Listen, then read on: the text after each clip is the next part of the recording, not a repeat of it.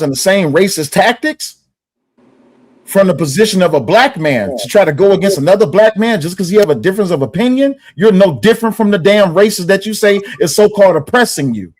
Exactly. That's the real big problem. Exactly. That's a fact. But please, by all means, let me know that your black supremacy is any different from the white supremacists. But also say that they're suppressing you. It's a huge difference. Please, by all means, you got it. Okay, yeah, you could talk. Yeah, you could talk. No, I go on mute. Go ahead. In his feelings, so I'll talk. I dealt with it yesterday with niggas in the chat. Even as I'm having a conversation with the dude, what's the dude, Ashley? I'm up here checking him and schooling him on his behavior, and they still in the chat talking about some, look at Angry Man, he's so happy to be talking to a white man. You niggas in the chat, you ain't no different than crackers back in the day calling any white person that showed any type of empathy towards a black person nigga lovers. You ain't no different. That's why it's funny to me when you run around here acting like you can't stand white supremacy and white folk. How you can't stand them? Matter of fact, that do make sense. Usually people can't stand people they act just like. Facts. True. You know, typically when it came down to white supremacy and the races that they was participating in, a lot of dudes had to gain acknowledgement by being racist themselves, unless you wasn't considered white. To be considered a white man, you had to go out and either collect a black body, or you had to go out and you had to participate in some white supremacy. So anytime that a black man, specifically, and I'm talking about a black man, anytime that a black man must go against another black man and use a position of white supremacy, that lets me know he's just seeking acknowledgement from the black community. Yeah, so the issue is that you are that person you are talking about. And that's the issue that y'all don't understand. You are the one that is going against a black man, a young man that was doing all the right things. He didn't do anything. He didn't do anything wrong but make a mistake. And yes, he should pay some kind of consequences for taking a life. Absolutely. 35 years is absolutely ridiculous for something of the situation that he was in. So you going out of your way to demonize this young man, and other people are celebrating. So I don't know if y'all celebrate it, but other people celebrating this young man's demise. That's where the issue lies, and those are the things got to be called out. And we have to stick together as a people because they are sticking together as a people. Now Carmelo Anthony's father's coming out calling everybody the N-word, and he's acting a fool now, right? It's understood. He's also friends with the judge. He's friends with the prosecutor. We understand. Possibly even the warden is possibly related because they got the same last name. We don't have no idea. But what we do understand that Frisco is known for a certain thing, and we cannot keep having a blind eye to it and acting as if the law is equal for us. Okay, cool. So I don't have no problem with you and every other black person that want to protest, raise hell, whatever, because you feel like he was railroaded. I don't have a problem with that. But what I do have a problem with is I would love to know when you niggas created a tribunal where y'all get to decide how the rest of us niggas think. We decided that once they created their own. You didn't decide shit for me. Okay. You didn't decide nothing for me. You don't get to see. Here's the problem. The whole reason that my forebearers and your forebearers fought and went through everything they went through is so that we could be free. Part of that is being able to think for ourselves, being able to have our own opinions. So you can't go through that, and then after everybody done lost their life and bled and all of that, just for you to turn around and tell me that I gotta think like you just to be considered part of the group. So let me go ahead and nip this in the bud right quick. And that's the issue is that you believe in a system that is called freedom and it's been proven not to be. You are believing in something that's just not existing right now. We see time and time again, we are not judged the same way. under the law. And when you go and act as if everything is equal lefts and rights, that's where it becomes disingenuous, and that's where it becomes a problem. They decided that they was going to go against us collectively, the majority of them. And we have to start making a decision who is on our side and who's not. We got to know who's the allies and who is not. And we could tell by the way different people's rhetoric is.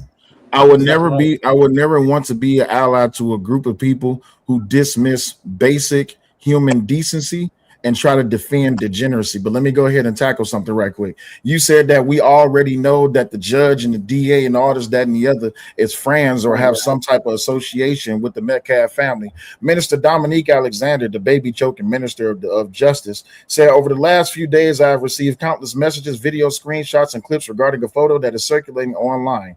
The images being used by some individuals suggest that Austin Metcalf's father, Judge John R. Roach, and Conley County District Attorney Greg Willis were together at a social event or party.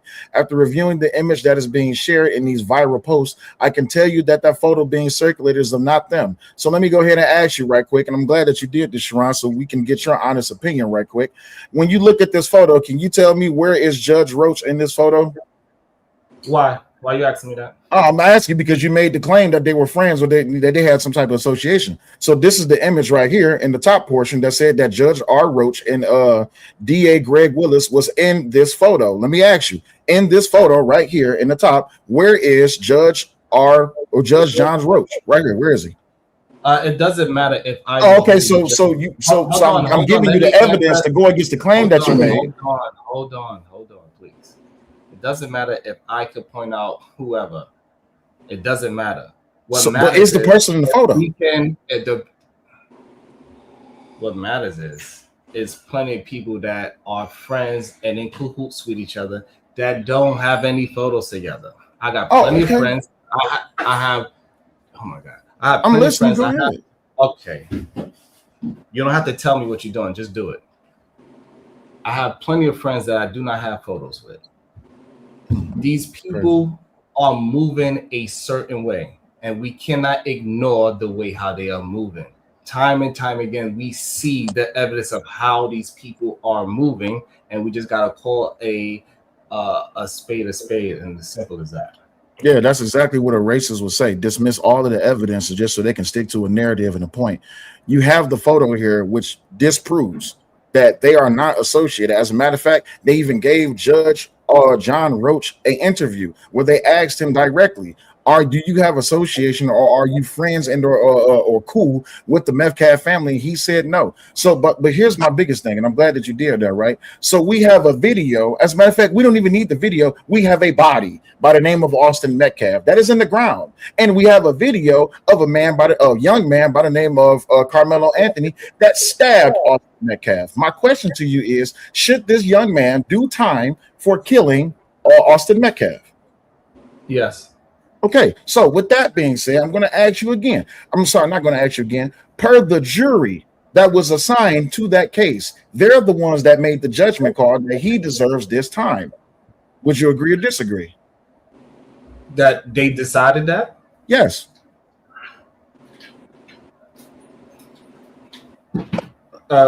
I don't know why you're asking me a rhetorical question. I'm asking because what I'm doing is I'm established that a basic common knowledge is we understand that everybody understands that when it comes to a jury of 12, they're going to make a decision whether you are guilty or you are innocent, right? Which race should not have anything to do with it. But it's everybody that's on the outside of those 12 people that want to establish and inject race into it so they can have a narrative. That's typically what racists do. That's all the arguments that was being made during the Jim Crow era, during the era of KKK, during the time of the Civil War, during the time of slavery, all the way up until 2026. Black people are utilizing all of the talking points that racist white people were using to keep black people enslaved, downtrodden, and swinging from trees. So how are you trying to be any better than the racist white folks if you as a black man are trying to say that I am no good as a black man to the black community, and I'm just telling you the truth, which is not devoid of the facts?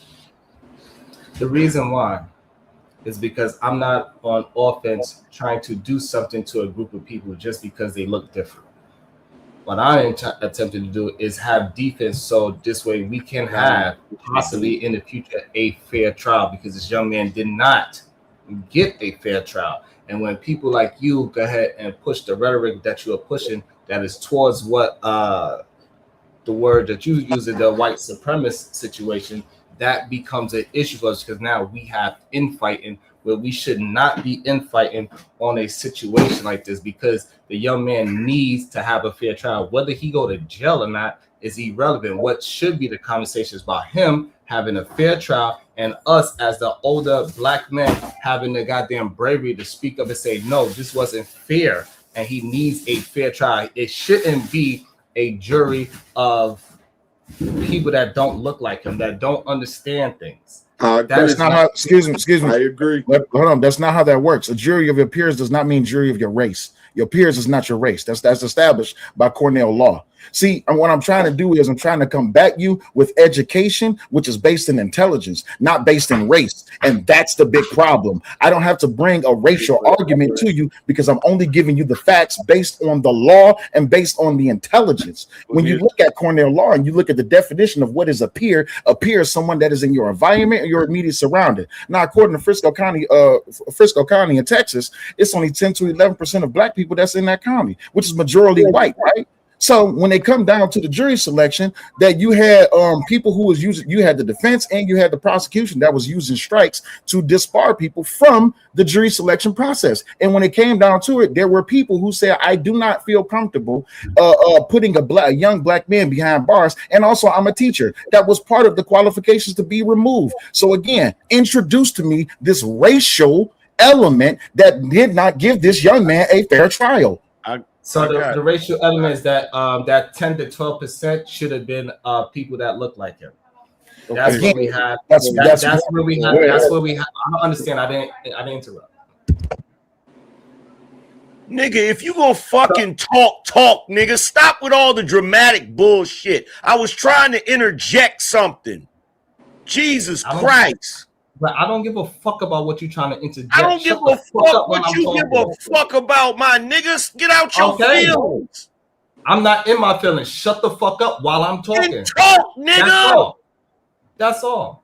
So shut the fuck up, nigga. Nigga, you still saying shut the fuck up when you could be saying what you're saying. And you could be shutting the fuck up while I'm being prepared to say what I'm saying. Shutting the fuck up so that you can talk about what you're supposed to talk about instead of saying the shit you saying now, which you need to shut the fuck up about, nigga. But as soon as your graham cracker ass shut the fuck up, I will communicate what I need to say. Man, you need to leave China because your ass is starting to look light-skinned, nigga, so you can't talk no shit about graham cracker when your ass looking like a graham cracker. Just say what you gotta say, nigga. Get your own goddamn jokes. Don't piggyback off my goddamn joke. And I like the fact that you got some Beijing, even though I'm in China, you got Beijing in your goddamn face. How funny is that? That ain't what it's called. What is called? Fuck your shirt, Sharon. And I don't got no Beijing in my beard with all them chemicals. Nigga. I don't understand how you complain about somebody who said they didn't get a fair trial when they admitted before the police officer even asked what happened. Because they're not ready, Trey. They don't know where I'm from. I'm from the trenches. You from the trenches, but you left America. I ain't one of those. You from the trenches, but you left America. It's me. Bro, Yo, Trey, it's me, bro.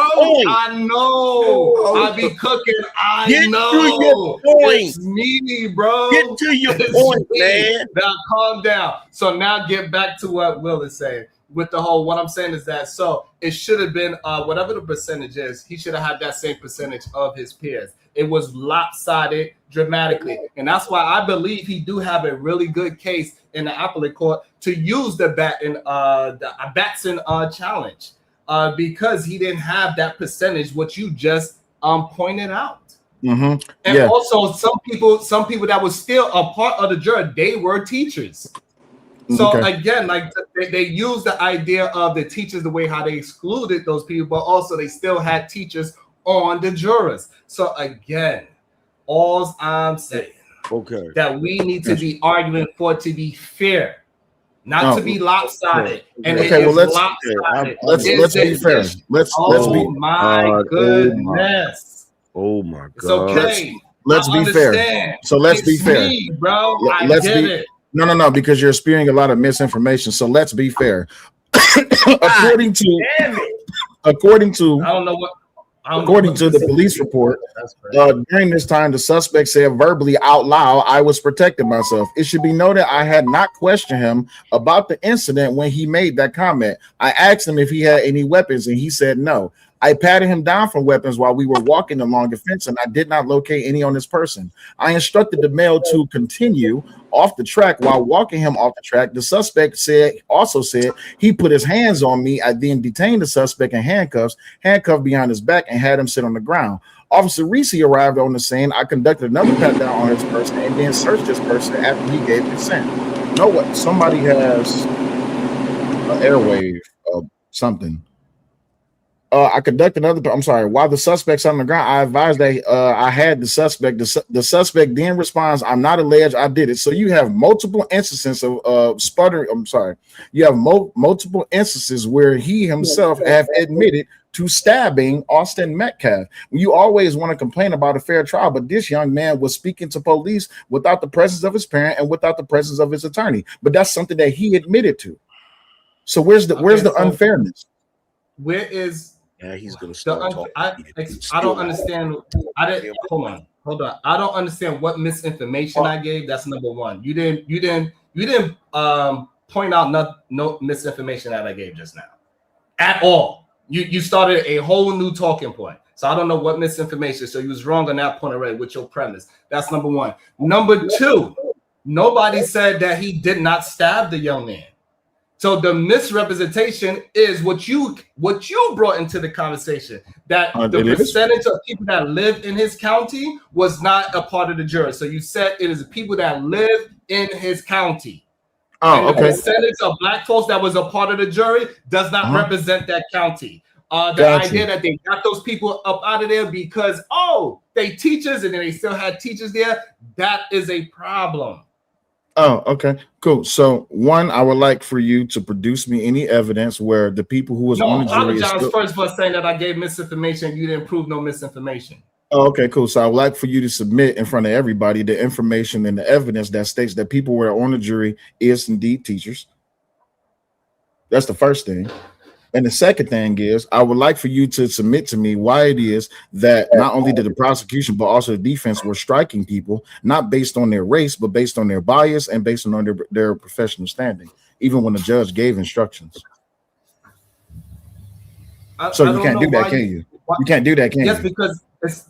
Yeah, you can't do that, can you? Yeah, you can't do that, can you? Because it's misinformation that you're putting out because it fits your narrative that he was not given a fair trial. Go ahead, Anger Man.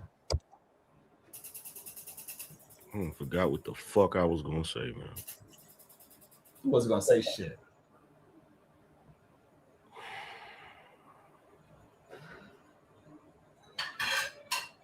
Give a damn how hard you breathe. Your breathing don't scare me. Well, fuck you.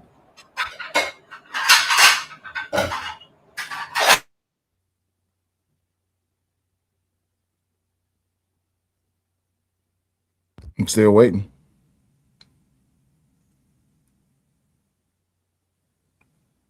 So you can't argue with any type of intelligence or evidence. You can only argue from the racial perspective, right? You just don't like that. I brought up plenty of things. I gave you the Batson challenge is probably what he could win the appeal with. Absolutely, he can try. I agree with you. No, I agree. I'm agreeing with you. It's an interjection. Get out your emotional ass feelings. God damn, boy, I'm agreeing with you. Go ahead and say what you're saying.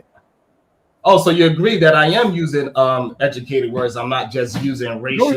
This is insane because you keep trying to because now that you had time to look it up, you can be educated. That's the issue that I'm having. We're having a disrespectful conversation. Keep trying to build a premise of what I am saying instead of us just, I don't do that to you. I'm just addressing what you're saying with actual logic, and you are failing, and that's why you got to resort to insults because you cannot match me intellectually. And it is okay. I understand that. It is very difficult for people to say, God damn it. You know what I mean? Ron, you smarter than me, and it makes me upset that you whooping my ass in a verbal discourse. I get it. It's me. They can't have a damn conversation. This is the bullshit. All the antics and shit. I'm literally trying to ask a question right now, and you doing all this extra shit.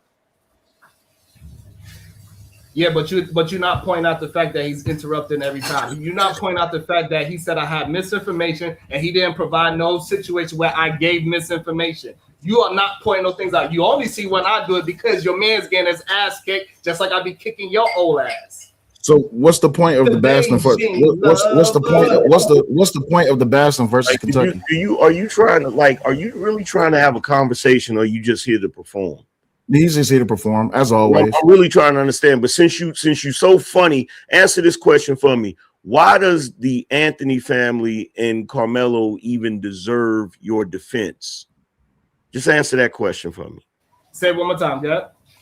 Why does the Anthony family and Carmelo deserve your defense? I'm not trying to be funny. It's a legitimate question.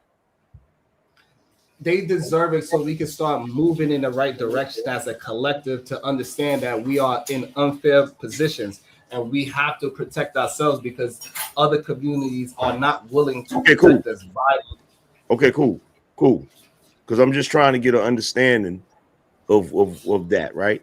Now, here's my question to you, Trey and Will. What is the percentage of black people that live in Frisco? It's not a high percentage at all. It's a low percentage. Like 10 to 12%. So he was tried in Frisco, right? Correct. Does their family live in Frisco? Correct. Yes. Okay. So Sharon, the reason why I asked you why they deserve your defense, and you said as a collective, why would you be defending black people that left the black neighborhood to live in a white neighborhood? Because that's still my people. I still have empathy for that young really? Man. And yes, really. And if pause right there. Pause right there. Stay right there. Will, correct me if I'm wrong, but don't these niggas do lives on a regular basis telling us black folk that left the hood that we sellouts, we ain't shit, and we ain't part of the collective? All the fucking time. So how the fuck is Carmelo and his family part of the collective when they put themselves in this goofy situation by living in Frisco instead of living in damn Dallas? Mm-hmm. And so I don't have no point for me. No, nigga, this is what usually happens. You getting your ass whooped because you can't answer these damn questions. Because my question is because they left the hood and they live in Frisco. No, my question is so since they left the hood. Since they left the hood. No, I want to hear you say it. Since they left the hood and moved to Frisco, they coons. Say it. Say it. I don't know why you want me to say it. I don't understand why you won't say it. He can't because they've got caught up in a race situation. Stop telling me. Stop being disrespectful and tell me what the fuck I say and think. You dumb motherfuckers. You dumb motherfucker. You built a fucking career. You built a fucking career of calling black men and black women who leave the neighborhood coons, and yet you want to defend this little nigga. No, you bitch ass nigga. You got caught up in the fucking trap. Please tell me, because now, Shawan, apparently you not a nigga either, right? Because you ain't even in the fucking America, nigga.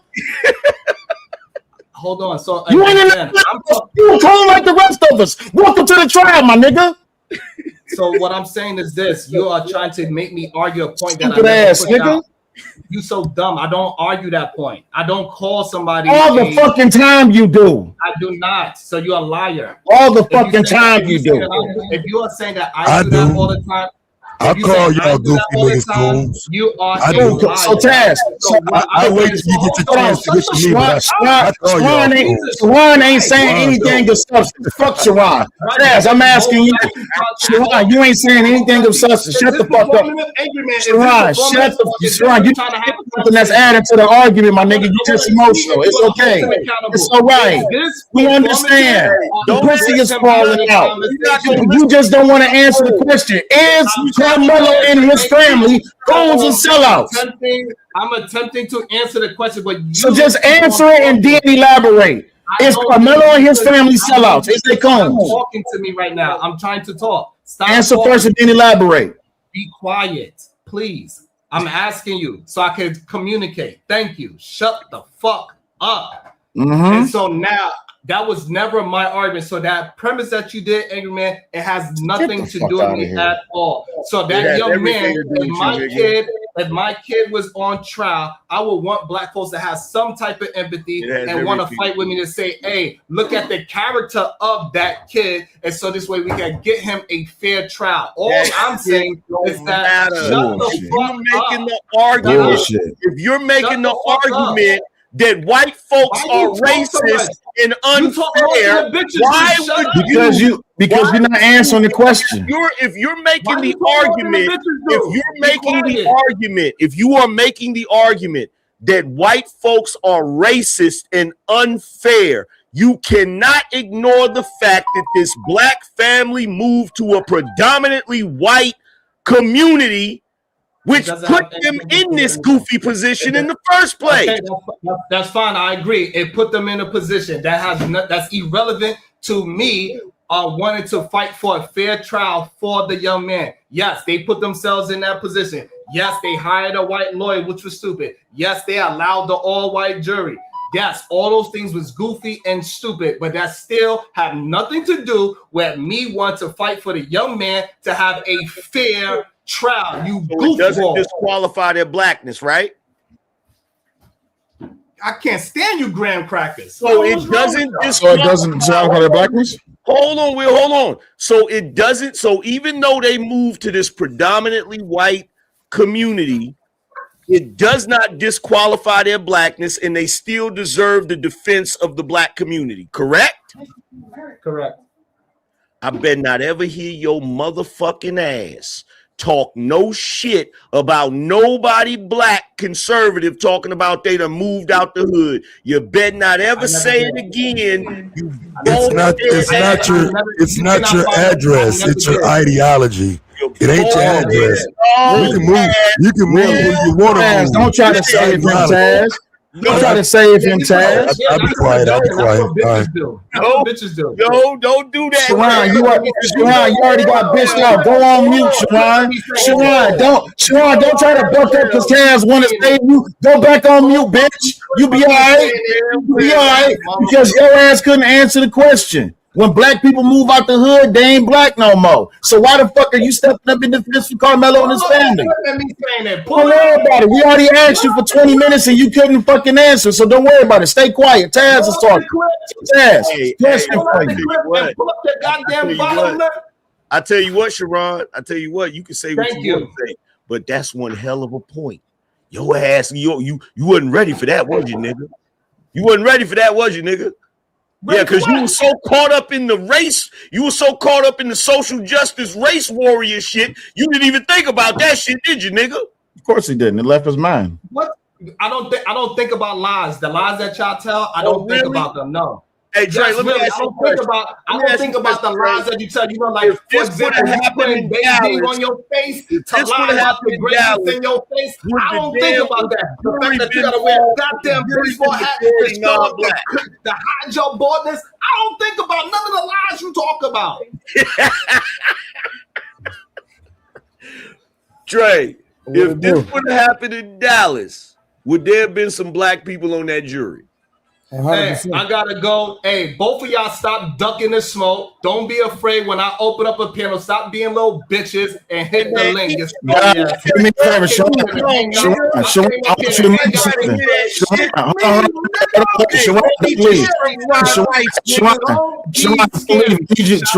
Sharon, I need you to watch something. No, that's what Sharon. Bitch, nigga, when you call those coons then, look at the fucking timestamp, nigga. Year, bitch, nigga. What are you talking about, Sharon? This is from a fucking year ago, April 19th, 2025. That's what I'm saying. You can't say I can't pull up a clip because when you got destroyed on this stream, just like you get destroyed on this stream now, you still bitched up, bitch nigga. Thank you for staying. See you later, Sharon. Coon ass nigga. Ass nigga, you're not even in America no more. Coon ass nigga, you ain't even in America no more. You ain't even in America no more. Coon ass nigga. No, you said you leaving. Bro, bitch, get the fuck on. Bro, bitch, get the fuck on. You said you didn't have nothing else to talk about. So get the fuck on respectively. Get the fuck off the goddamn panel. Pussy ass nigga. Pussy ass nigga. Pussy ass nigga. Pussy ass nigga. Pussy ass nigga. Start sucking the dick of the black community, pussy. Hey, Sharon. Start sucking the black community's dick, pussy. Pussy. Hey, Sharon. Give Todd Bridges the shirt back, nigga. It's gonna happen one of these days too. Get these black man dicks out your mouth, hey, bro. Sharon. Give Todd Bridges his shirt back, nigga. I will. Bye, Sharon. Have a good night. All right, have a good night. Stop being scary to hit my goddamn link. I ain't never scared. I don't fuck with you. Hey, the day you start correcting your co-host, I'll hit your link. Yeah, nigga. Stop letting your co-host disrespect your white wife. Pussy. Taz, what up, though? I do this. Y'all can't play these games with me. I got receipts on top of receipts on top of receipts. I ain't playing with you niggas no more. Fuck y'all. Hey, but Will, I guarantee Receipts of you, what? out of all these niggas talking this shit, nobody even thought about that shit. Thought about what? Try to make some bad points with me. Taz gonna try to pretend like so. Taz, let me ask you a question, bro. So are you gonna honestly pretend that culturally in the black community, niggas don't get the "you ain't black no more, you a sellout" label the moment they move out of the hood and move to a predominantly white community? There's an assumption that those people don't like us or don't fuck with us no more. And because a lot of them have done it, that's why there's that assumption. But it ain't because you moved. It's because of the mentality you pick up when you're not there anymore. Let me ask you this. Fair enough. Let me ask you this, though. Do we act on that assumption? No. Because niggas come from the suburbs every day and come hang in the hood. Niggas come from the suburbs and kick it around niggas in the hood like they belong every day. There's never been a time when you can't come from other parts of town and come to the hood. What we talking about?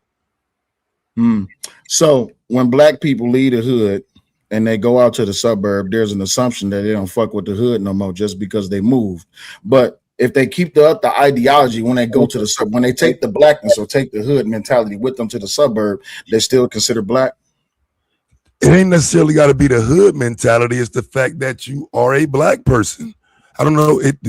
We're not talking about a hood mentality. We're talking about the understanding you're black in America.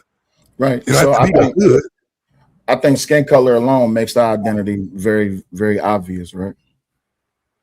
No, because again, the identity doesn't become obvious until you're placed in a position where the identity is challenged. So we understand that race is a social construct, right? Absolutely. Okay, so basically what you're telling me is, and you can tell me if I'm wrong, so socially what the black race is doing, well, what the hood is doing is if you leave the hood and you start acting, well, what's that word? Bourgeoisie. If you start acting bougie, you're not considered black no more, right? That word existed before the hood. Okay, so well, I'm just using it as a quick little summarization. That's the understanding, right? Well, that's the representation of people who try to be white. Again, it's about an ideological difference. It's not about what you have or where you live. It's the ideological difference of you being better than us because now you next to some white folks. Now let me ask you. But This me. It's me. Hold on for a second, Taz. You goalpost moving and you being. Oh no. I'm gonna tell you why. Because you know as well as I do that when this mentality first came about, we're talking about 60s and 70s.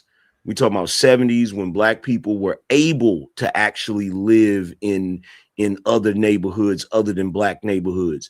You know as well as I do that when black folk that got better paying jobs and better opportunities finally had the opportunity to move into white neighborhoods, they were immediately viewed as persona non grata.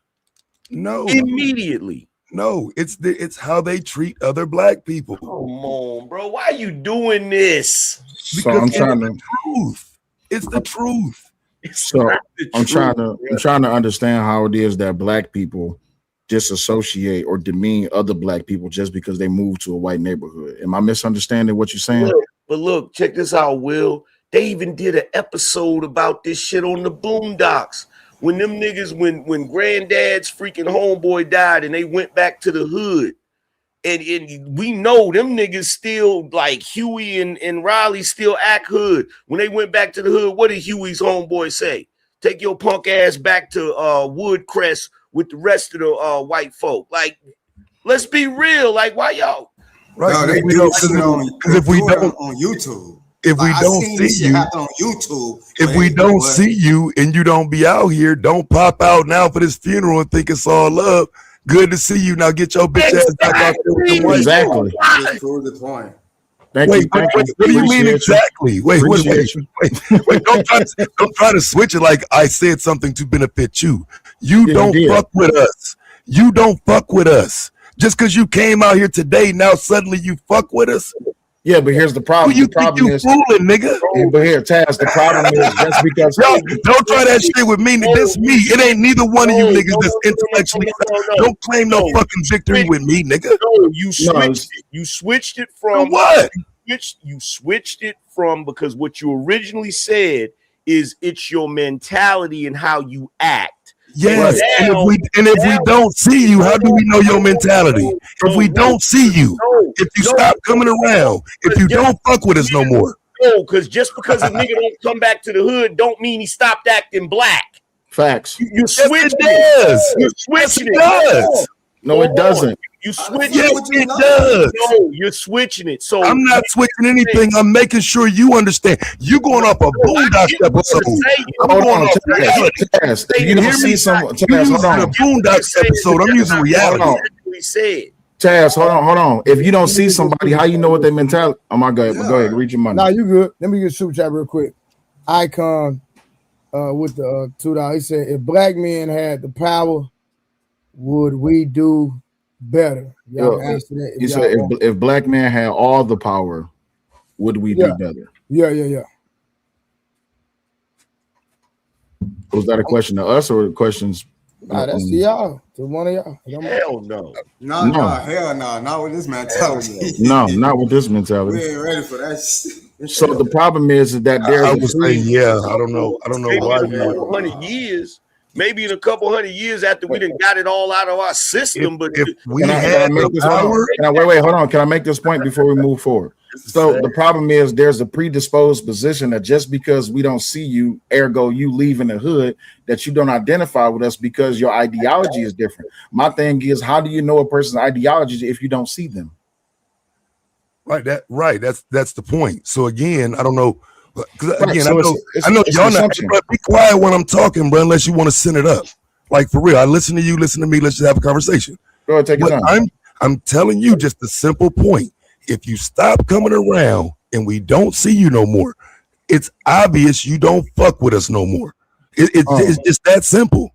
Okay. Okay. Cool. Here's the thing. When you said that, I understood what you meant when you said that. But what I'm challenging about that is the fact that just because a person is not in proximity to you, that does not necessarily mean they don't rock with the race anymore. That may mean he may not rock with you individually, or he may not rock with certain people in that neighborhood, or he may even be not coming to that neighborhood because he don't want to get caught up in some bullshit. It doesn't necessarily mean he don't rock with black people no more. And that's the reason why I said when you was like, yo, if the person moves out, that doesn't mean necessarily that they mentality change. But now what you're saying is if the person isn't in proximity, meaning if they don't come around and check niggas and see how niggas doing, that must mean obviously that they mentality change. I don't agree with that. We got to remember where I started at was assumption. Absolutely. Absolutely. That's what we're talking about. But there's an assumption that because you don't come around, there's an assumption because you move, there's an assumption because we don't see you. Which yeah, is but that's time. Said, do we act on it? Do we? When you said that, I said, but Taz, do we act on that assumption? And what you just said confirms that we act on that assumption. If I don't you think haven't everybody come does. around, the assumption we make is that you don't mess with us anymore. So when you finally do come around, you gonna hear that shit, which is us acting on it. Right. So which is us trying to get confirmation. Right. Why are you here? So mistreat people based off an assumption. That's my question. It's a legitimate question. But you should. I wouldn't say mistreat. I would say people like to come and attach themselves to us to use us. So we don't know why you're there. Got you. But if I left from there, you should know who I am, right? No, but see, here's the problem. No, we don't know who you are because you ain't been back. So just randomly attacking people. You said, wait, hold on. Say that part again. Randomly attacking. What do you mean randomly? No. Say that part that you just said. I want to respond to what you said. I don't know. You said because you left. You said because you left from here. Yes, because we don't know you. We don't know you. But I left from there. You knew me. You knew me when I was there. Right, but we don't know you now. Yeah, 10, 15 years pass and you come back to the hood for the first time. It shouldn't be strange that somebody like, damn, what this nigga doing around? Gotcha. And I'm glad that you said that. So now let's go back to why we initially even got here. So the Anthony family, they left the hood and they moved into Frisco. Where's a majority white dominant neighborhood, right? Where's a middle-class neighborhood, right? So the assumption is if you have this assumption about black conservatives or black people who leave the hood, and now we got questions why the fuck you coming back around here? Because y'all don't fuck with us because we don't know who y'all is.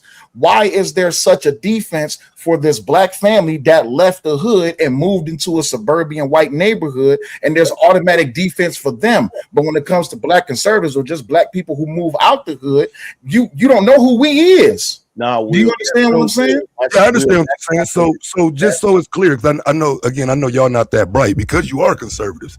So just so it's clear, I don't care where you move to. If somebody do something to you, you know how you just told that nigga, you know how you just told that nigga, yo, let's have a conversation. Yeah. This is that bitch man. I don't mind it going up though. I'm throwing fucking Is that what you want to do? You want to have a conversation? Is that what you want to do? Yeah, well, he don't want to have a conversation. He just want to throw shots. We can do whatever. I don't have to throw shots. I'm just having a little fun. I did it, but my nigga, don't raise your voice. Okay, well, so here's the thing, Taz. Here's the thing, Taz. Earlier you said don't throw shots. Let's have a conversation. No, Taz. Taz, you said don't throw shots. Let's just have a conversation. And now you're throwing shots. Okay. All right. I take it. So here's the thing. When it comes to the better question to ask, Will, is this: if the Anthony family moved to Frisco, which is predominantly white, and they haven't went back to the hood, the question is, the better question isn't why are the niggas defending them? The better question is, why is the Anthony family expecting niggas to defend them? I'm trying to understand y'all argument, because if this was Carmelo's dad or mom, you might have an argument. But because we're talking about the 17-year-old boy going back to the hood or any of that is irrelevant. We're talking about a kid. So let me understand this. What's insane about it, Goofy? Let me Man, understand. Taz, eat a dick, nigga. You know a nigga ain't scared of I'm your just fuck saying, ass. bro. Like, don't do the nigga. extra You know I shit. know who you is, nigga. Don't- Don't try that hard You know shit who with I me, am. bro. Yes, Yeah, I Shannon know who the Allen. I fuck live you in is, Las nigga. Vegas. You know who I am, and you ain't I know did who shit you is, yet. nigga. And you ain't did a This motherfucking thing, nigga, bitch. this nigga, they What did the fuck shit you to me talking either. about? But the fuck, I don't know who you You been is. doing this shit for years. I don't know man. you. You a soft hoe ass I nigga. don't know I've been you. doing Who this are shit for you? years, dog. Who You've been are doing you? this shit for years. Who are you? Don't worry about it then. But I know Right. you. Right. I know you. you. Bitch, I know you a everybody know hoe me. ass nigga. Everybody know You do me. all that yelling, man. You a That's the soft difference, hoe nigga. ass nigga. Get up You with do me. I all don't even that know you. yelling. I don't even know you. Get up with me, You so nigga. soft. You so soft. So get up with me. I don't even know you. Just get up with me. Just stick Bitch to the ass nigga. conversation. You a bitch ass nigga, hoe ass nigga. Nobody's talking to you. You I wasn't chimed even talking to in. you. Literally, I nobody's wasn't talking even to you. talking to you. I wasn't You even talking chimed to you. in. And The fuck? I can time in, fuck ass nigga. So what you got to say? You fuck around with this bitch ass nigga. We Mind reading listening. ass. This nigga We over here listening. trying to read. He trying to read everybody's mind. We listening.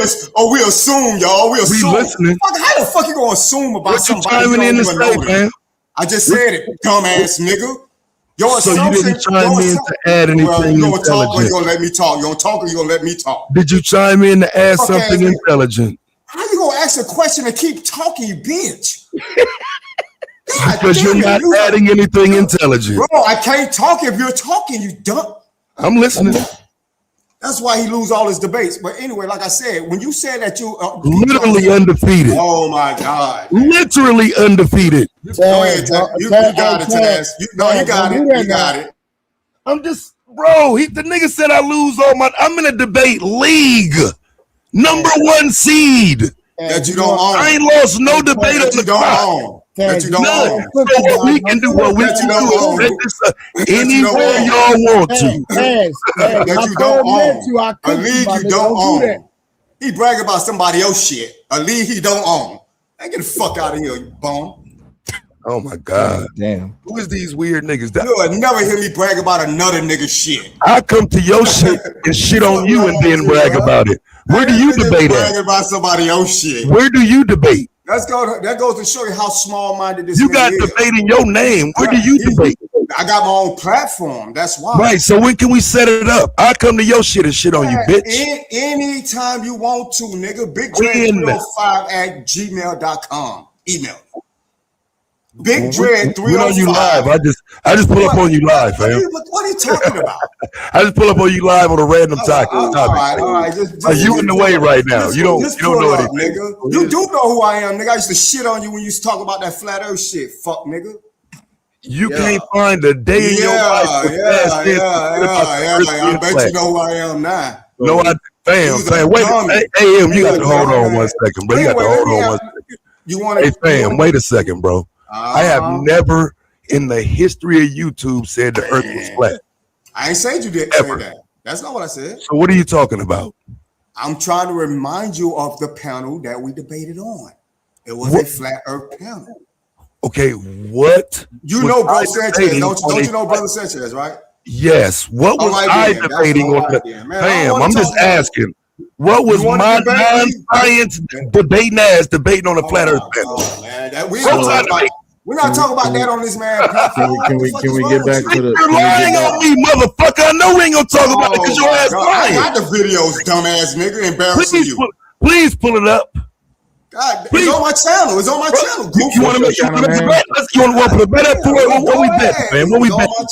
What we betting? What's your channel name? Hey, by the way, Taz, you do know that I know you getting into it with this nigga to deflect away from these solid. Yeah, absolutely. You're my reader. You're my reader. We can get back to it, but don't do that, AM. Don't do that. Don't do that, angry man. Don't do that, bro. Don't do that. You trying to slide it in there talking about what did the kid got to do with it? You know, the kid is a package deal. If your parents move out of the hood to the suburbs, that include your little ass too, if you part of that damn family. And that's what I'm saying. What I'm saying is he's not required to come back to my nigga with the $2. That's it, my nigga. I'll get back to the stuff. That's why I said what I said. Because hold on, he reading the money. Hold on, I'm reading the money, kinfolk. Shout out to Golden Child with the $2, my nigga. Y'all get back to it. But Taz, quit saying you're undefeated, nigga, because when I met y'all, I was cooked you, nigga. Don't pay. Yeah, but I said I'm undefeated. I'm talking about on the clock. Anybody can claim a victory. I do my wins on the clock. Let me share from my real quick. It's 226 people watching the stream. Make sure y'all get the support up, get the likes up, and make sure y'all supporting the show. We need more super chats. Put some color in the chat. Yes, sir. So instead of you going back and forth with all the smoke some more, would you like? I can just finish my point because you're goofy. So this is what I'm saying though. So if we being honest, how do you take him moving with his parents and put the onus on him to go back to the hood? I'm saying because he's a kid, there's no argumentation for if he should be coming back to the hood and doing anything. He's a kid. Okay, so here's the thing. When you're taking it and you're putting it specifically on Carmelo, you're making the argument for Carmelo. And what I'm saying is culturally, whenever you have a family that moves out of the hood into the suburbs or into a predominantly white neighborhood, it isn't going to be just the parents that get ostracized because of that. The kids are going to get ostracized because of that too. And if those kids come back to the hood to visit, they're going to be treated a certain way. It depends on how much they come back. Because again, I do agree now, if you're just popping out, once a year, you're going to be looked at funny. But my little cousins was in the hood every weekend. And I think it's because they were familiar and they're often, it didn't, they didn't have to deal with, oh, you an outsider or we don't fuck with you like that. They were always there. But this is not, see, here's the thing though. When we're talking about this cultural phenomenon, it's not static. We know this is a sliding scale. Niggas is not going to apply the shit across the board the same way. It's not going to be the same energy every time. So you could be the type of nigga that moved out of the hood. You could come once a year. You could come 2 times a year. It's going to be at the discretion of the hood whether or not they're going to treat your ass funny. The problem is you moved away. So the moment you moved away and niggas find out you living in a white neighborhood, you're viewed a certain way. That's the entire point that I'm trying to make. Yeah, but it's capped though, because again, people have done it. I was on the block every day. People come to the block every day from the hood. I ain't been in the hood in years. When I go back home, I'm welcome to be home. I don't understand why because you sit on YouTube talking all that pro-black shit 24/7. Because I stood on that corner. No, because I stood on that corner for fucking years and niggas know me. I actually represent that. Ain't shit changed. And when niggas get out of jail now, they call me. I still send money to niggas in prison. I still talk to niggas from the hood. I'm not outside of that place. If you move away from the hood, okay, niggas are going to view you a certain way. You know this to be true, bro. If you change, if you switch up. No, that you switching up is not based upon you actually switching up. It's based upon if niggas think you switched up.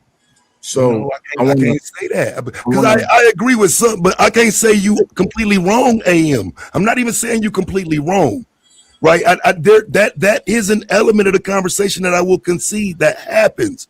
But what I'm saying is just as much if niggas know you rocking with us still, they're not doing that, bro. Right. So can I interject for just a second? So I got cussed out for agreeing with AM, but you just slightly agreed. You got cussed out for coming in saying stupid. This nigga dumb as fuck. You's a dumb dude. For chiming in saying dumb shit. That's what you got. I just agreed with AM. That's all I did when you cussed me out. Be quiet. So without any validation, or evidence of proof that the Anthony family was still fucking with the hood, I find it funny that when this whole entire thing popped off, the whole entire coalition or the majority of the coalition of the black community, what they did was they automatically went to the defense of this kid because he's a kid. Hold on, wait, let me finish. Just because he's a kid that just happens to be black. Yes, because he's a kid. Right. We've been kids. I was a kid before, so making a mistake to me ain't worth his life being thrown away. So, like it's an L. He did some dumb shit. He fucked up, but I can't look past him being a kid. And I understand that, but the problem that I'm bringing to the forefront is that excuse me, I need some water.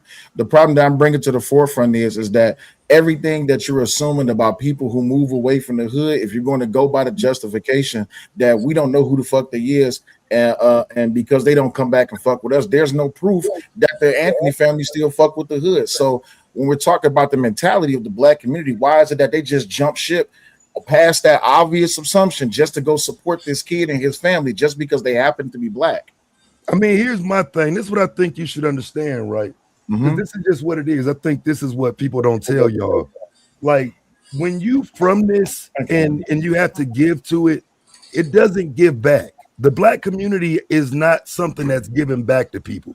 So if you don't like what you see, move on. Like this standing outside the community, talking about what you see, complaining about it, go hang with them white folks then. Okay. Because some of us, our dedication to the community doesn't require the community to give anything back. Absolutely. I know the community doesn't give anything back. That doesn't mean I'm not done. That doesn't change who I am, though. That doesn't change what was instilled in me about the community. So although the community may not give back, the community may be a fucked up place, it's also not a place that I'm going to ignore its existence. No, time out. First of all, here's the thing. If I grew up with an abusive ass parent that whooped my ass with extension cords and Hot Wheels tracks and everything they could find, I'm gonna talk about that shit for the rest of my motherfucking life, nigga. So niggas who left the hood that got scars from the hood, nigga, y'all niggas can get mad we talking about the shit, but nigga, I'm gonna talk about the shit forever, nigga, because I still got scars from the fucking hood. Facts, and I don't want to deviate. I understand. I don't want to deviate from where we at. Right? I don't want to deviate from where we at. So my thing. Let me just say this real quick, Will, and then you go ahead. Go ahead. The same way I was in that hood getting those scars and had to figure out a way to fight my way up out of it, I'm still going to be an advocate to point out what's going on in that hood, because there's other little angry men in the hood that's going through that bullshit and they can't lead a motherfucker until they figure out a way. You feel what I'm saying? So I'm not going to leave and ignore it and pretend like, you know, ain't nothing, because niggas don't got no problem when I say the good shit about the hood. They just don't like when you say the bad things. So my point is, when it comes down to, I'm only working off the assumptions that you land before me, Taz. So when it comes down to the assumption that we don't know who the fuck you is, this kid murdered someone. Mistake or not, he murdered someone.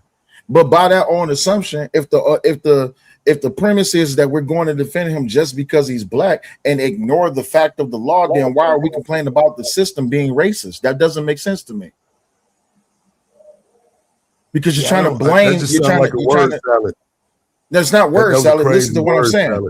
That's not word salad. Listen to what I'm saying. It's easily to understand. The hood looks at people who leave the hood as we don't know them no more. They're alien now until they come back and fuck with us. Not everybody, but it's like these are using these umbrellas, bro. Like, I've got you. Not everybody working off a premise. Got you. I'm working off a premise. So the understanding is that the Carmelo family, they left the hood and they went to move into a suburban middle class white neighborhood, right?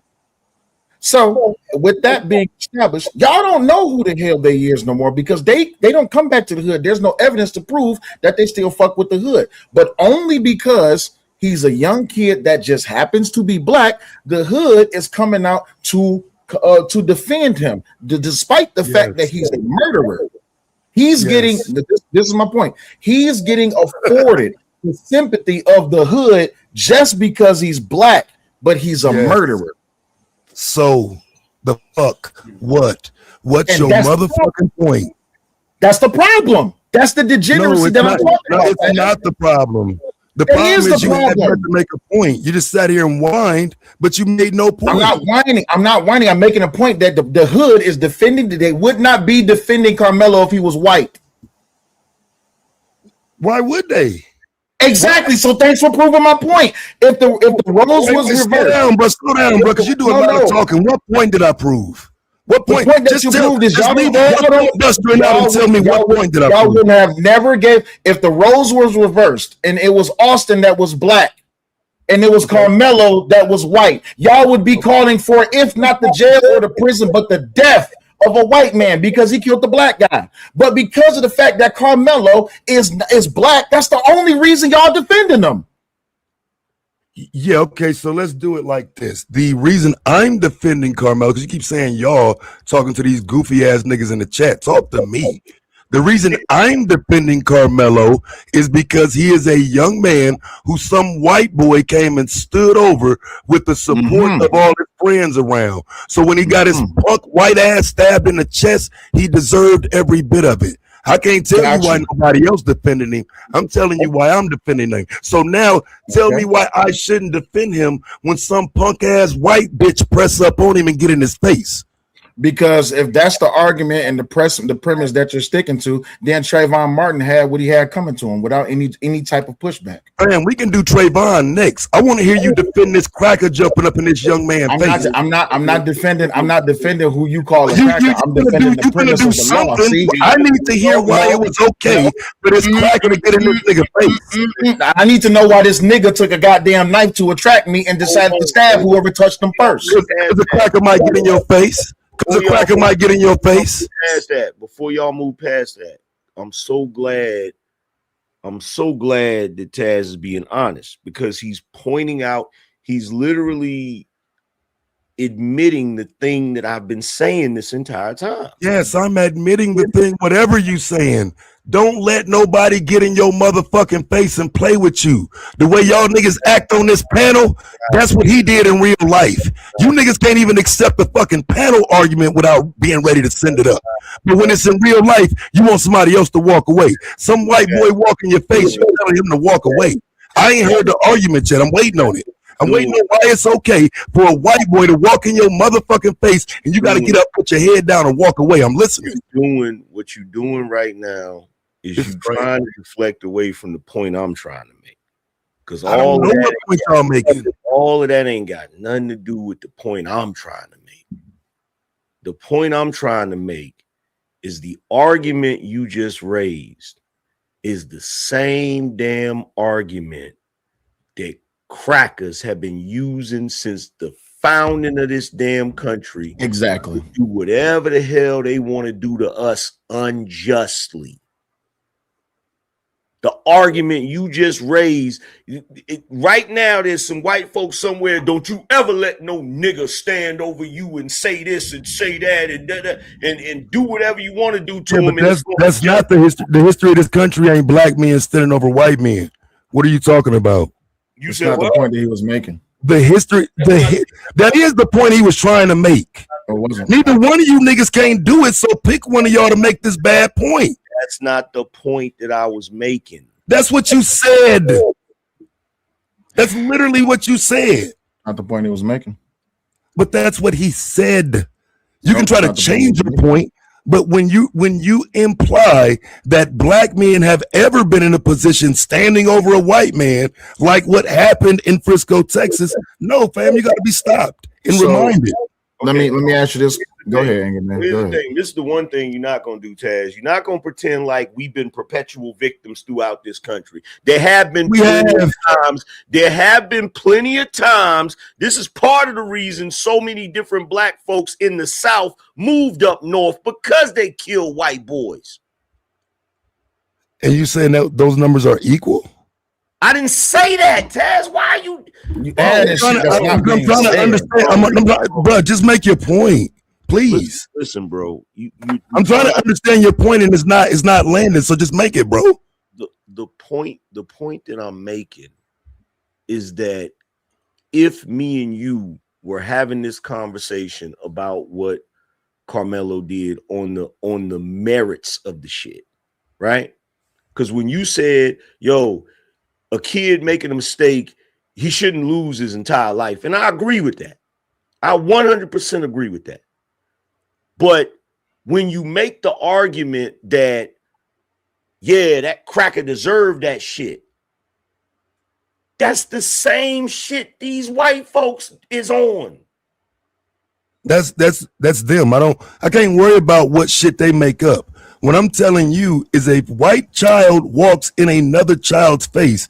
He does not get to dictate what happens after he got in that child's face. And that's What the are y'all same. talking That's the same. Hold on, wait. That's the same argument that the KKK and the damn white racist police officers that was killing black people. That's the same exact argument that they had. And so you came back and said it again. So I'll ask you again. But the What, same.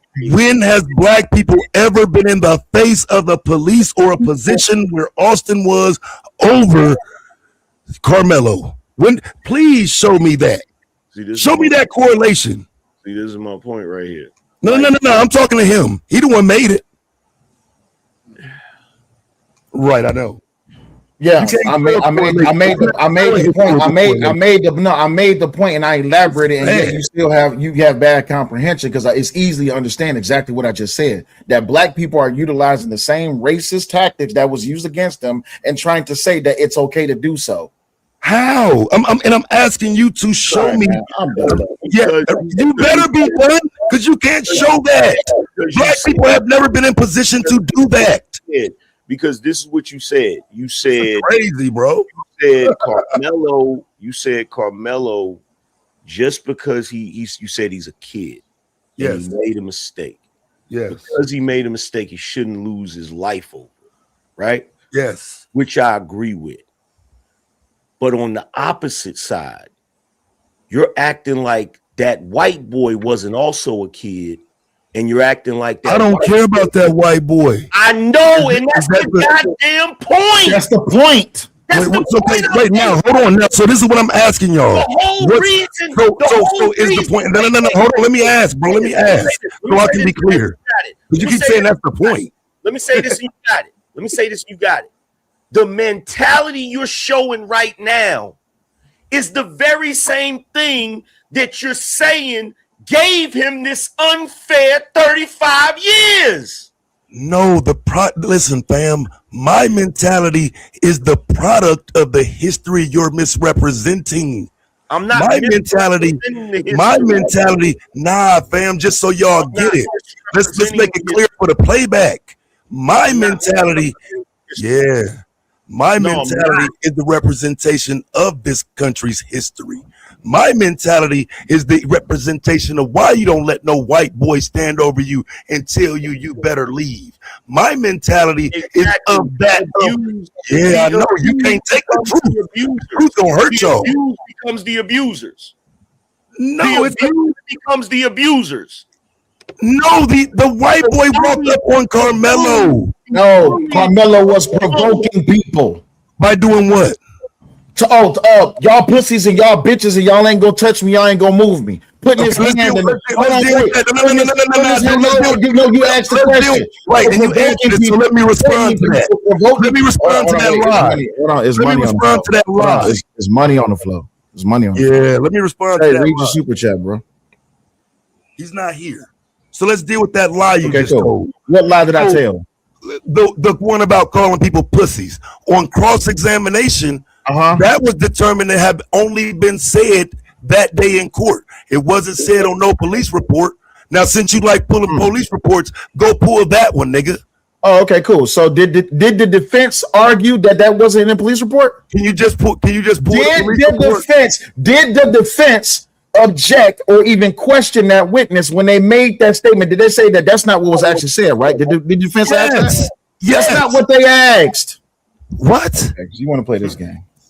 I want to play what game? I want you to pull up and show it. That was literally the cross-examination for that witness. He said he called us a bunch of pussies, and then the cross-examination was, well, why didn't you say that in 2025? Don't worry, I'm pulling it up. Yeah. We'll wait. No problem. It's good when you do content on this shit. That way niggas can't misrepresent the shit. Absolutely. It's good in talking about this shit since last year. That way niggas can bring new shit to the table and try to act like it's something new. Y'all even pull any of that, I can tell you that wasn't in the original police report. It wasn't. It wasn't. I mean, I don't even know why he won't concede the point. No. The reason, if it's not, I can concede that it's not in the police report. But I'm asking you, was it said in court, and did the defense question them? Yes, it was said in court under the prosecution's questioning, and then it was determined under cross-examination that he hadn't said it before that day. Got you. But did the defense poke holes in it and say that's not what you actually said, right?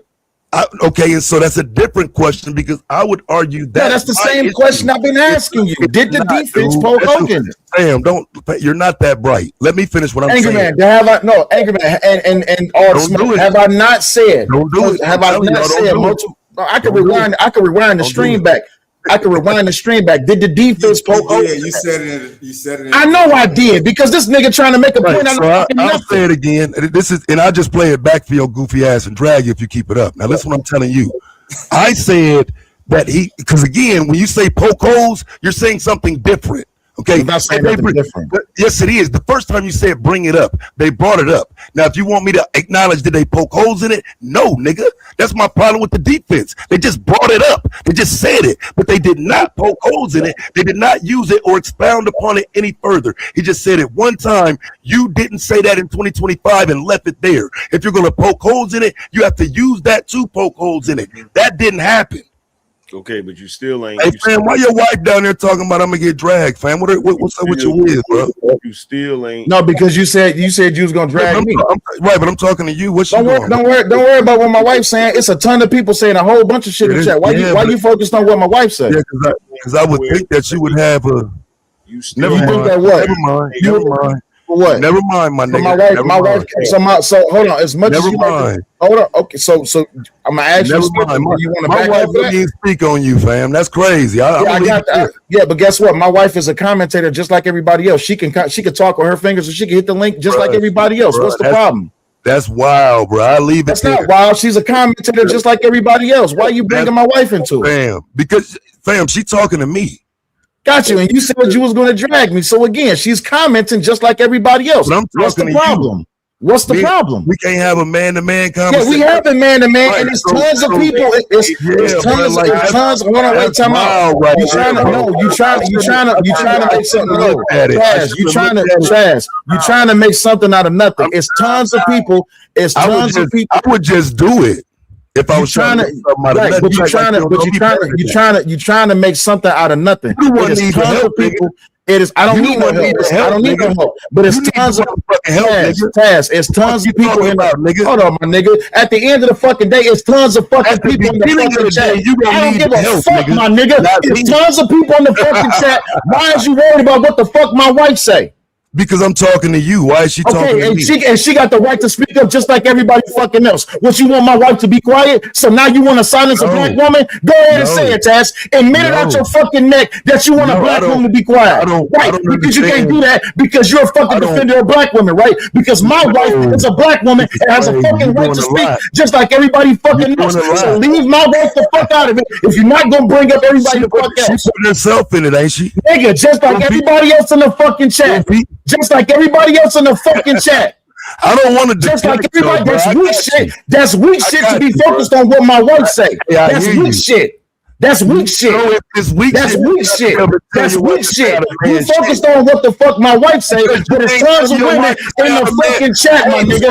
It's tons of women in the nigga. Bitch ass nigga. There's tons of motherfucking women in the fucking chat. So thanks for letting me know that you triggered by a black woman that does not fucking agree with you. Bitch made nigga. You attack my wife. You worry about what the fuck my wife is talking about. Bitch nigga. My nigga. Listen, we on YouTube and this ain't my channel, but at the end of the day, I don't give a fuck. Nigga, go to Detroit, do whatever the fuck you got to do. Guess what? You gonna have fun because guess why? Guess what, Taz? I'm not worried about a nigga like you. You didn't threaten to pull up on tons of niggas and you ain't never went nowhere. Doing all of that. So again, instead of deflecting from the conversation because you get your ass whooped in the fucking debate, my nigga. I don't have to deflect. Yeah, you definitely deflected. Why you bringing my wife? Why you bringing my wife? Because we've had bringing my wife because she has a fucking voice like everyone else. Before she has it don't matter if you had an issue before. That shit is dead away, right? That shit dead away, right? That shit dead weight, right? That shit is dead weight, right? That shit is dead weight, right? That shit is dead weight, right? Because now you just need to. I get it, brother. You fishing for content. You running out of shit to talk about, and you can't defend this nigga that fucking murdered this white boy. That's what's wrong with you. If you need some shit to fucking talk about, nigga, go suck the dick of the black community all you want to. I'm not worried about anything that you saying. Don't threaten me. My nigga, my wife ain't told you. She talking about the fact that you said you was gonna drag me, my nigga. I'm not worried about it. Any nigga that has to focus on another nigga life lets me know he pussy. He pussy. He pussy. He pussy. Fucked up over your pussy. wife. Nigga, I'm not gonna get fucked up on my. Not nan nigga alive that tried to run up on me when it came to what the fuck my wife say. Long as we clear, my wife has the fucking ability to speak like everybody else. Cool. Long as we clear. If you ever decide to pull up and do whatever the fuck you think you want to do, please, by all means, Taz, catch that fight. Do whatever you gotta do, my nigga. Do whatever you gotta do. Do whatever you gotta do. Please, by all means, bring up the fame when you can't defend your point, my nigga. Bring up the fame when you can't defend my point. My nigga, I don't need to check my wife if you're not gonna bring up everybody else in the chat. If you're not gonna bring up everybody else in the chat. We can get back to it. We can get back to it. Nah, nigga, I'm done with you, dog, because you pussy. The fact that you focus on what the fuck my wife is saying, and you're not focused on the fucking argument, because that's the end of the day, because you pussy. Because you pussy, nigga.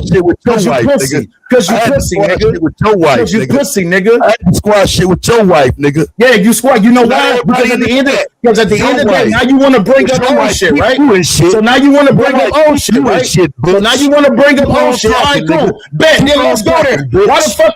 Okay, so you want to bring up old shit? Oh, trust me. Taz, I'm gonna get you all the way off, my nigga. You want to talk about the couch? You want to talk about a bitch named Bayou? You want to really play this game, nigga? Yeah, I do. You want to play this game, nigga? That's the fuck I thought. Talk about you want to bring up old shit. You want to deviate everything away from the fucking conversation. Fuck out of here, pussy. Fuck out of here, pussy. Fuck out of here, pussy. I'm listening. Fuck out of here, pussy. Don't you, fam? I just talking about. Threaten me with a name. I didn't threaten you with no name. I said you want to bring up old shit. We can bring up old shit. Other than that, defend the fact that this nigga. Defend the fact that this nigga killed a fucking white boy, and why the fuck you want to defend him? Yeah, I already told you. He's a young black man. Because you're racist as shit. He's a young black man. Because you're racist as shit. There's no reason for a white dude to come stand in his face. And if a white dude thinks he can stand in his face and then push him, he deserves whatever is coming to him. That's not racist. That's not racist. Don't put your hands on people. Stop putting your hands on people. Stop trying to play bully. Stop trying to play tough guy. What are you talking about? Okay, yeah, so the fact that you're racist. Go ahead, man. I just want to, because something that was said earlier. I think Taz said that if Carmelo Anthony shouldn't have to lose his life because of a mistake he made. I don't know if that's what you were saying. Is that, am I quoting you correct? That's exactly what I said. Okay, so and I'm gonna be honest with you. Any kid, I agree. I don't think a kid should lose his life because of a mistake he made.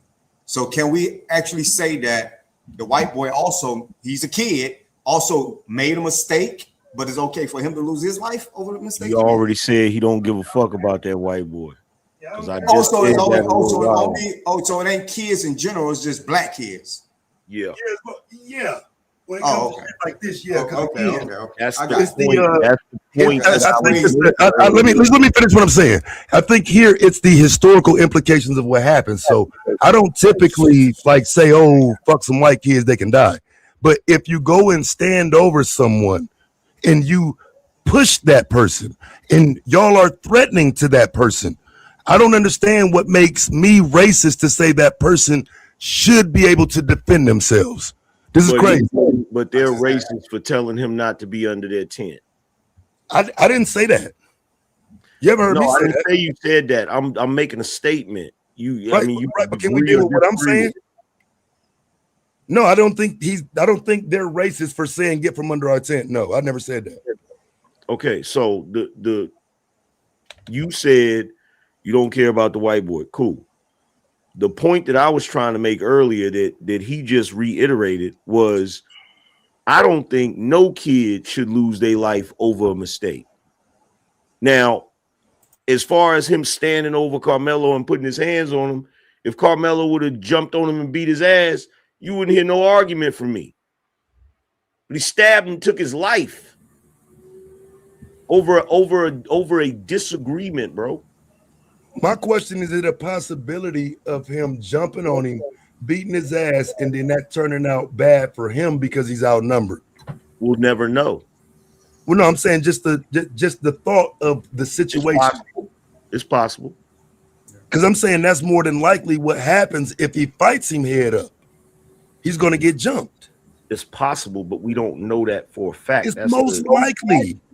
I can't say it's most likely. Come on, bro. That's what I can't say that's most likely. That's just like it was a possibility that he could have got jumped and then defended himself by stabbing somebody. I think that would have been more legitimate. Stand your ground. Well, that would have been an easier case to win. Yeah.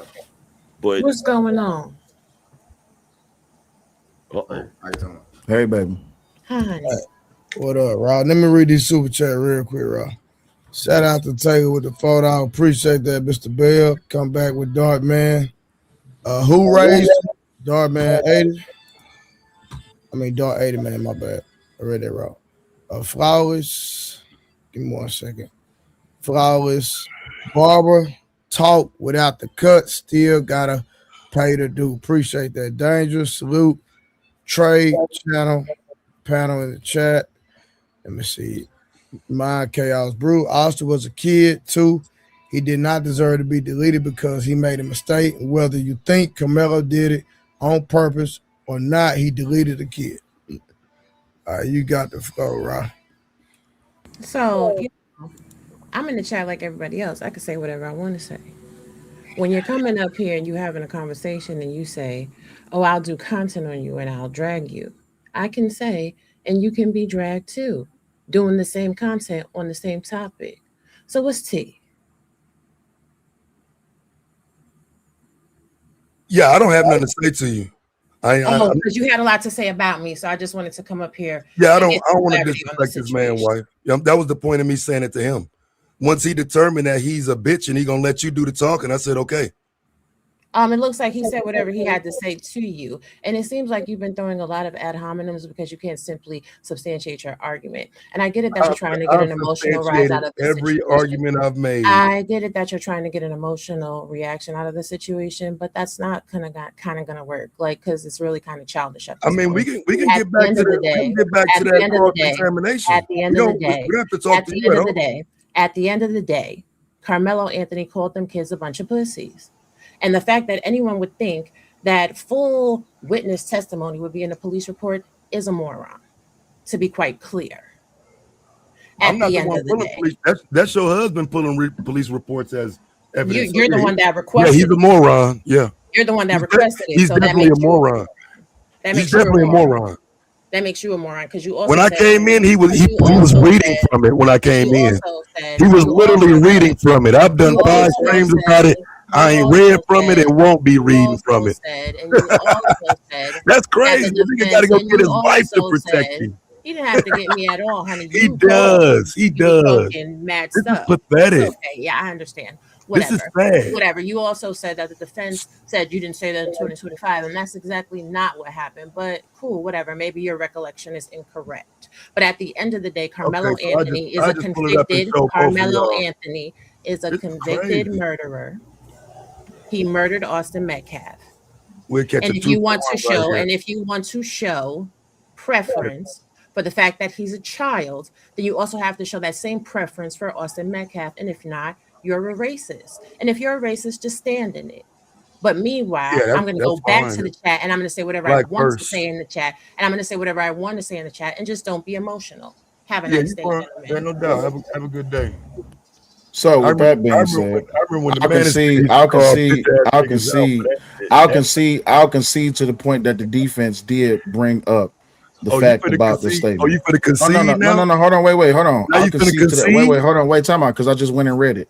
I'll concede that the defense did bring it up. So now this nigga don't want to let me talk. I'll concede No, that I'm the gonna defense let did bring you it up. talk after I Don't worry grandstand. about it. I'm gonna let you talk after I get done grandstanding. You just grandstand a whole bunch of bullshit, but that's all right though. I'll concede to the fact. It is the thing though, Taz. You really can't grandstand because you was being a whole hypocrite just now. Absolutely. Where? Where? I'm gonna tell you why. Because there have been numerous times I've been on panels where I had to go back and forth with you and your wife. Facts. When? What do you mean when? Oh, you gonna do this now, nigga? Okay. Yes, I want you to say the year. All the old shit. But anywho, 2017, 2018, Yeah. 2019, Yeah, nigga. nigga. Yeah, the year. Right. You have historically in the past, sure. When again, there's a reason it don't happen now. Crazy. So Here's the thing. I'm not getting into why it don't happen now. That's between y'all. All I'm saying is it has occurred. That's what I'm saying. Yeah, well, it occurred because you initially went to her channel. I met you on her channel. Well, initially Right? I was summoned to that channel. I didn't just show up looking for smoke. Niggas was summoned. No, I didn't imply that. No, I wasn't saying that. No. Okay. No, I wasn't saying I that. didn't just show up looking for trouble. No, I didn't say that. No. So going back to what I was saying, there's no proof that he was being jumped. There's no proof that he was surrounded. And there's multiple witness statements that correlate to what it is that the jury heard. And this is the reason why I brought it up. Since we getting back on track, not all the dumb shit's out the fucking way. Yeah, but if we get back on track, though, you have to acknowledge with your point of acknowledging my point. Now, do you understand why I'm saying you shouldn't be saying he called them pussies? Yeah, I should be saying I'm bringing up. Hold on, wait. I'm bringing up what was brought up in court, and I concede to the point that the defense brought it up, and that there was no holes poked in it. You concede to that, right? That they didn't go elaborate any further? Yes. Yes, but it was acknowledged that it wasn't on that police report or called out or said at all in 2025. So again, my argument the entire time has been the failure in the defense. I don't even talk about the all-white jury. I don't talk about it. It wasn't an all-white jury. It wasn't an all-white jury. If it ain't no black people, it's all white. I agree with you that the defense was a failure, but the jury was not all white. So anywho, Hold on, Will. I'm mad I understood when he said that goofy shit. I understood when he said that fuck shit too. But when it comes down to it, I genuinely don't try to have a problem with Taz because I know it's some old shit that has been dead in the water since fucking forever, but he want to just keep bringing up for some reason. But when it comes down to it, my main thing is throughout this whole entire trial, the most important people that had to pay attention to any evidence, any statements, or any video or anything like that was the 12 people that was sitting in the box. They're the ones that found this nigga guilty. Period. Right. That's all what it comes down to. Right, but I'm saying in terms of the defense, I don't think the defense was adequate. So the argumentation you're using about racism and all of that shit you're saying about that, none of that applies to me. None of my arguments are about any of that boogeyman spookism shit. Right, but that's what we was that's what we was arguing against with Sharon, and then you came up here to I guess adjacently defend what he was saying. Because I can argue that point and will continue to argue it. Right. I don't care what he say. I'm telling you what I'm saying. But there's no but let me ask you this question. Is there any evidence of racial factors proving as to why it is that this boy behind bars, other than the fact that he killed someone? Yes. Okay. Now ask me what they are. You got it. You can explain it. Oh, you did kind of come up here with the cape to rescue Sharon. Stop. I wasn't gonna say shit about it, but you did come up here with your cape on, my nigga. Did you see Jeff Metcalf video today? Sure did. Nah, I didn't see it yet. I did. He was talking shit. What did he say? He was talking racist shit. He called him a watermelon felon and a whole bunch of other shit. He talking racist shit. God, absolutely. Damn. Absolutely. Did you see the video that Drew Anthony was on TikTok with Tiffany Billions and like 25,000 people when they was having a live, and he was saying racist shit about Austin Metcalf and about Hunter Metcalf and the Metcalf family? Did you see that video? No, I didn't see that. This is crazy. But you asked me about was there anything to do with race? I give you an example, and instead of acknowledging I gave you an example, you deflect to a different point. No, it's the fact that I asked you about the trial, and you went to his dad after the fact that that Carmelo Anthony's been found guilty. Just because his father is on a live stream after the trial is over does not prove that there was any racial elements involving the judge, the jury, the DA, the defense attorney, or anyone else. Well, see, again, now you adding factors. You said anything about race. It's something racial now. Yeah, but Jeff Metcalf making a statement on the video does not prove why Carmelo Anthony is in jail. It don't prove that he was teaching his boys that shit. No, that doesn't prove anything. You know why? Because was that ever introduced to the jury? Well, I'm not talking about the jury. I'm talking about. I am. I tell you, was that ever introduced to the jury? No. I tell you what, I'm gonna keep it all the way funky. Like, I never heard no shit like that before. Like, how it's 2026 and motherfuckers is still finding ways to be racist. The nigga said watermelon felon. Called him a watermelon felon. That's crazy. Oh yeah, he was talking big shit. He was like, yeah, this was our land. Y'all was never here. He was talking big shit. Wow, really? Hell no. Oh yeah. I'm gonna play the stream tomorrow. I got permission from the girl who had him on. Because when the live stream happened, I was gonna restream, but I was like, no, I don't want to be disrespectful. I usually typically like if people playing something from a different platform, I got to get their permission and stuff like that. But I dropped down the chat. I was like, hey, do you mind if I share this on my platform? They're like, yeah, you can go ahead and share it. I'm like, cool. So if you look, there's a ton of people right now who's playing the clipped up versions of it. They're looking at the part where he was talking about, you know, how he was affected by the trial. Great. And then later on the stream, once that liquor started hitting, he got to start talking big shit. You know, this was our country. Y'all came here and a whole bunch of other shit. Called him a watermelon felon. Somebody played the clip. Oh yeah, he was talking big shit. Who in the hell is calling me at?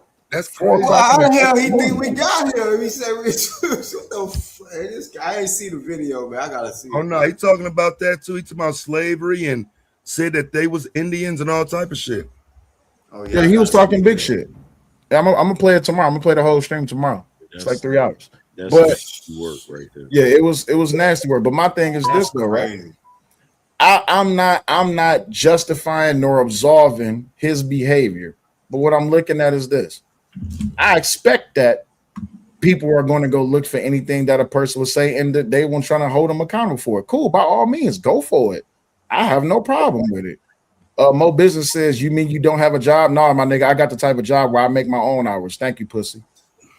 But anyway, when it comes down to it, because niggas always trying to worry about what other niggas got going on in their pockets. But anywho, when it comes down to it, I don't give a fuck that Jeff Metcalf said that shit, because guess what? I'm not here to fucking be judge or jury of what the fuck he say. I don't care. I mean, naturally. The only thing I would say about it is that at the end of the day, that man's son is dead, man. Like, facts. He's gone. If that was me, I would be saying the most hateful, heinous shit about the motherfucker too. Listen to these excuses for that. That ain't no excuse. I'm telling you what, niggas just tried to call me racist, and now it's okay to be racist. But y'all just trying to call me out. Like, this is crazy. I never called you racist. What are you talking about?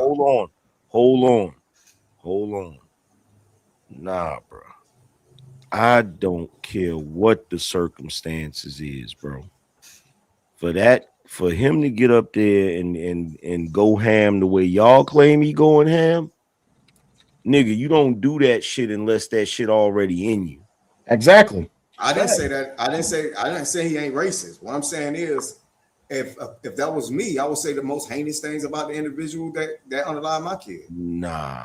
I'm not saying it's right. That don't make it right. I'm not about to, like, if I'm in a situation like that, like, I'm not gonna, like, how, so if one individual do something to my people and in the circumstances like that, I don't get to disparage a whole group of motherfuckers just because of one person's actions.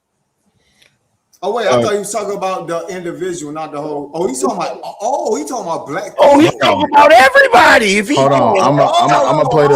Wait, I'm gonna play the video. Trey, you still there? Oh, okay. He's talking about everybody.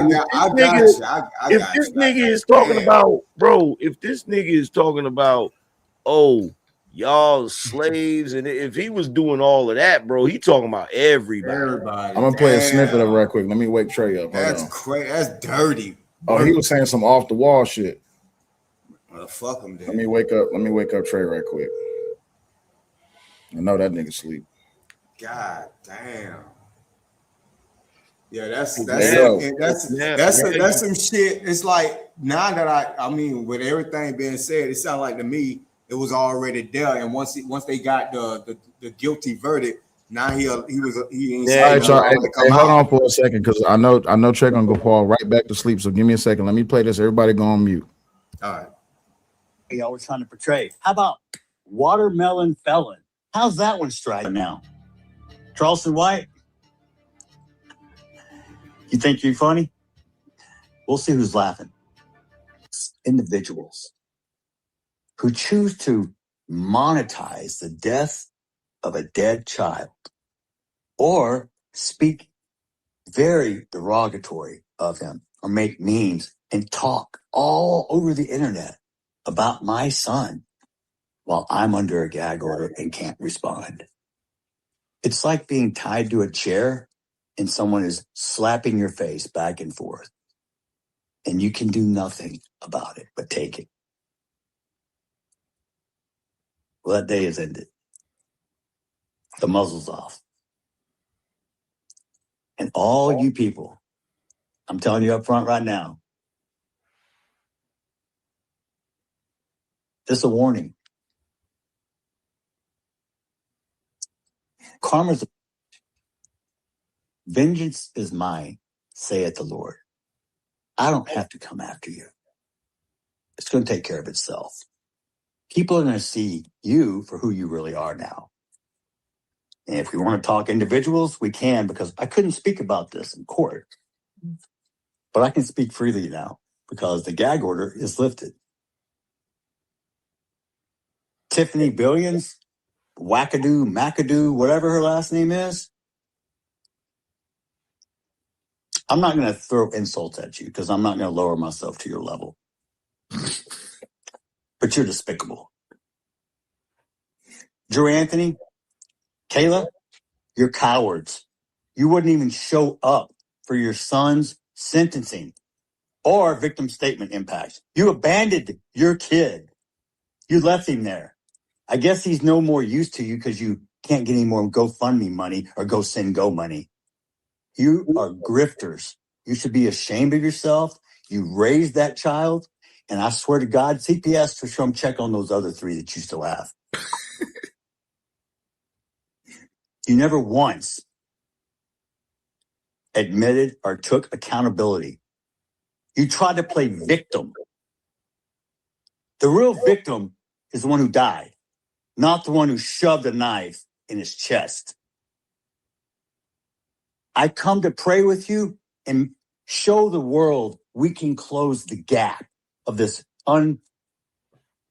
unbelievable racial divide. And what'd you do? You widen the gap even further. You hire a convicted baby-shaking felon who's only in it for the money, who gives you bad advice, kicks me out of a press conference. Oh, funny. I was somewhere I wasn't supposed to be, but I left when asked. I didn't stab anyone. And then you proceeded to gaslight me with your convicted felon, quote, advocate, minister? Minister of what? Minister irrelevant? Minister of bull? How about minister fuck you? Y'all think I'm a saint? I'm no saint. I'm as human as you. I have emotions. Just because I'm a Christian doesn't mean I don't sin, because I don't walk on water and I don't turn into wine.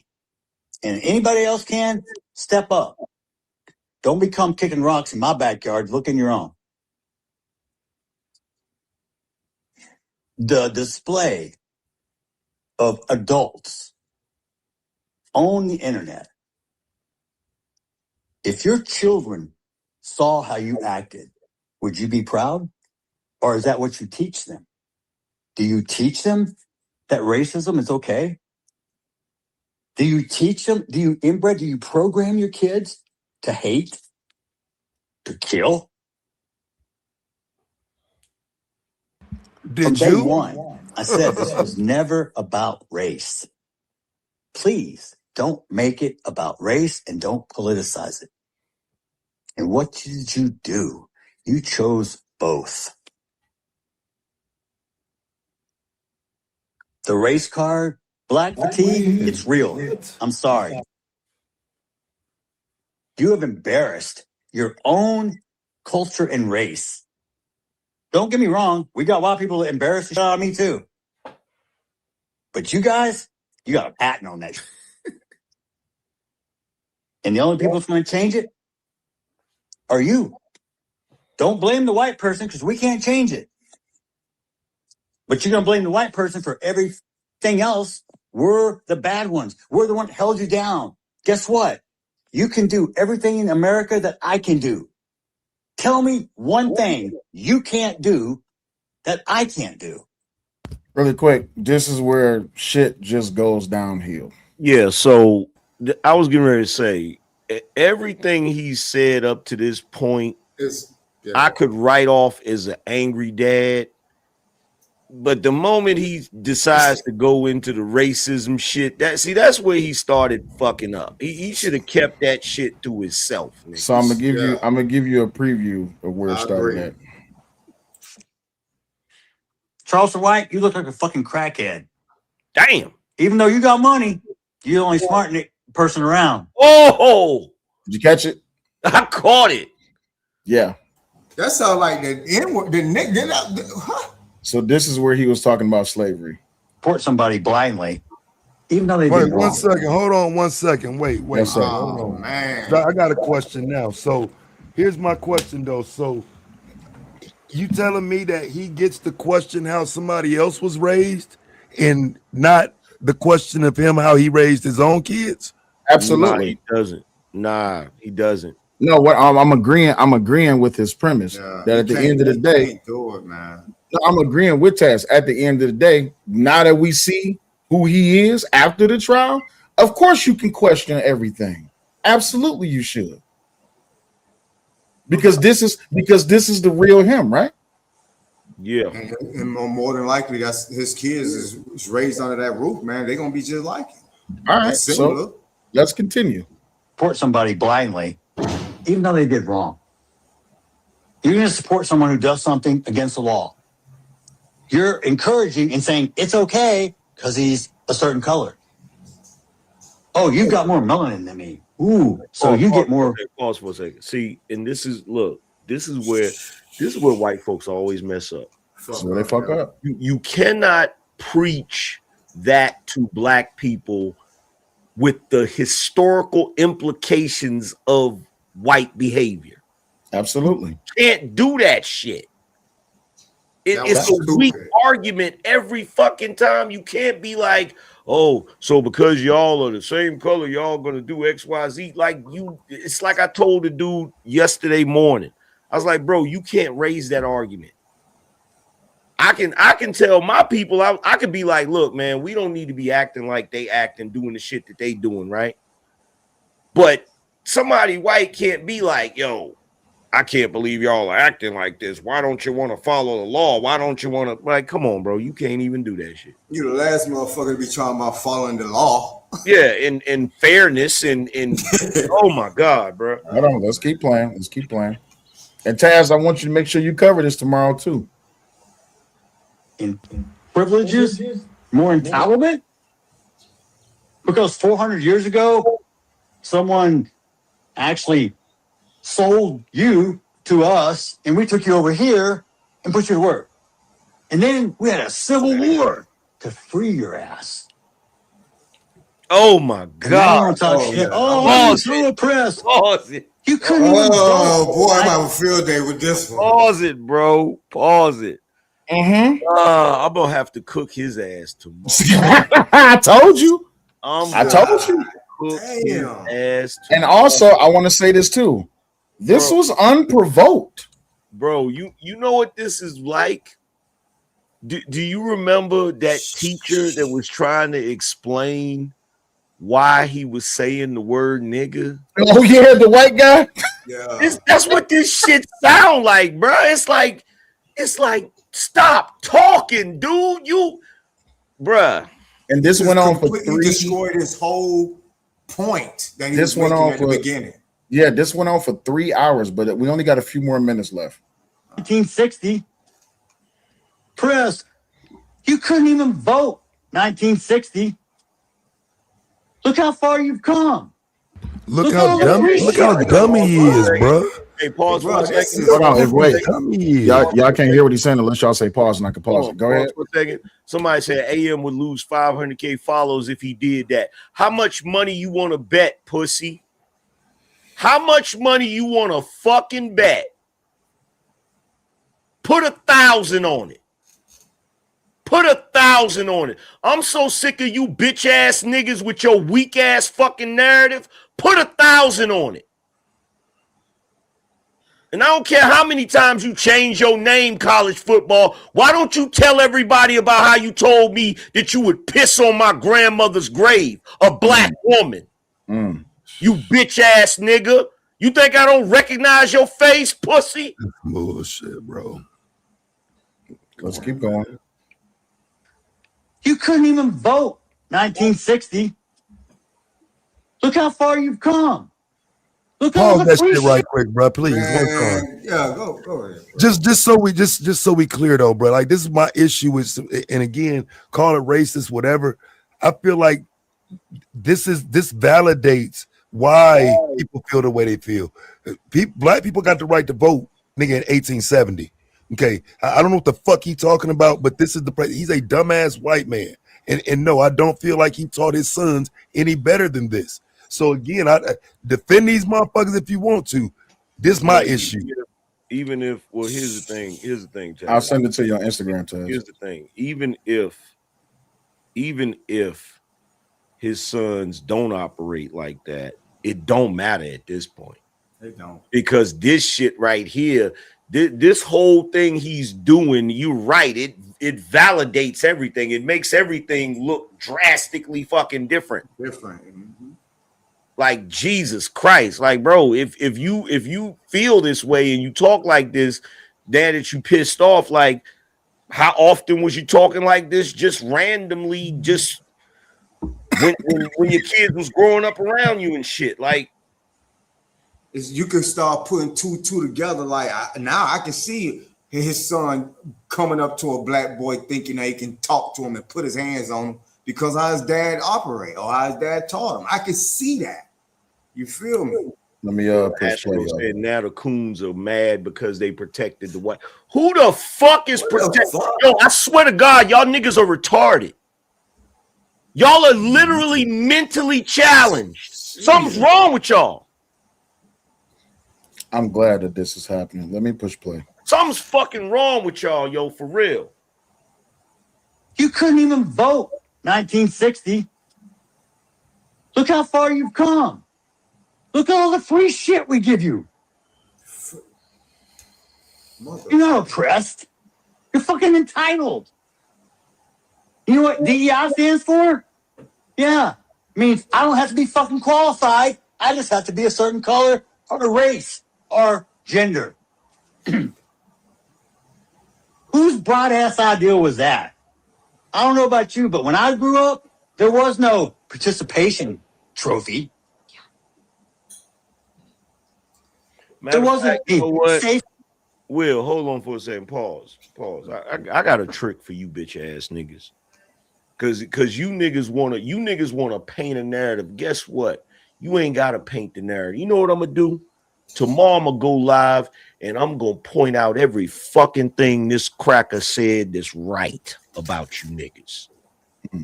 That's what I'm gonna fucking do tomorrow. Come on, bro. That's what I'm gonna do tomorrow.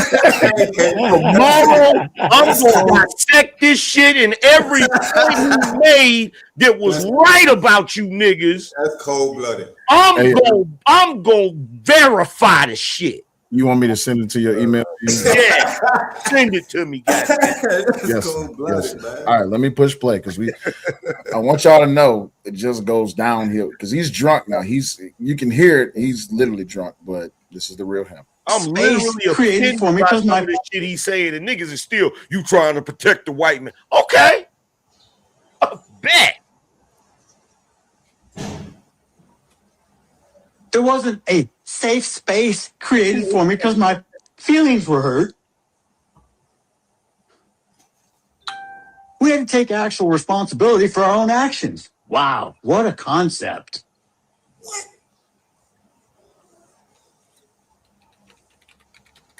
If you want society to change, if you want a better place for your kids, then get involved in your kids' life, in your community, in your church. But don't sit on your couch and bitch when it doesn't go your way. Next question. Hey, Will. Pause it. I'm gonna have that motherfucker standing up like Captain America holding the American flag. I'm gonna say he's a real American hero, goddamn it. You niggas want to play with me? You want me to be the villain, goddamn it? Okay. Okay. Let's go. This motherfucker sitting on the couch saying, don't sit on the couch complaining. And that's literally what he's doing. He's literally just like, a Rick James moment. Can I ask a question real quick? Go ahead. Hey, Jeff. Truth, we're trying to only take questions from the list here. Okay.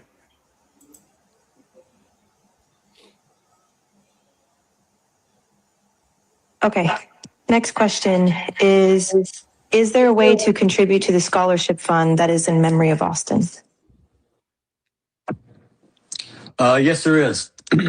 I believe it was posted at some point on my Facebook page.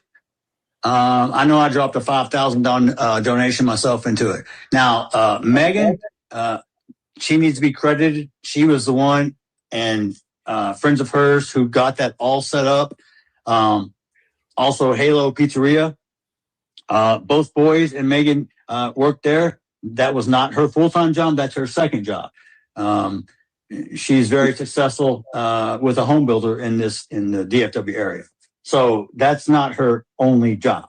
But the owner, I believe her name's Carrie, very, very great individual and has done fundraisers for Austin. And they were also instrumental with connecting with the school to set up the school scholarship fund that we did for Austin. And we did give it away this year. I think it was to 1 second, because I want to get more directly to what was said. Make something racist up so y'all can go viral. I got a new name for Mello, okay? Because he was such a little boy y'all were trying to portray. How about Watermelon Felon? That fucked up. Damn, that's fucked up. Yeah. It was pretty fucked up. So let me ask this question. Watermelon Felon. So, given that we've seen Carmelo family, they temperament, how they respond to shit, they kind of quiet and whatnot. Who do you think the gag order was for? So they won't get exposed. That's what I so think. There's two sides to that gag order. Because one, because of what they was doing and on both sides of the argument, they didn't want the family directly speaking out on the case. That's what the gag order was supposed to be about. But once everything started coming out, like text messages, interactions on Facebook, on social media, because they was not supposed to be talking to each other. But Drew Anthony was messaging Jeff Metcalf, calling him a racist, and then somebody got in contact with Drew Anthony's job, and that's how his job got doxxed, and then he blamed Jeff for it. So Jeff was talking shit back and forth to him. So that's when they was like, y'all not supposed to even be talking to each other. But then Drew Anthony went on TikTok with Tiffany Billions, and he called Jeff a PDF file, because there was an allegation that Jeff was on the registry. Excuse me. So then Jeff went on TikTok and he started saying some out the way shit, called him a nigga and all this, that, and the other. And then Drew went back, and him and his supporters, they was talking shit, calling him a cracker, saying that he need to be like his son, talking like that to get you the same treatment that your son got, all this, that, and the other. So the gag order was to really just try to stop all the bullshit between them two. Everything you just described, this is the irony in this shit. Everything you just described is nigga behavior. All of it. Yeah. Every last bit of it. So it's ironic that he's sitting here talking about watermelon felon and nigga and all of this shit. Look at how you acting. Like bruh.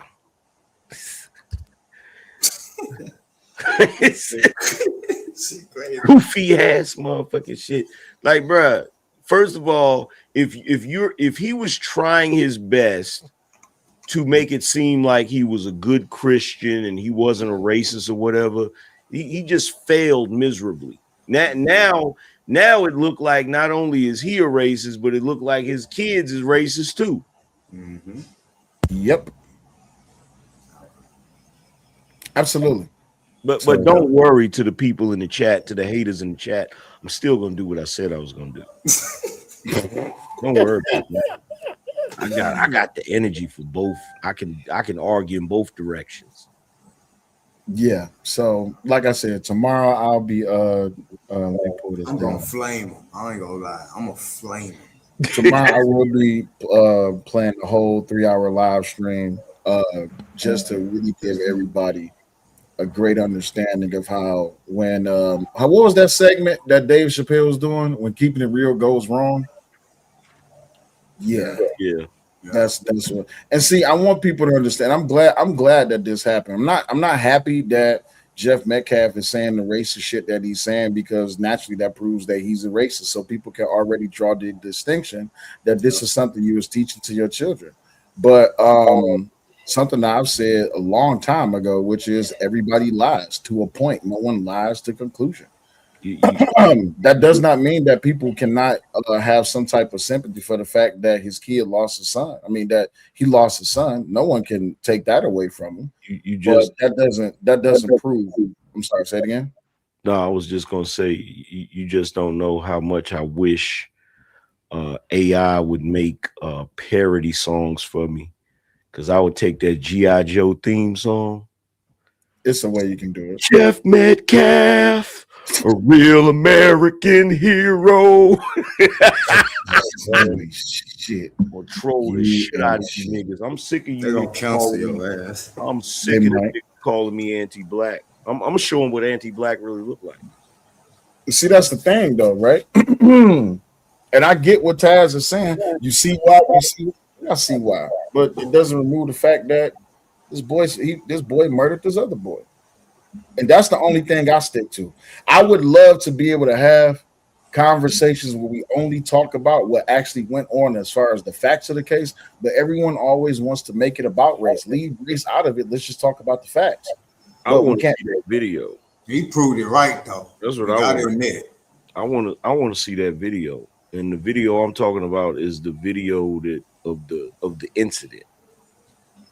Oh, the actual stabbing? Yeah. So because they just filed an appeal, you still gotta wait. That's the bullshit right there. Mm-hmm. And that was another big contradiction, because at the beginning of the video he was saying it's not about race, and then he proceeded to be like cocaine is a hell of a drug. Hey, smooth into it, like, bro. The way look. Let me tell you something. Is there something about the video that could sway your opinion? Is that why you're saying you want to see it? I feel like if I saw the video, even if it's from a distance, I could kind of look at the body language and kind of make a determination on how that shit actually went down, instead of just going based off of people's word and their testimony and shit. Right. I agree with that. If I see the video, this is what I want to. It's a few things that I want to see in the video. Was he what? Because there were statements being made that he was being chased. I want to see if he was being chased. There were statements being made that it was more than one person assaulting him. I want to see that. There were statements being made that he wasn't that he was being the aggressor. I would like to actually see the video and actually see him actually participate in self-defense. That way I can be like, well, I had it wrong. I don't want to be right. As a matter of fact, from like I said a year ago, I don't want to be right. But when I look at the statutes and when I look at the law and I'm looking at how it is that the evidence is being presented, that's why I say I didn't want to make a judgment call until I seen the jury instructions. But then people was like, so you're not going to say that the black boy should be innocent? And I'm just like, well, I don't have to say that he's innocent just because he's black. Oh, you a coon. Bro, what the fuck is you talking about? Well, I want to see at the how this is all laid out though, because for me the question isn't just if he ran or not, because I don't even believe that. I for real, if he ran in any way, shape, or form as to after you stabbed him. So I mean, I think that's logical that he would run then. But in terms of entering the tent and whatever you can see in terms of energy from the time you get to the tent to how you go sit and what's happening as you're sitting. That's what I want to see. What the environment as you're sitting and how does this kid approach you? How do you get to a kid approaching you? What is happening up until this person approaches you? Because it just sounds like it could have been avoided. Yeah, absolutely. And I think that's the most important part. I would hate that because I was listening to an interview. I think it was Dominique Alexander that gave it. No, it was the parents that gave it. They said that only the prosecution showed the video, but we all know when it comes down to court cases, there's this thing called discovery. The defense had the video too. Why didn't y'all play the video? Exactly. What is there to hide? Because you can't say, well, they're hiding things if you're not going to raise a point. And again, if I'm the one that's being charged with this, I'm getting on that stand. I don't give a damn if I got to punch somebody to get on that stand. I'm getting on that stand. And see, in this day and age, shit is so goofy.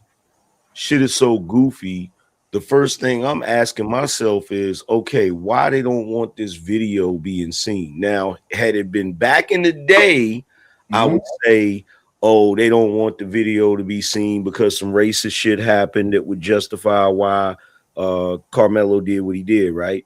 But in this day and age, we also live in the liberal day and age where it's like, oh, we don't want to show this video because this makes the black kid look bad. Right. That shit happens too. So yeah, I wouldn't. I'm sorry. Go ahead. No, go ahead, bro. No, I wouldn't. I'm just not establishing or attaching myself to the narrative that Carmelo was a victim, because he's not the victim. He's not dead. He's alive. Austin is the victim in this case because he's dead.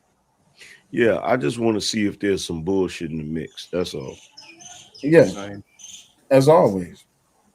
That's all. Because my whole thing is, from day one, I did not look at this situation from the racial perspective. I looked at it from what was presented as far as what was said happened, and the fact that there's a body and all of that stuff. I was trying my best. That's why, if you notice, Will, I didn't even really cover the trial.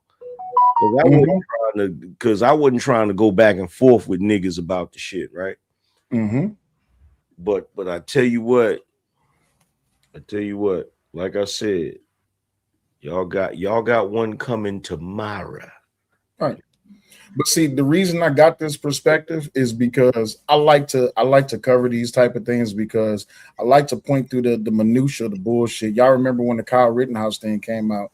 The whole entire country was behind the idea that he was down there shooting black people. Come to find out, he didn't shoot not one black person. It's like there has to be a reason why all of this narrative is being pushed. Excuse me. This narrative is being pushed because we have to stop establishing this idea that just because you're black, you're a victim. That's not true. And then on top of that, for the video to be played in court, the people who saw the video was 12 people. They saw the video and they made a judgment that what they saw on that tape, along with the evidence and what it is that they consume from the witness testimony, they consume the information to come to the judgment and agreement that it's a conclusive agreement that Carmelo was the one who We know he killed Austin. We know he killed Austin, but Carmelo was the one who provoked it. He's the one who brought the knife. There's no justification because of behind his. There's no reasonable doubt. A reasonable person wouldn't do what he did in that situation. And when the reason I'm saying reasonable person is because if you ask, I don't want to. Now I'm gonna do it anyway. If you ask a person of melanated color, they would probably do what Carmelo did. But a reasonable person, which is the other person, wouldn't do what he did. Well, a white person. It don't have to be just white. It could be Asian. It could be Chinese. It could be Arab. They don't have to be that. But that sounds pathetic, bro. Like I'm just trying to understand. Like it's. I said it sounds pathetic. I'm trying to understand because like Carmelo is sitting down. How do you provoke somebody sitting down, telling a motherfucker if one of y'all touch me, I'm sending it up? The only reason I'm saying that is because you're making it seem like you're gonna touch me. I'm not just sitting there saying, hey, somebody come and touch me so I can stab somebody. No, it's if you touch me, it's why is it okay to touch me? I just want to understand. I'm not excusing the touch, but the touch is not lethal. I mean, I'm not even saying it's lethal. I'm asking why is it okay to have touched him? It's like I haven't heard any issues with what this white boy was doing. No issues for what we're doing. None. It's not. Nobody's saying. I never said it was okay. What I'm saying, what I've said, and what I've been consistently saying is, if he did that to him, if he pushed him, touched him, or whatever, I said, had it been me, I'd have knocked his ass out. I wouldn't have stabbed him in the fucking chest. He pushed him. That's a fact. Everybody testified to that. He pushed him. Yeah. I wouldn't have stabbed him in the chest. And I'm not saying it was right that he pushed him. He shouldn't have put his hands on him. Right. And that's the part, that's the important part. So no one's justifying him pushing him. But also, you can't say I can use lethal force because someone pushed me. That's not how the law works. Yeah, if one of y'all Negroes pushed me, like niggas was talking about a basketball game earlier. We was at a basketball game and one of y'all niggas pushed me and I pulled a knife out and stabbed you. I know I'm going to prison. Absolutely. Stop. AM. Stop, bro. Like for real. Like stop. What? like we ain't stabbing niggas but niggas are smoking nigga for less than this shit. And you know it. And go to prison for it. Go to prison for it. And go to prison for it. Go to prison. Facts. Right. And niggas ain't never shot niggas for a color or stepping on a nigga's shoe or saying the wrong thing. Somebody not touching you though. I'm saying, isn't there what? Listen, man. No, I want you to finish that point. It sounds like y'all telling me that it's okay for people to put their hands on you now. No, that's not the argument that's being made. The argument is not being made that it's okay for someone to put their hands on you. The argument, the counter to that argument is that it's not okay to use lethal force just because someone touched you. Because I want you to understand this. These are kids that we're talking about, right? So what we're now trying to argue. I don't know what the outcome is gonna be. If I'm saying don't touch me, I don't want to shoot, stab, harm, beat you to death, nothing. Don't touch me because all are a possibility if do.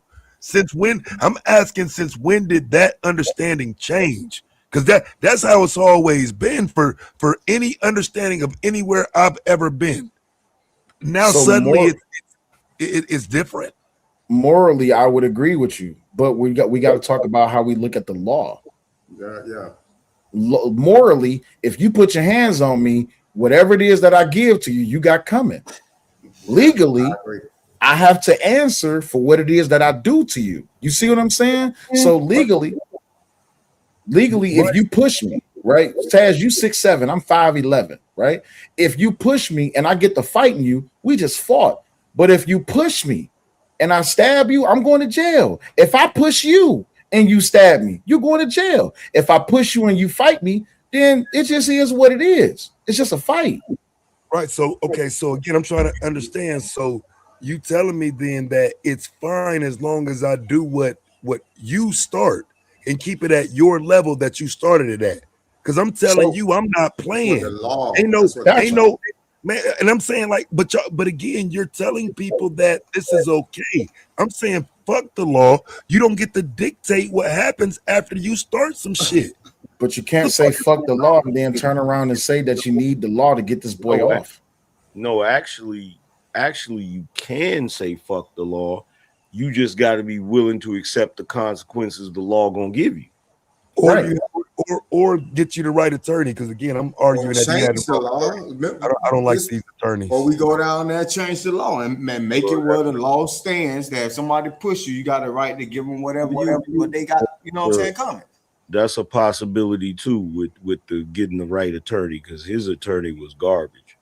Absolutely. Wait, he should've got- hired that attorney? Yeah, he Yes. hired that attorney. Oh, Yes. I just want to But the make thing it is, clear because we can't have it both ways. what make it clear that you can't have it both ways on what?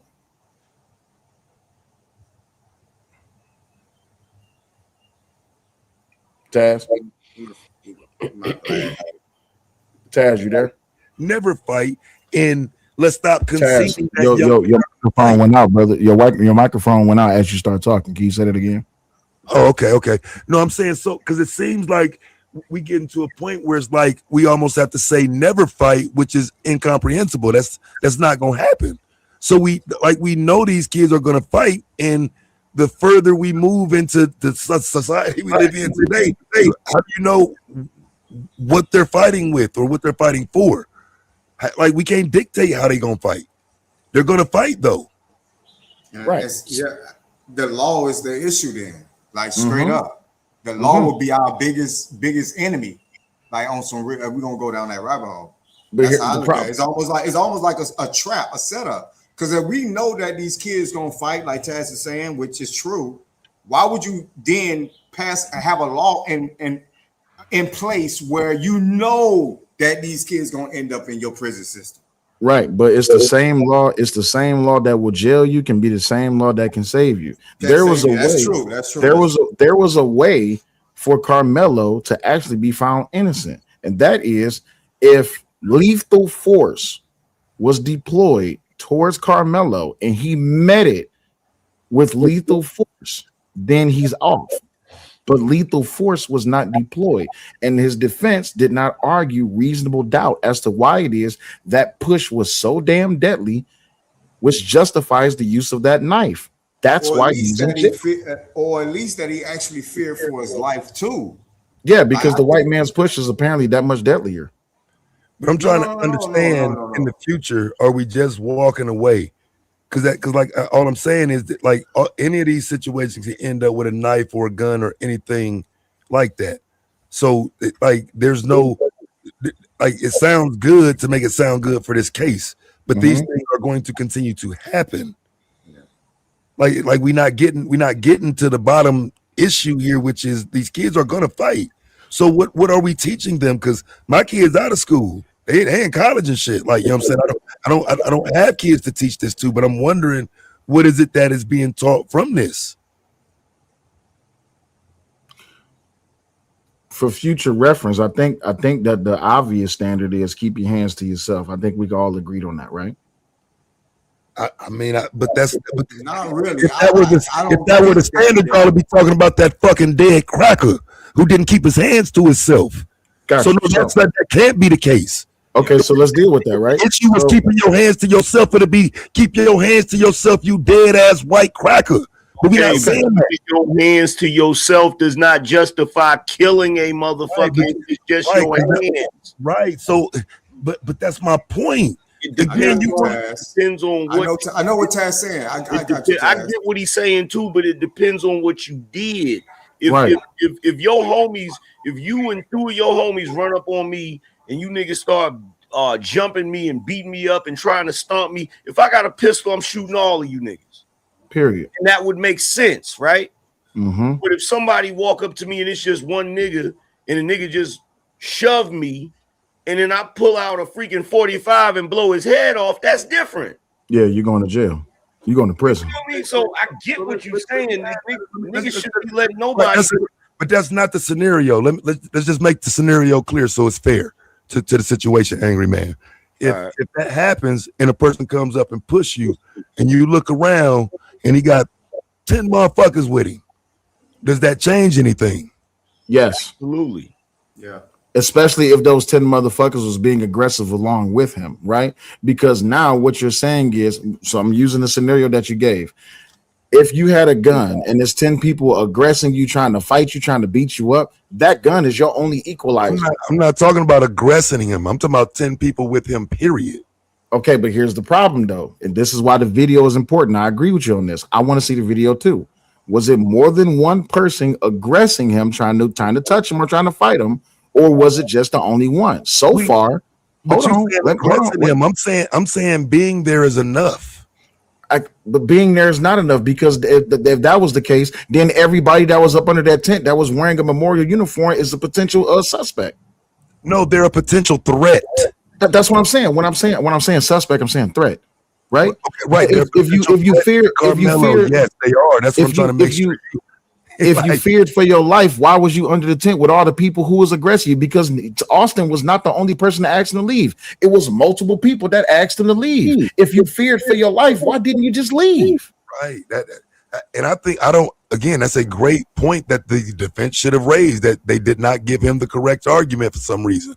I'm saying that point exactly. Because again, if you're there and you telling me Carmelo was supposed to square up, where he's squaring up under a tent where all these people just told him to leave.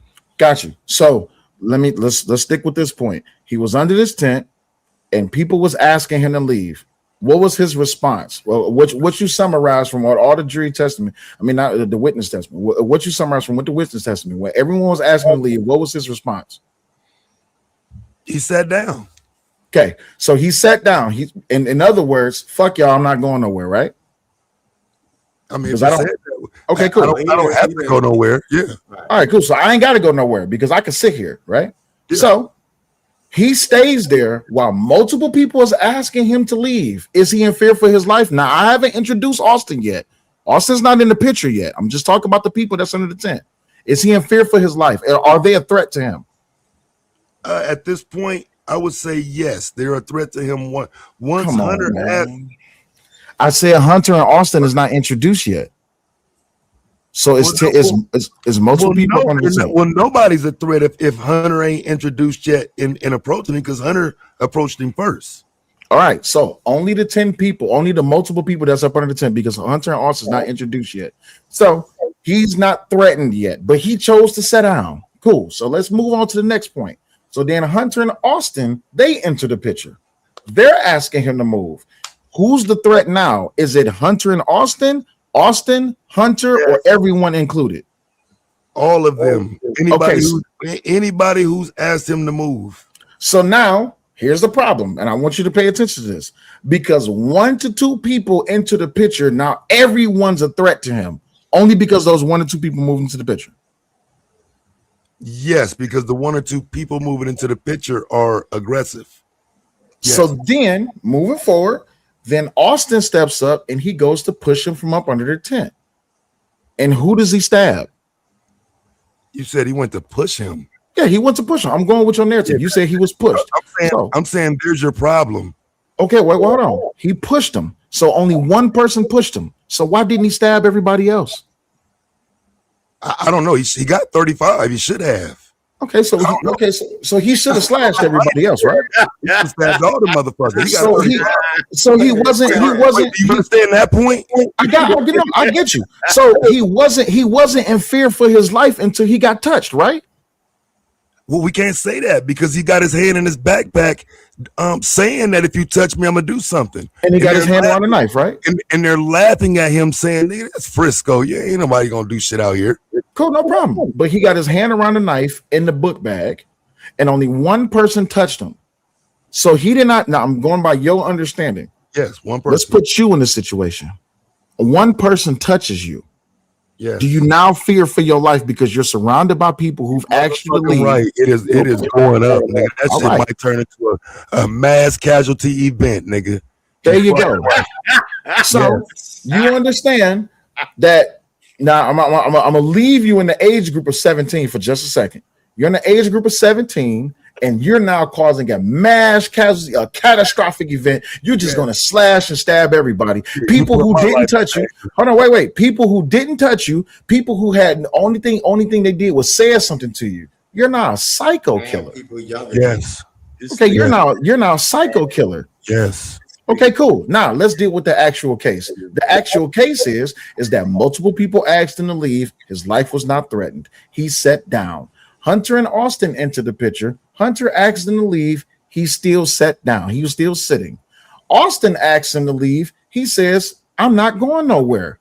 But then Austin goes to pushes him. And he comes out that bag and stabs him in the chest. There was no lethal force deployed to him whatsoever, but he deployed lethal force. I mean, I'm not, because it's like I just want you and even the pussies in the chat to understand. I don't think it's a thing about lethal force. You're not making a point with me. What I'm telling you That's is all it came down to, though. Right in a courtroom. Yes. I don't give a fuck about inside a courtroom, and I don't think nobody else should. Keep your hands to yourself if you want to live. And that's the problem. Now, let me make my argument. I think that people should not be reactionary. I think people should think 3 to 4 or 5 steps ahead, right? Because I can understand if a motherfucker come in my house and they try to do some shit to me, my wife, and my kids. Oh, my mug shots is going to be amazing. I'm gonna be like the Joker. I'm gonna be in there smiling. I might do a pose or something. But if I'm on the street and somebody just pushes me, I'm gonna fight. If 2 or 3 people comes up to me and they get to pushing me and talking shit, trust and believe me, I got it on me, and I'm gonna be smiling in my jail pictures. But you have to understand that your actions have consequences. I don't think that Carmelo was thinking 2 to 3 steps ahead. If he was, his ass wouldn't be in the position that he's in, and that's all I'm saying. Morally, I get you. Morally, I get you. Let me finish right quick. 3 steps ahead. That's why he stabbed that motherfucker. Let me finish right quick. So morally, I get your argument, but there's consequences behind your actions. And though a lot of people may say that we don't have the same rights as everyone else do, when it comes to that law, you do have a right. Just like the judge said to him, things are different now. He's convicted. You're not presumed innocent anymore. Once you convicted and you file an appeal, you're already assumed to be guilty. Why? Because you're convicted. You wasn't thinking ahead. That's an emotional response. Go ahead. I was about to say, the answer to his question, the way it's shaping out, it's almost as if they're saying, if we got a white kid on one side, a black kid on the other side, and the black kid unalive a white kid, y'all, the rest of these black kids better wake up because all y'all asses going to jail. King Rambo says, how many kids think like that? Okay, so let's give anecdotal experiences. When I was in the hood at 17, my head was on a swivel. I was always thinking about some shit around me. I was thinking about the shit that I could do. Why not use another Texas case like Casey Allen? Oh yeah, we can use Casey Allen, and that's why that motherfucker's in jail for fucking 10 years. 10. Yeah, 10. Right, you don't see nothing wrong with that? Yeah, do I see something? Yeah, I see something wrong with the fact that he only got 10 years, but also I understand the law. When it comes down to it, it was supposed to be a mutual combat situation until they locked the bathroom and start jumping his ass. So yeah, he upped that bitch and he got the slashing. What's the problem? The problem is that the case was the same way, except for when it came to him, they allowed him to have manslaughter, even though he left, ran. He had previous cases. He got a whole history. He does not have Carmelo history or background. He's an OYN for real, except for he's a white boy though. Here's the problem. Casey Allison's escape route or potential escape route was cut off because they locked him in the bathroom. Carmelo Anthony had an escape route. He could have left. What do you mean? What do you mean he got out? He escaped the school before the school locked down. Gotcha. But when they was fighting in the bathroom, did the door get locked? That's what they claimed, but he never got jumped. And he made it out the school before the school got locked down. So how was he locked in the bathroom? But what did they argue in court? They argued in court that he was locked in the bathroom, right? They argued that they locked the bathroom door, not that he was locked in. Now, what's that famous line from Training Day? It's not about what do you say? How that goddamn line goes? Well, wait, no. Let's be honest. They also argued in court that boy got himself killed. Right. And what did the jury believe? The jury believed that boy got himself killed. There you go. And that's why he got negligent, right? Right. So did he get? I think he got manslaughter, didn't he? I think so. I gotta look back. Yeah, I think he got manslaughter. But I'm just saying that right there is again. His case was a lot more. He had smoke with him for real. According to everything that's been given, Carmelo and Austin didn't know each other. So why does it not work to his benefit? Because Carmelo wasn't he's not on the record as a cold-blooded killer, whereas Allison is on the record saying he wants to kill this other boy. Gotcha. And it's not about what you know, it's about what you can prove. He argued it in court and it worked. I'm not saying that I agree with it. Hell, I don't agree. I don't agree. I think that OJ lied. But guess what? OJ got off. That family white.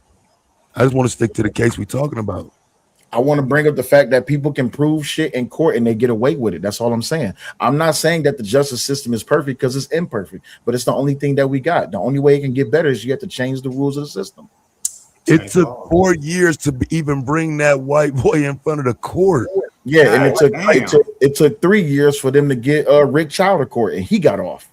Hey, but again, that's what I'm saying. So you don't think there's a legitimate question as to well, I mean, I wouldn't even say it because I don't like the defense. You know what I'm saying? I don't like what the defense did, and I think a lot of that goes back to them. I can't even really argue a lot of the court system because the defense just was that bad. True. Yeah, it was. I said the same thing. I don't know who the hell they got that defense from. That was wild. And I'm gonna be honest, even because I watch Taz all the time, and some of the arguments that you was making better arguments than the fucking defense was making. I don't think they tried to get him off for real or get him a manslaughter charge. It's weird to me because even like when Sale said, did they poke holes in it? That's why, you know what I'm saying, he kind of thought I was changing my answer, and it's like, no, let me make sure you understand what I'm saying. They brought it up, nigga, but they ain't poke holes in it. That's the issue. They brought it up, but it's like you brought it up so you won't get called out for being ineffective counsel because you damn sure didn't use it to poke holes and present a legitimate argument with it, even though we heard it. So we know it should be part of your argumentation. I put this shit on the defense, bro. Yeah, and I got to give credit to the judge because they only charged him with murder. The judge in the jury instructions said that they can charge down if they found the reason to do so. Did you read the jury instructions? Yeah, I read that shit. That's crazy. Yeah, they gave him the option of manslaughter or even acquittal. But you had if you did not meet the qualifications or the permutations to even get past self-defense to get to manslaughter, then he probably would have got it. It don't even seem like they was even trying to do any of that. That's the defense's fault. They didn't cross the threshold for manslaughter. You know what I'm saying? That's the defense's fault.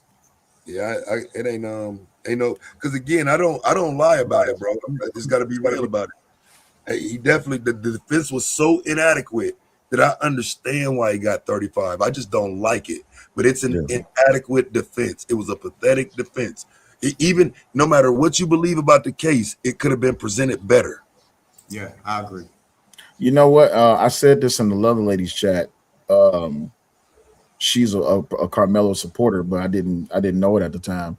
But she was like, name me another case where the defense put their client on the stand and it worked. And I said, not Carmelo. I said, Kyle Rittenhouse. She's like, oh, see, you a white loving motherfucker. I said, well, you just asked for the proof. I'm just giving you the proof.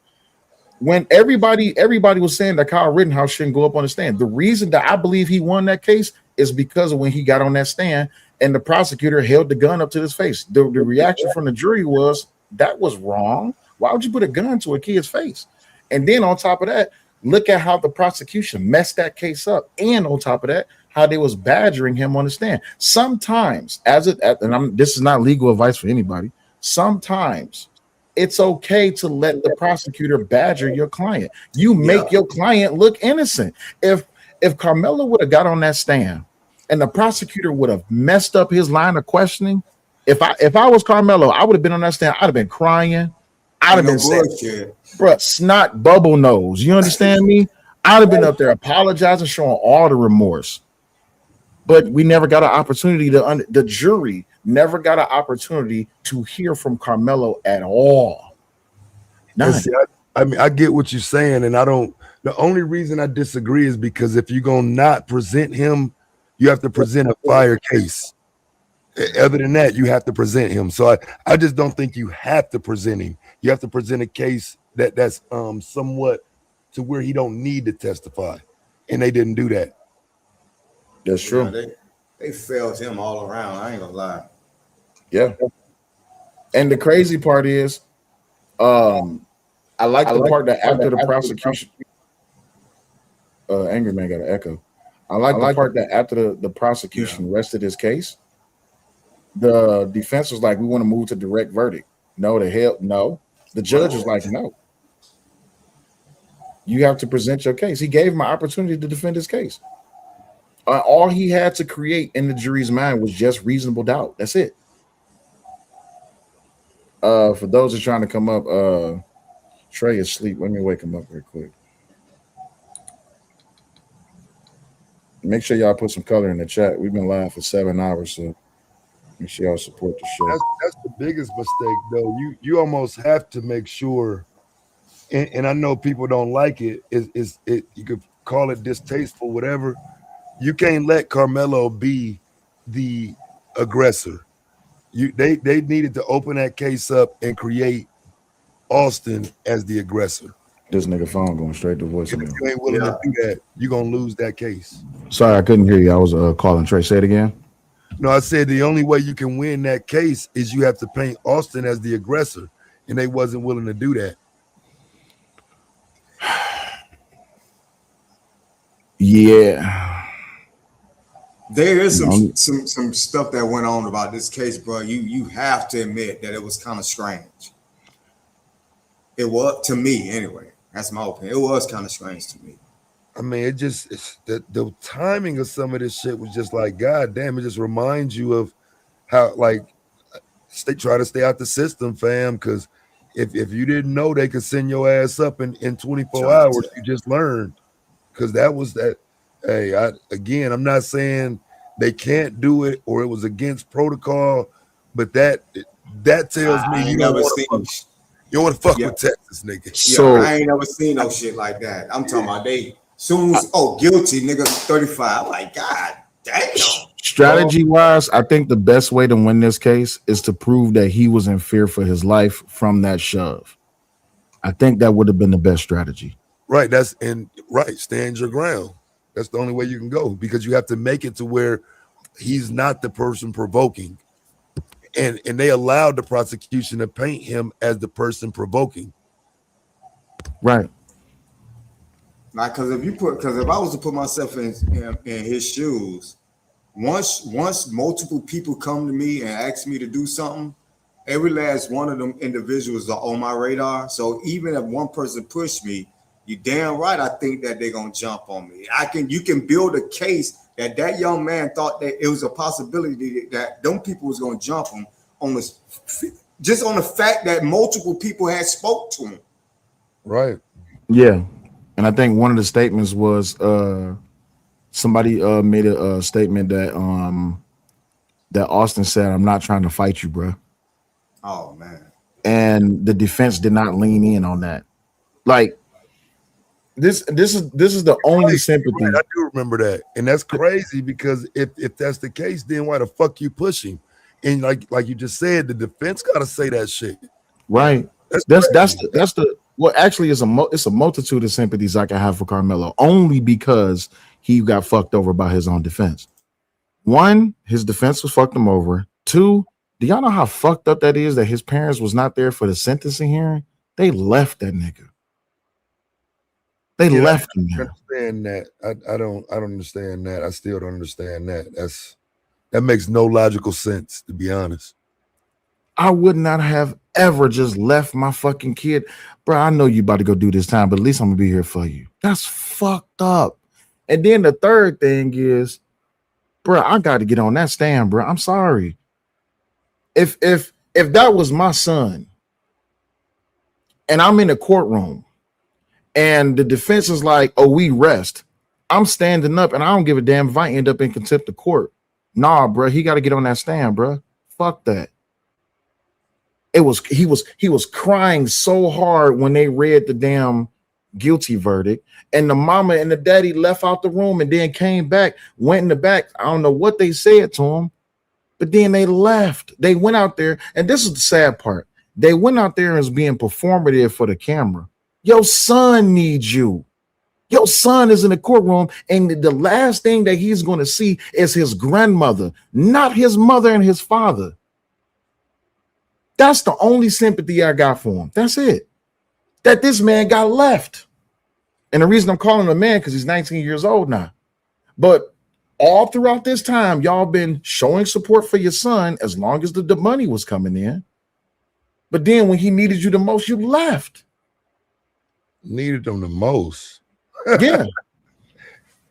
Nah, Yeah. you get hyperbolic right there. No, I'm sentenced. Like, I might, you're right. I might be hyperbolic, but I'm also putting myself in Carmelo's shoes. If the last thing I saw was my grandmother, not my mother and father, I'm pissed.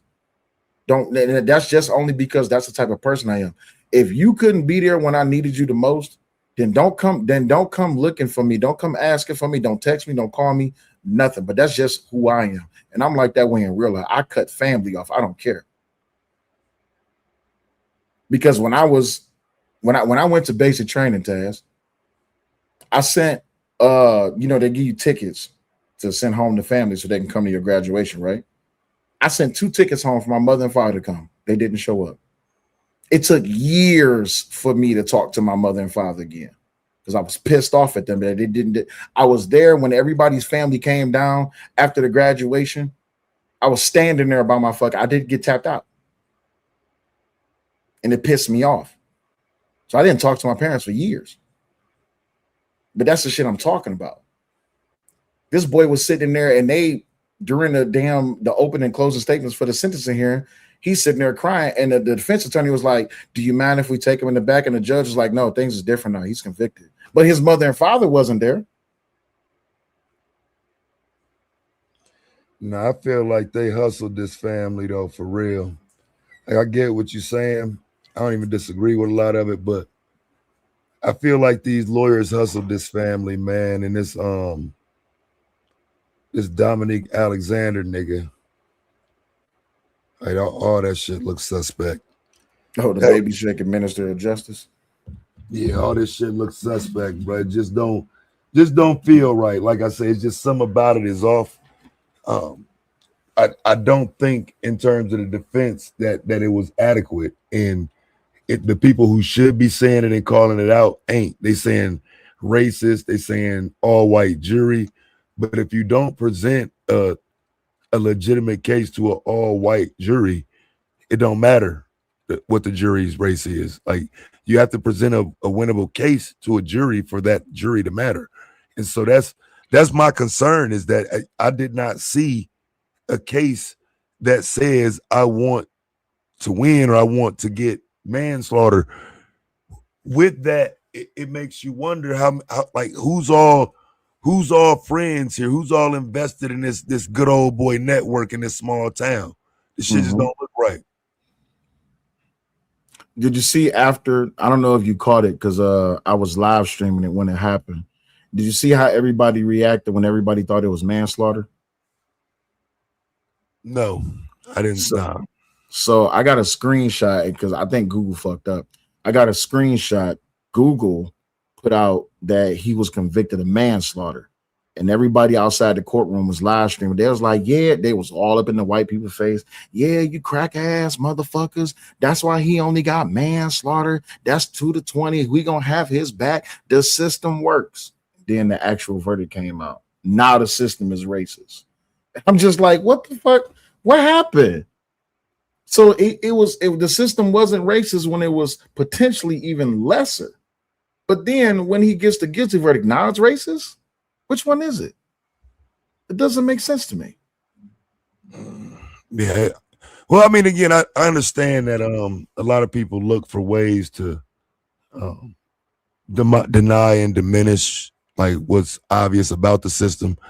I don't think this case is needed to denote what the system is. The system is the system, and the system has always been racist. So I don't think this case is needed to denote that.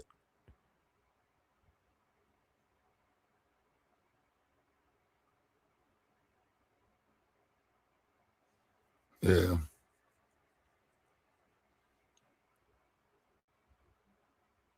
I hate even looking at chat rooms like this because it's so many fucking goofies. Like, I just hate what YouTube has turned into, like where all these fucking dumbass people started coming to YouTube, and you know what I'm saying? Like you could just see it in the comments, like who the fuck are you dumb fucks? Like, and where the fuck did y'all dumbasses come from? That's because a lot of people don't really apply critical thinking. Like, don't get me wrong, we're all going to have emotional reactions to a lot of things, right? And I'm even saying that it's fair to say that people can say the system is racist. I'm not going to deny you that argument.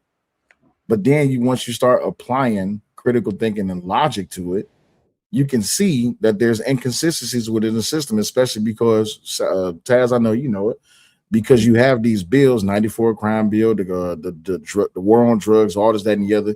It's set up definitely where there's discrepancies towards certain groups of people, black included.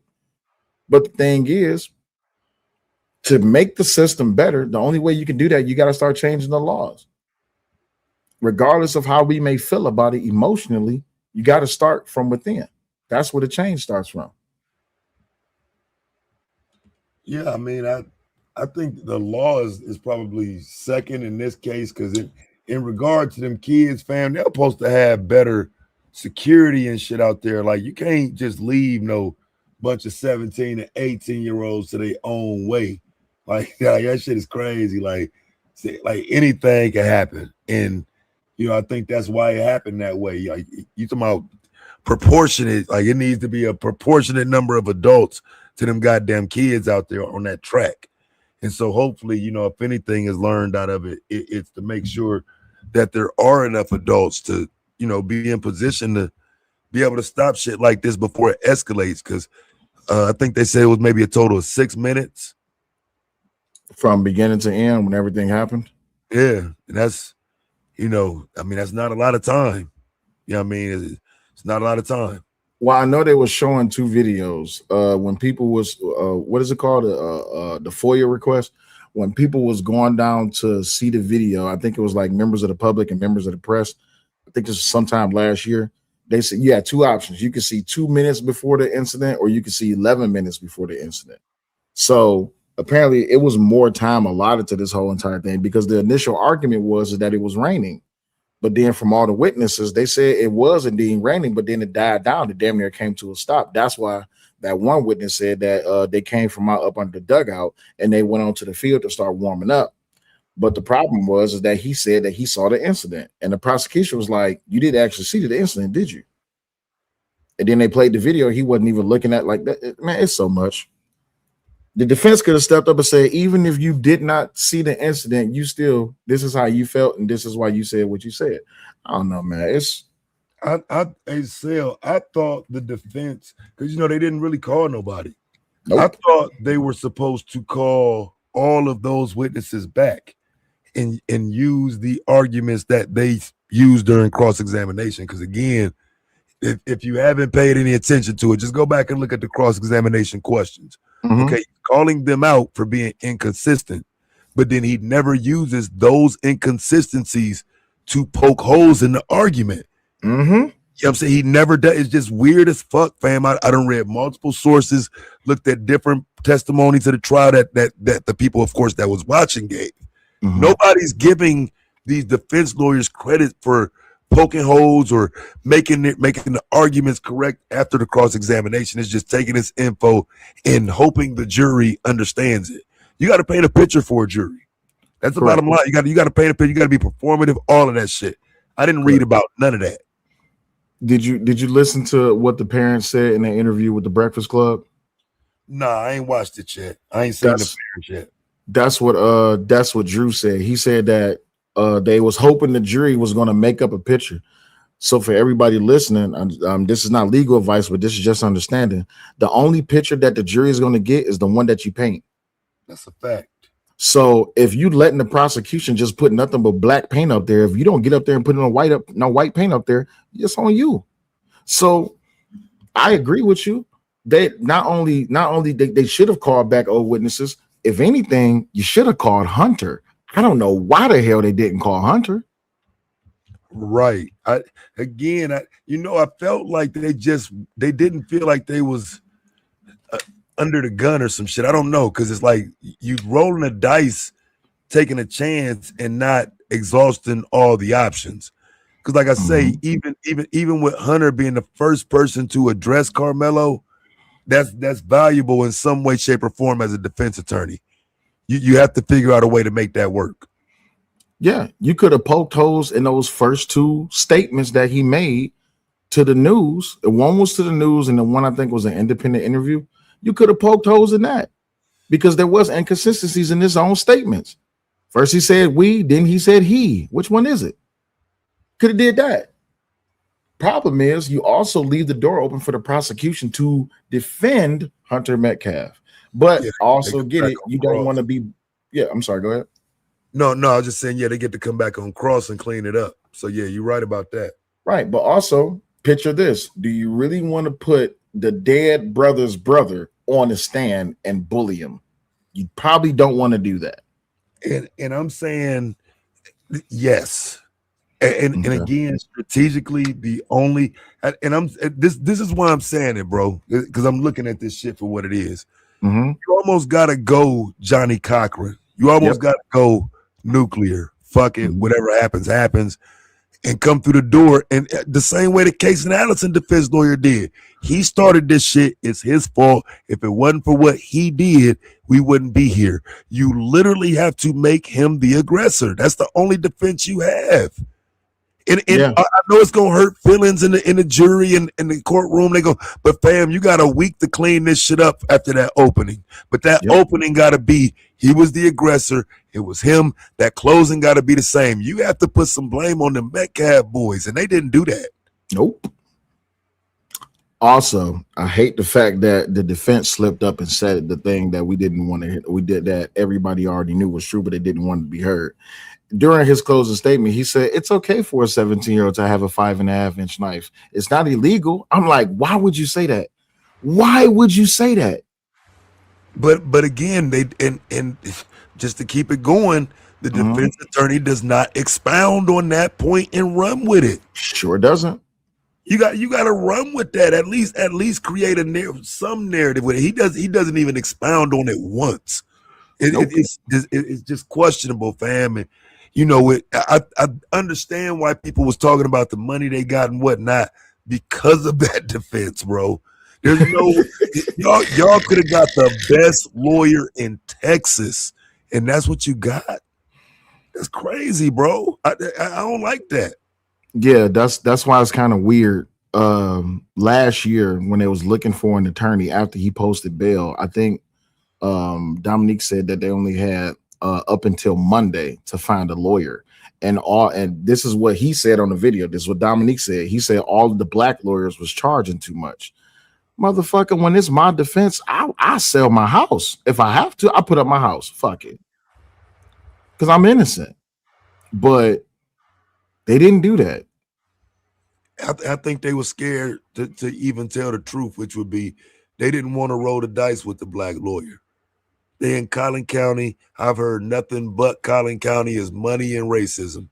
I keep hearing the same shit. So if that's the case, they probably were afraid to go with a black attorney, but they're not going to come tell the public that.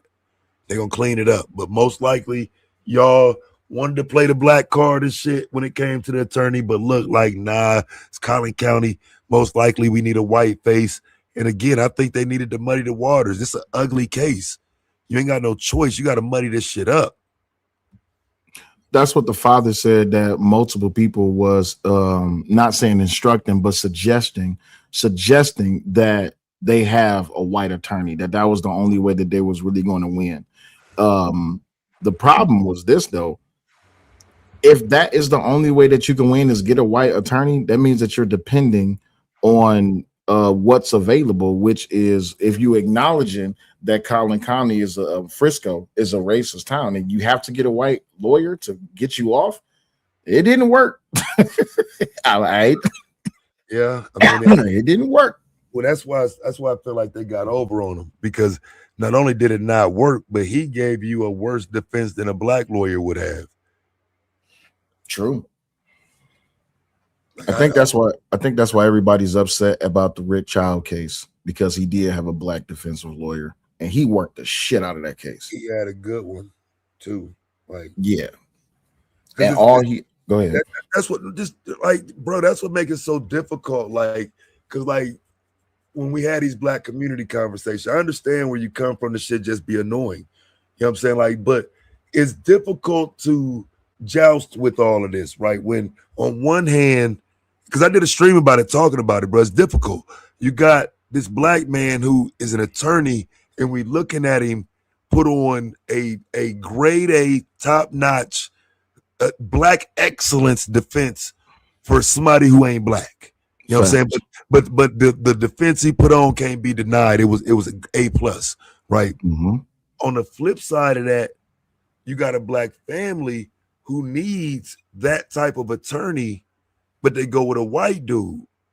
But I want to support everybody, but I don't understand how they don't go and find that type of attorney, because of course he in South Carolina, but how do you not find that Texas type of attorney with his own law firm and a name and shit, and he does that for you in Dallas? It's just, you know what I'm saying, it's wild that, you know what I'm saying, but still, like you say, well, how do you support them if they don't even fuck with the black community like that? It's like, well, we want the best for Carmelo. It's like, damn, you know, I wish they would have got a black lawyer, but what can you say? You know what I'm saying? You don't want the worst for anybody in the situation. Like it's just sad, bro, because again, I want to see that black excellence come across in a situation where it's a benefit to a black person, and we didn't get to see it.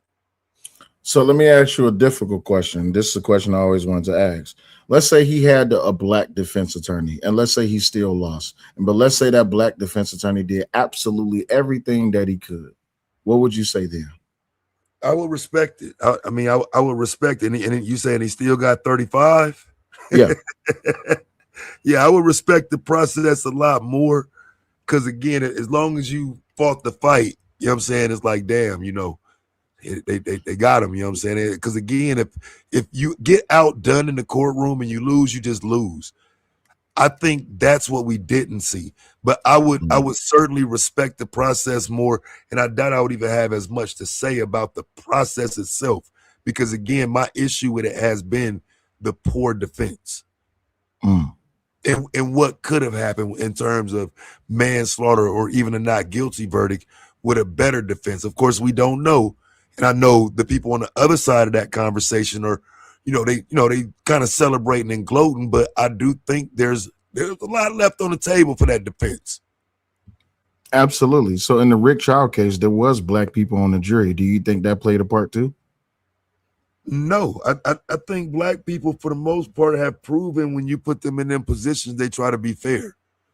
And so I didn't like the Rick Child outcome, but you know what I'm saying? If I wasn't in the courtroom, I didn't see everything. I just don't like the outcome. I don't feel like that the optics of it, what we see there, it don't look right. You know what I'm saying? And so if those people on that jury saw something within the law that I didn't see, I'm willing to concede that I just don't like it. Yeah, it was the credibility issue of the witnesses that the prosecution was calling. One in particular was that I don't know if you watched the trial, but it was a black brother that the prosecution called as a witness to what happened to what's the young man's name? Cyrus. Is it Cyrus? Yeah, it's Cyrus. So when he got on the stand, the defense attorney was like really badgering the hell out of all of his statements and the statement that he gave to the police initially. But then he brought up the fact that, like, dude, you a convicted felon yourself. And I was like, oh. Yeah, that's right. And he was like, so the prosecution is calling you a convicted felon as a witness to prove that this man is not innocent. And they got into an argument that was not a good show for the prosecution. The prosecution is what lost that case. That's literally what happened. It's the same thing with the Diddy case. I think Diddy should have went to jail for forever. But when you look at the case and everything that came out in the case, I see why they lost.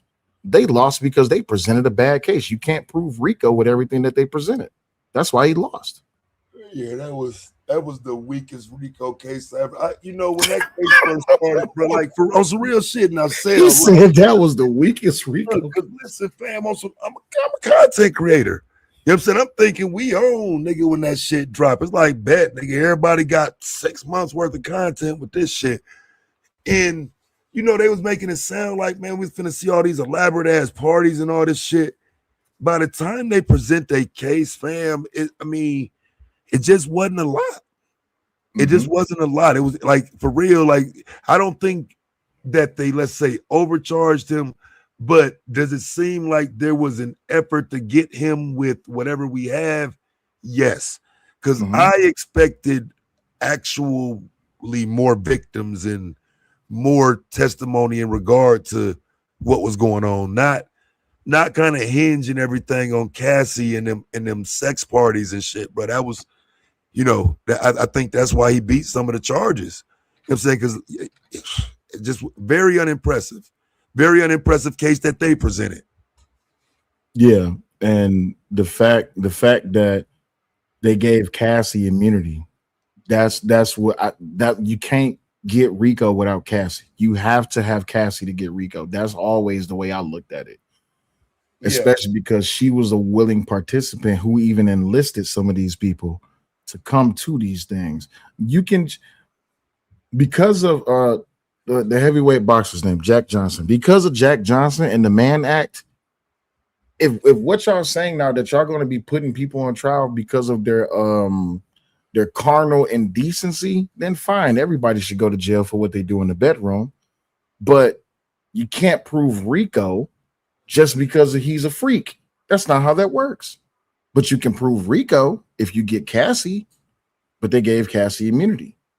So that's why I believe he's going to get out early too, because they presented a bad case.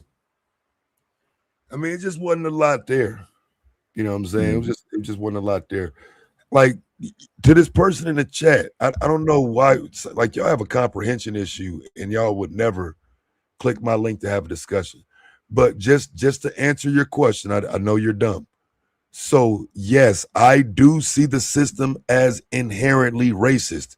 And if I didn't respect it, I would leave this fucking country. Maybe you're too dumb to understand that. I still live here because I respect the fucking system enough to still live here. That when I stop respecting the system, I'm gonna leave America. Okay. Black Eye says Cassie testified. Yeah, she did testify, but she had immunity. That's why she testified. That's why she got up there and she sang like a bird. That's the only reason why she did that. Without immunity, you're not getting that from Cassie. But you also look at the fact that it's a guy, I can't remember his name. He was one of the people that was involved with them. He's suing Cassie, and Cassie fled the country. So she knows she in trouble. My bad, y'all. I'm trying to draw it out. I'm trying to wake up Trey, but that nigga is asleep. That case was crazy though, man. Because even with that, like, I wasn't a fan of charging Cassie because I understood that they needed her to build the case. But I'm saying that because I paid attention to this process all the way through. And now by the time we get to the end, it's like, wait, y'all hinged the whole case on Cassie? Because that's kind of what my issue was. Is I just expected more examples more testimony, not necessarily a bunch of Jane Doe shit. I didn't think it was gonna turn into, stories of Diddy's, in the dark with Cassie and a dude. Like that shit turned into some weirdo shit, bro. Like it just wasn't. I thought that shit was gonna be like a whole ring of motherfuckers, and I mean how they made it kind of sound. It just wasn't as because again, when you got the feds raiding spots, you talking about hundreds of bottles of baby oil, all these celebrities, and they had that shit sound. That shit was sounding crazy, bro. Hey, when they brought up what I'm not gonna repeat that because it sounds disgusting coming out of my mouth. But I'm just talking about the deviant shit that he was doing. You had him on the drugs. You had him on the situation with the car being blown up. You could have brought up more details about how things was moving on the intricate detailed case to where he was the one that was calling the shots. And also, you had Cassie. That was your RICO case right there. That he was utilizing Bad Boy for this whole entire criminal operation that he was running. But that's not how it went because y'all only focused on the best thing I heard out of this case is that Diddy is a nasty nigga. That's it. Y'all could have talked about Uptown Records. Y'all could have talked about Biggie. Who else? What's my man's name? I'm kicking new flavor in the air. What was his name? Craig Mack. Y'all could have called Mace. It's so many people y'all could have called about how it is that they was pulling up these bad record deals. What was my man's name that helped him start Bad Boy Records? Y'all didn't even call him. Y'all didn't call nobody. The documentary made Diddy more guilty than the case did. Man. Dog. When I watched that documentary and to see that nigga dancing after my man's just made the statement that Biggie paid for his own funeral, dog, I looked over at Raw. I was like, what? So he made this, he took this nigga's contract, reworked it, and made him pay for his own funeral and collect the money? Yeah, that was the wildest thing that I heard in that documentary. That was the wildest thing that came out of that, because that's dirty. That's some dirty shit right there. No, not Andre Harrell. I know Andre Harrell passed away. It was the skinny black dude, the one that said that Diddy SA'd him when he forced him to sign over his shares. I can't remember his name, but I know Andre Harrell is deceased.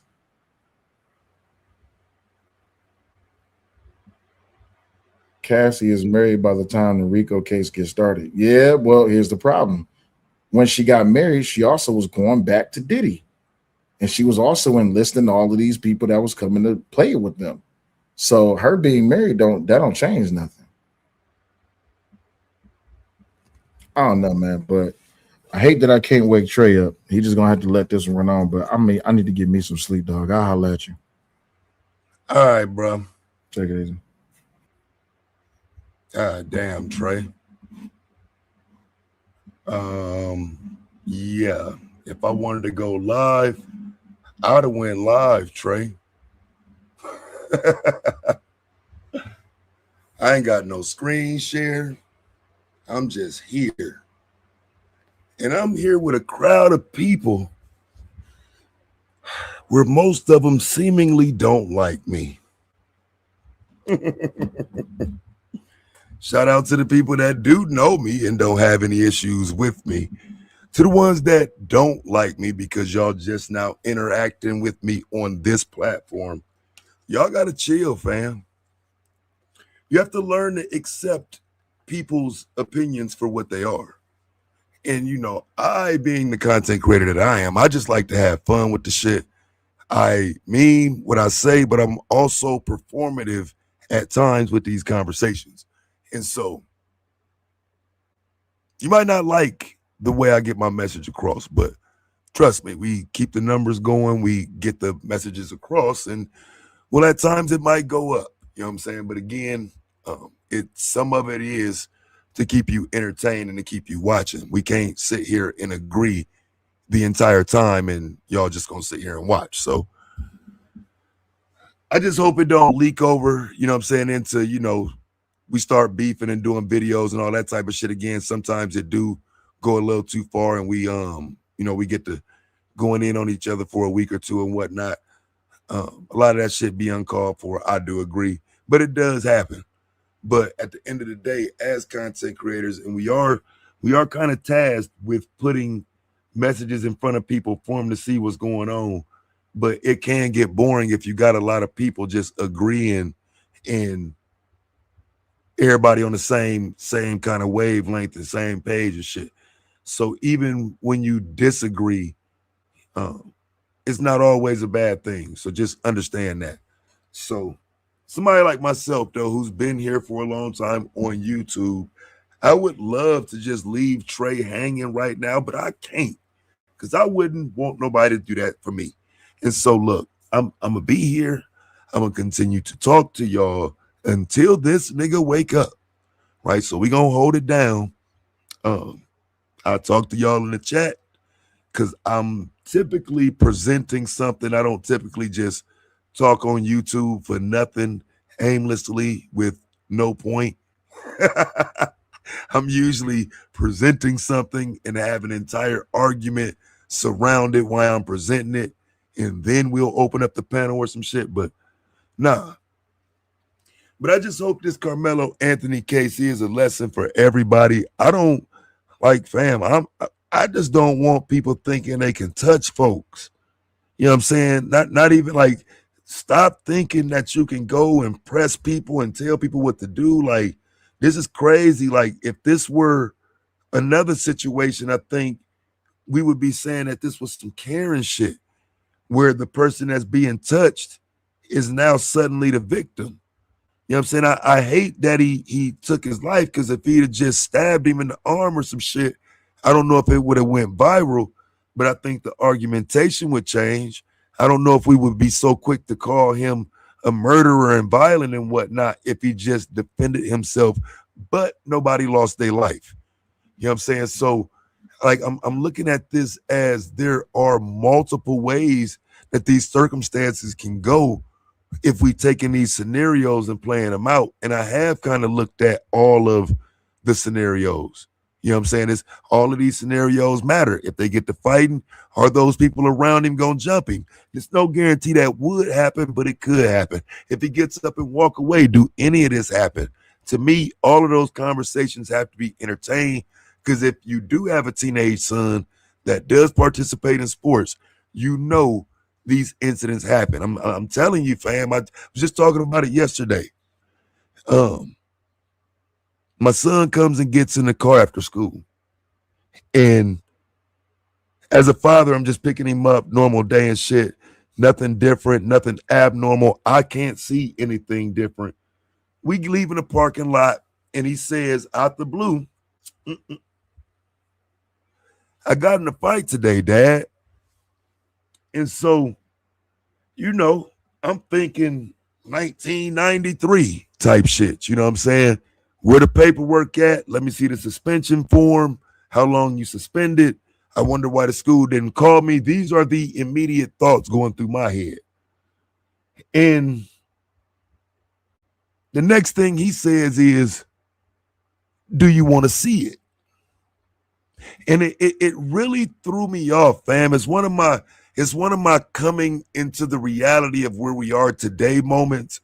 This is like 2016. You know what I'm saying? It's, like literally coming to the understanding of where we are. He literally says, do you want to see it? And it's like, what do you mean? It's like it didn't even register. And he's like, I got it right here on the phone.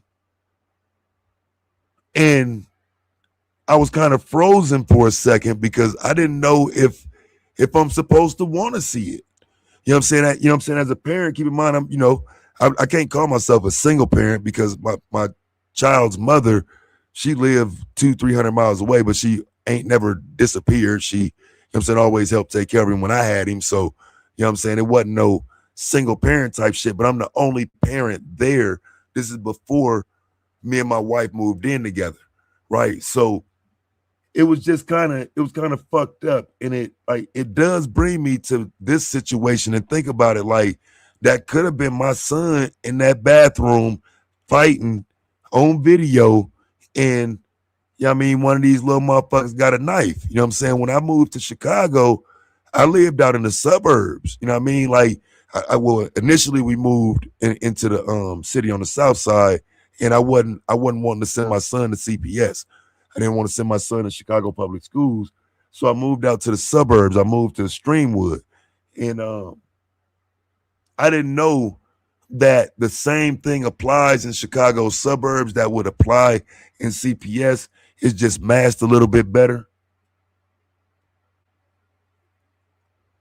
And by that I mean, them gangs and shit, they are in those schools out there in the Chicago suburbs too. People think that, we talking about Lil Durk and Lemron, King Von, and, you know what I'm saying, all of that shit all the time. But out in the suburbs, Palatine, Arlington Heights, all of these suburbs that's right there in the northwest suburbs especially, they got them Latin King gangs out there, other little gangs that, they kind of in them school systems and shit.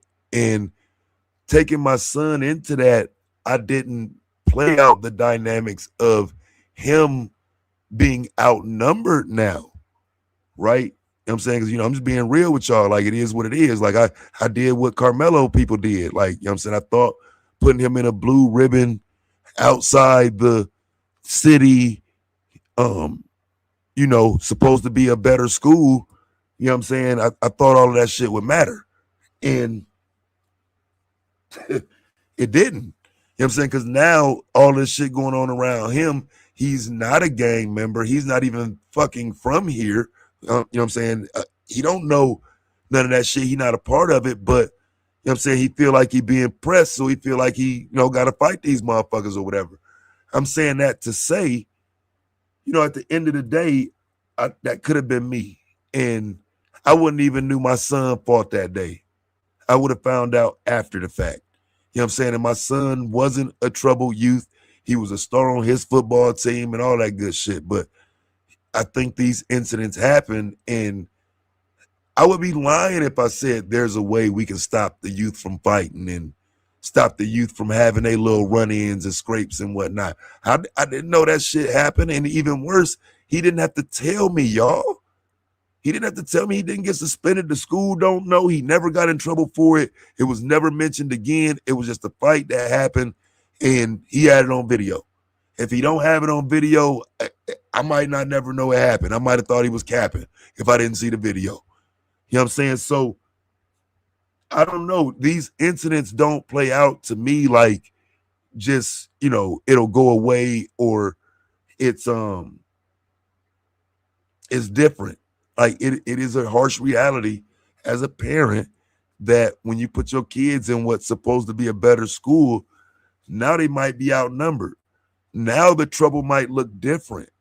Now the reasons that they fight ain't because of some hood shit, it's some suburb shit. And there is no proper argumentation for better school if your child is outnumbered. I just think it's the natural way of things, and they're a new student. I think you can sometimes go in and end up being cool with everybody and everything's great, because by the time my son got to his junior year, they wanted him to stay. You know what I'm saying? He left and went back to live with his mom so he could play football on the local football team that I grew up playing on. So he left Chicago and went back there, right? But they didn't want him to leave. You know what I'm saying? By the time he's in 11th grade, it's like, damn, you gonna leave us hanging like this? Like, you know what I'm saying? He done got put on the varsity team. You know what I'm saying? He 10th grade shining, and they want him to play JV. You know what I'm saying? That 10th grade year and play varsity the next 2 years. They don't want him to leave. You know what I mean? But initially, you know what I'm saying? He didn't like it. It was kind of, ain't no black kids here. This is crazy. Like, he didn't grow up around all white kids. And so, you put them in these situations thinking they're going to be better, and it's not always going to be better. Sometimes you put them in an environment where they won't fit in, no matter what. You know what I'm saying? Even if you just going over there to the tent to say what's good to somebody you ain't seen and thinking you cool, now you do have to get up and leave because motherfuckers starting shit with you. Like, I'm acknowledging that, and I'm saying that's not okay. And so when people don't want to say that you shouldn't be walking up, you shouldn't be bullying, you shouldn't be bothering other kids, when that's not even part of the conversation, then yeah, fam, I'm willing to ignore that too. You see what I'm saying? And that's where I say where it comes to being hyperbolic as a content creator and being willing to acknowledge all of the points and all of the things that could happen. But once people start saying crazy shit, then that's when you start getting the crazy response.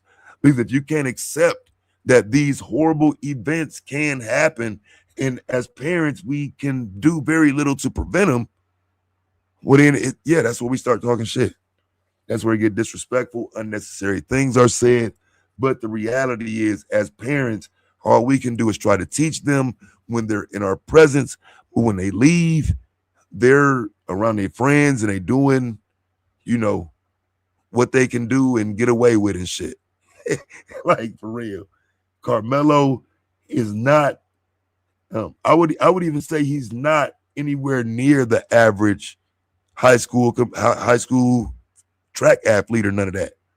Like, he had a 3.7. He was in a different type of school, different type of environment. Like, he shouldn't have been in that environment. And that's that. That shit don't work for all kids. You know what I'm saying? I do think some kids could have thrived in that environment and would have got up and walked away. But some kids are not going to walk away when challenged by another kid. And I do think it's hard to teach your kids to walk away when they're challenged by another kid. Like, you can try. And it's a lot of do-gooders on the internet who use the internet to make it seem like their parenting is superior, but I doubt it. I mean, I am the content creator who can put my children's records up and show you graduations and whatnot. I don't have an issue with these things. I think the people who think they can talk shit to me do, though. I think the people who can look at me and say, well, I don't like what he's saying, he must be dumb. They don't understand that sometimes that maybe it's experience speaking, and because you pussy and you've been on the porch your entire life and you ain't never seen a fucking thing, you're judging from no experience. I'm not. Like, I've been in situations in school myself. My children have been in situations in school. I talk about shit with children in school. There's data to say that Black children have a worse experience in schools than any other children. I don't know why y'all would want me to ignore all the data. All the data says that Carmelo would be put in a situation like that by some white kids. It seems nobody wants to hold those ideologies that create an Austin Metcalf. They don't want to hold those under the microscope. We can talk about Carmelo forever, but at some point we would need to talk about how Austin Metcalf gets in front of Carmelo, or why this group of teens thinks it's okay to forcefully or physically remove another team. That's not sportsmanship. That's not what we should be teaching teenagers in regard to how sports should be viewed in a high school setting.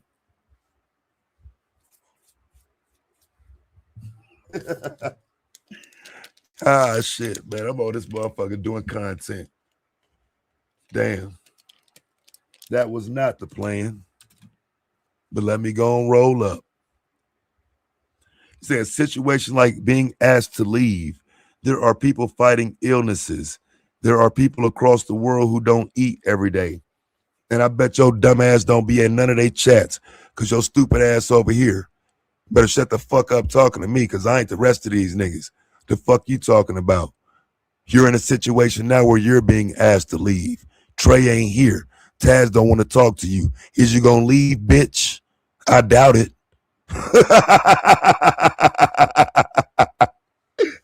See how this works? Now you're being asked to leave. Is you gonna leave? Is your stupid ass gonna leave? Probably not, because I'm not a threat to you. But if I were standing in front of you, would you leave, or would you feel the need to defend yourself? Well, I think you would defend yourself. I think you would pull out your bang bang and get me up out the way, because I ain't got no business standing over you. And this is a woman. A woman. Yeah, you leave. You're a woman. I'd expect you to leave. But I'm saying you ain't gotta leave, though. If a nigga standing in your face talking to you and you sitting down, you ain't gotta leave. You can leave if you want to, but you don't have to. And I think that's the problem. People are talking about what they want to do with themselves, but they're not talking about the law. The law says you ain't got to leave. The law says you can sit there. The way you can sit there in this chat, the law supports you. You can sit there if you want to. The same way I can't do a motherfucking thing to make you leave. They couldn't make Carmelo leave that track. And if you understood that concept, you would understand then why it was perfectly fine for Carmelo to defend himself when some white boy gets the balls to roll up on him and push him. You can't be out here pushing people. Would you push me? It's crazy. What does the law say about him stabbing him? You have to understand here that there's an interpretation of the law that you're not willing to accept that I am, right? The law says that Carmelo didn't have to leave. That's the law that you won't deal with, that I'm presenting, and I understand why. I understand why all of the argumentation with Taz surrounds he just had to leave. Well, he didn't. That he literally, legally had the right to be there. You said that's what he was prosecuted for, stabbing someone. Yes, someone walked up on him, came up, pushed him. The same way y'all would want to think that, you can push me around, right? Because unlike these YouTube panels, you can't bounty Carmelo out of the stands. You see what I'm saying? You can't just make Carmelo disappear, right? You can't bounty him away. So you have to actually deal with the fact that he was there. Now, I know y'all used to paying bounties and seeing a person disappearing. Voila, it don't matter if you want to be here or not. We don't want you here. You're gone, right? That's your mentality. You have a YouTube chat person mentality, and I understand why you're in a YouTube chat. I don't expect you to think outside of the YouTube chat mentality you're operating within, but I do expect you to understand when I'm showing you that you have a YouTube chat mentality. He don't have to leave. Texas Stand Your Ground law says you don't have to leave. I don't understand what's going on here. Crazy. I tell you what, some people try to run up and make me leave. I ain't going nowhere. Adam Warblock Peacemaker says you're a YouTube panel talker. To an extent. What's your point? What's your point? I mean, I want you to understand, like, you here listening, though.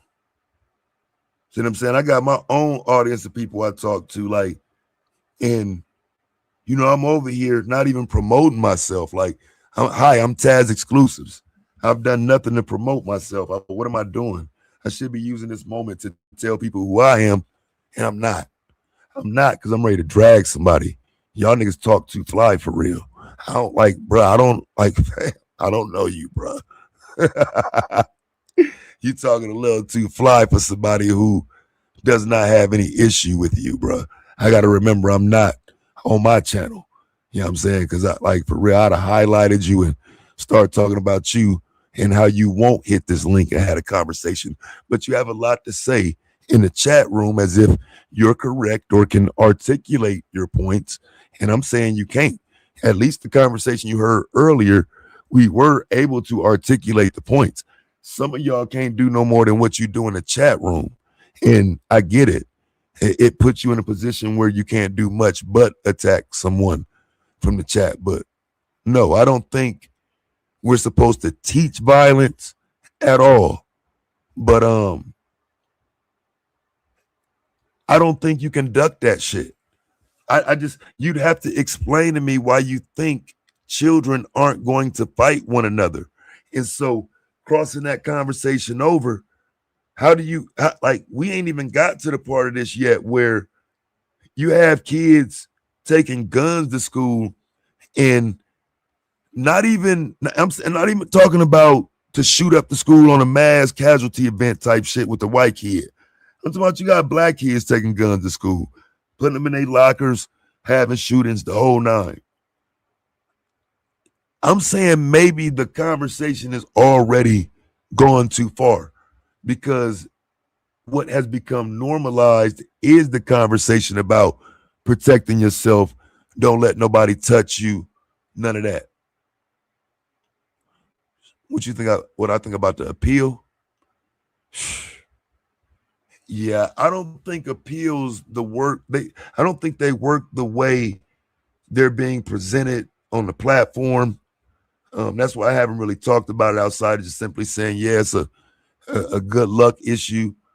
I really think the attorney did the bare minimum to not get the case appealed. That was kind of the argument I made on my stream this morning, was that the defense lawyers did enough in their defense of in their defense of the case to prevent an appeal from working, because I just don't think they left it blatant.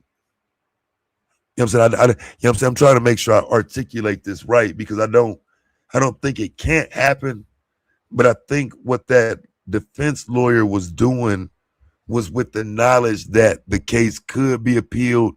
And I think he was trying to make sure he covered certain layers of that conversation about an appeal by cross-examining, but not, like I told him earlier, poking holes in it. You know what I'm saying? That you didn't do anything to poke holes in the argument.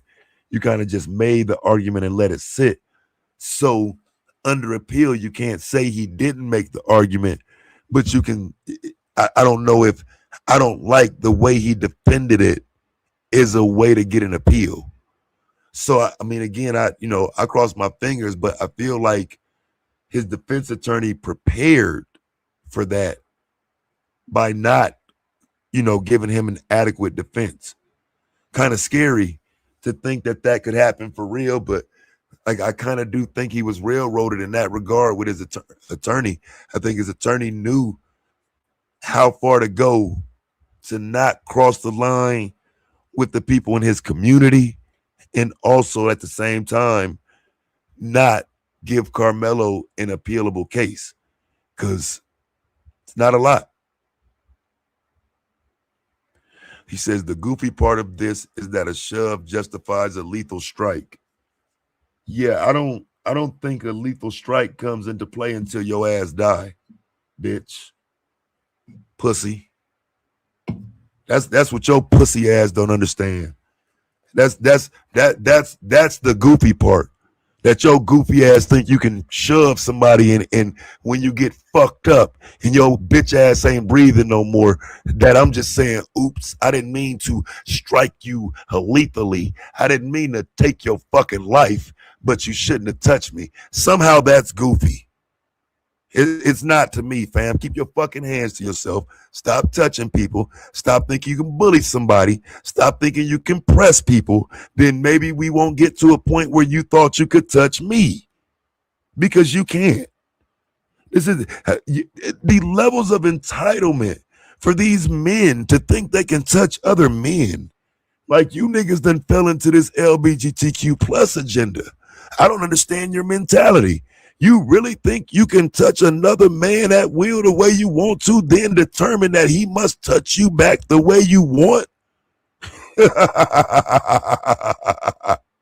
Goofy ass bitch. Wrong person, nigga. Like I say, man, at the end of the day, I understand, man, you probably white. You know what I'm saying?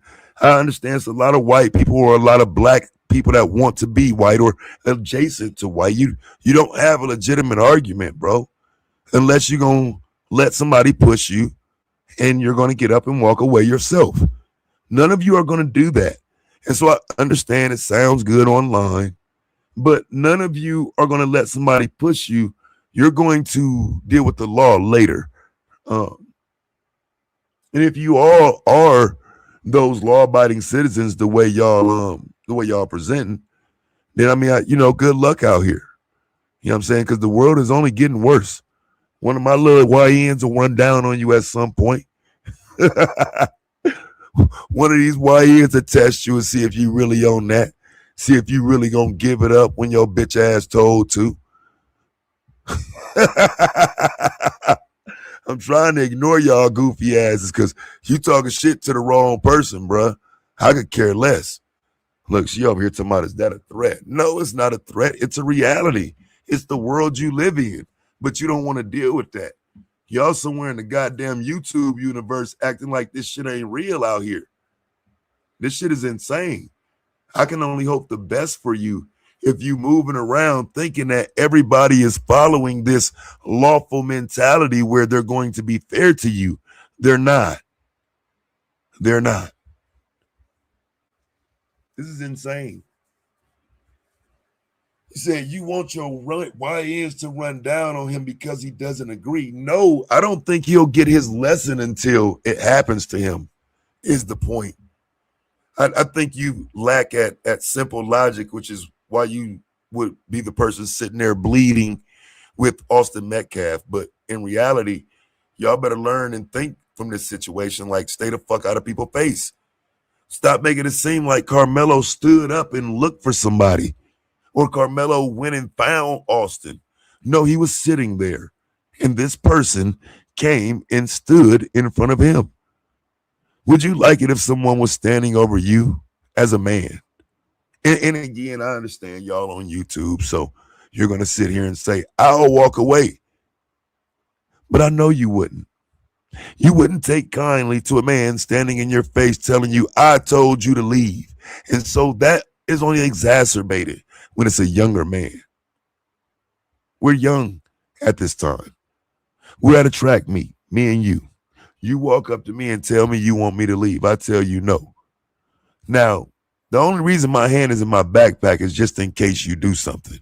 You telling me that I'm provoking you, but technically you're provoking me because I would not have my hand in my backpack if you weren't standing over me. And because it's so many of you. Because I don't know what the Memorial High School team is going to do once I stab you. Now I got to be prepared to stab everybody. So I would fight you if it was just me and you, but it's not. If I get to fighting you, they might all join in. So what do? If one of them touch me, I can only assume that they're going to jump me.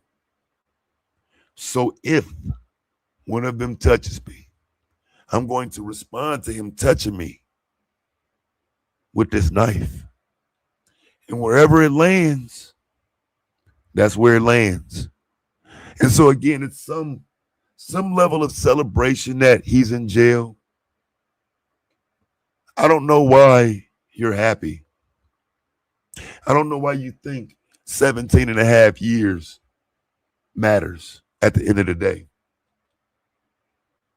He won't even be 40 by the time he gets paroled. He will get to see some of his life.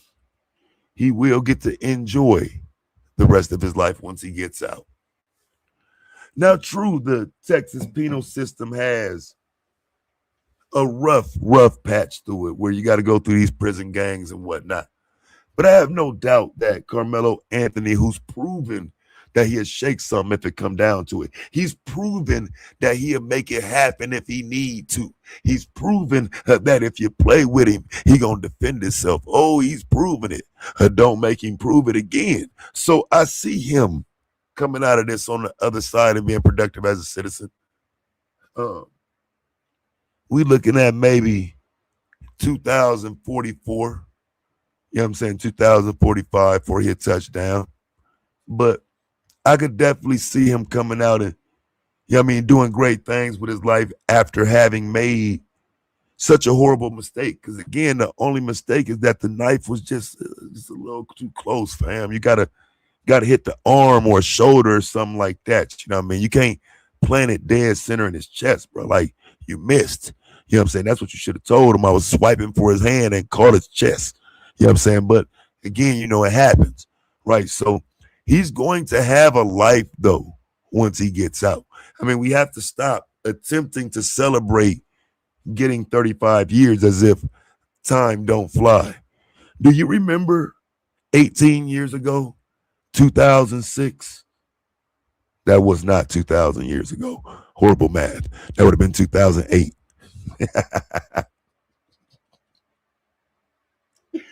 I'm just saying, though. But do you remember? Because I do. And it's not that long ago.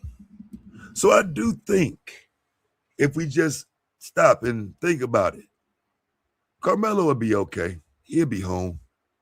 I don't think there's a concern there. You know, I'm just debating and having a conversation with y'all, but he'll be home. Like, I mean, don't you realize that he'll be up there playing baseball, reading books, smoking weed, kicking it with niggas on the yard?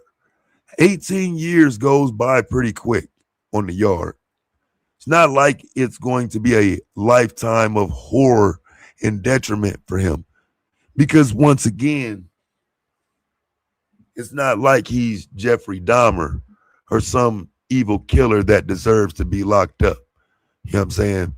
He will be home. You know what I mean? While y'all thinking y'all got one and you won some, you didn't.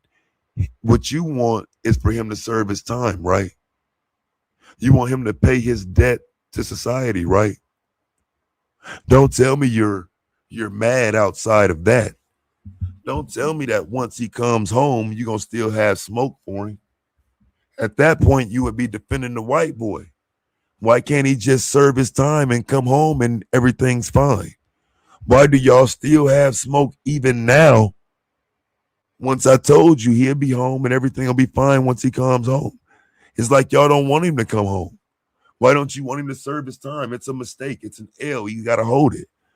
But once he come home, does he get to put this behind him? Or does he have to deal with weirdos like people in this chat who will forever follow him like, you killed that white boy? You know what I'm saying? Because again, I wouldn't expect anything less from someone named Adam. You know what I'm saying? Adam 21 or 23, maybe even 22. He'll be home, fam. And that's what we should be happy about, you know? We should be happy about not just the prospects of him coming home, but the fact that he'll be coming home. He's young. He could carry out that entire 35-year sentence and still come home. I think that's impressive in terms of how the system works. That he could truly serve his time and do exactly what it is that y'all want him to do and still have his opportunity at life yet again. I think y'all got to be aware of that you don't really get anything out of it. Just a few years to go read some books, grow your hair, play baseball. You know what I'm saying? Before you know it, then 18 years will be up and he'll be back home with a fresh start. The question is, will y'all coons still be trying to hold him accountable? Will y'all coons still be sitting on panels like, damn, Carmelo Anthony coming home? I wish they'd keep him. I wish they wouldn't even let him out, right? He'd have served 19 years, and you're going to have these coons sitting around, crying and whining, that he even finna come home after serving his time. I'm just trying to make sure y'all standing on principles. Because if not, what are you standing on? You wanted him to get locked up? You want him to get his time? I'm actually agreeing with you now. I am actually agreeing with you now. He got his time. He did it. It's over. We have to move on. Move on to a time where he comes home to a celebration from the Black community, because he does have a hat. He does have a hat under his belt, no matter how y'all look at it. And again, he can come right on here, do some content about the hat he caught. And I don't think he has to do content the way y'all would want him to. He can come on and do content just like Charleston White, another one who has a white hat.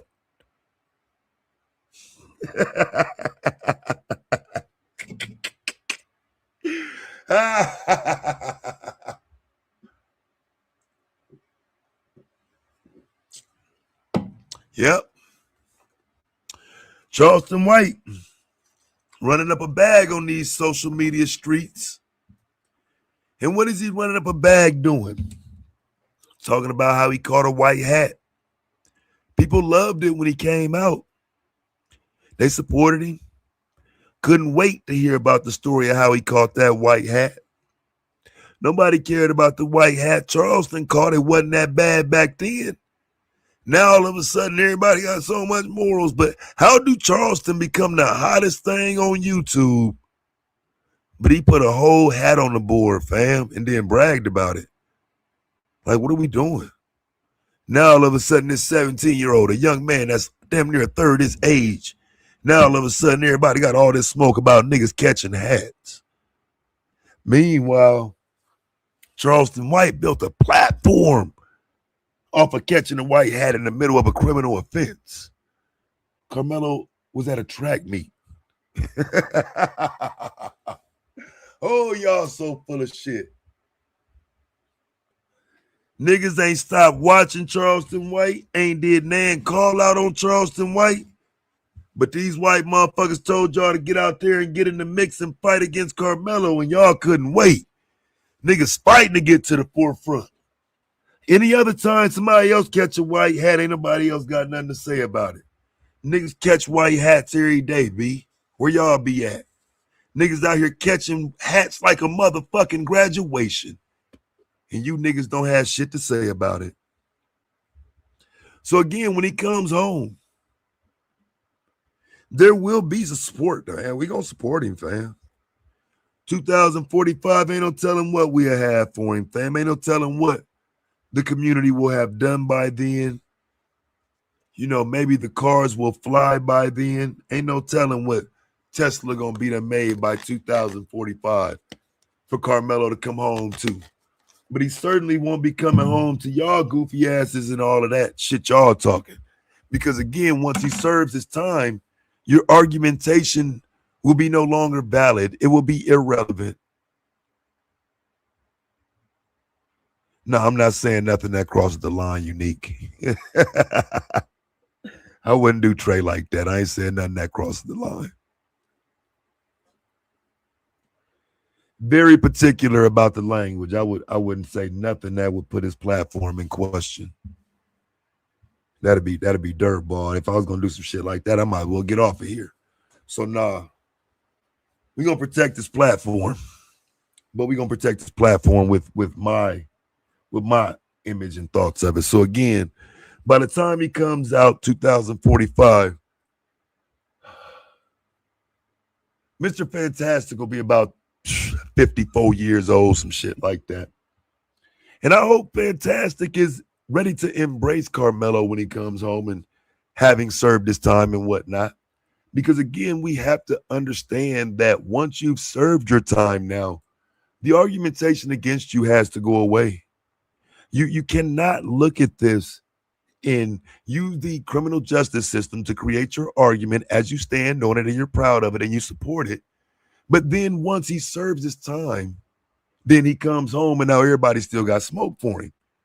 know what I'm saying? Again, he gotta hold his L, but again, once them 18, 19 up, I do believe is, you have to come out and people should be able to allow that to be what it was. He served his time, he did the crime.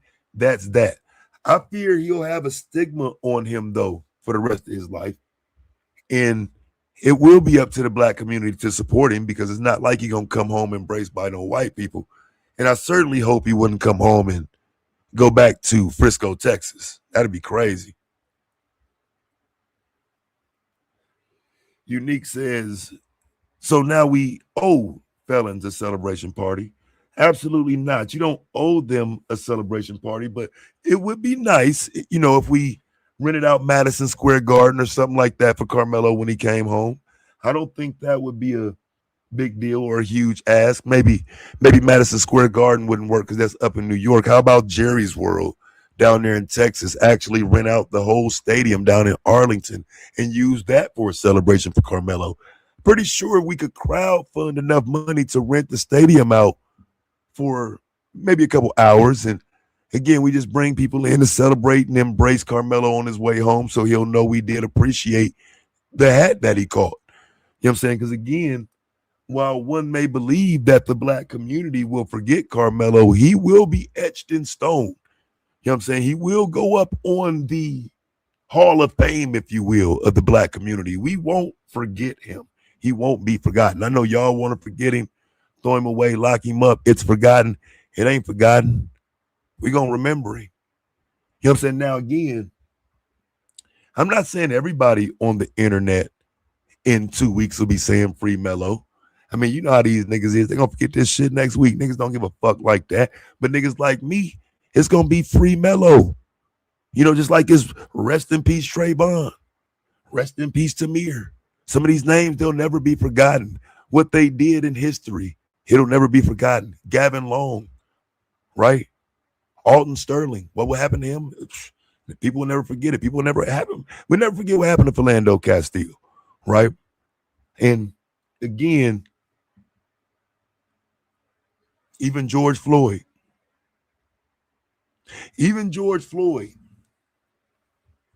Some names you just don't forget.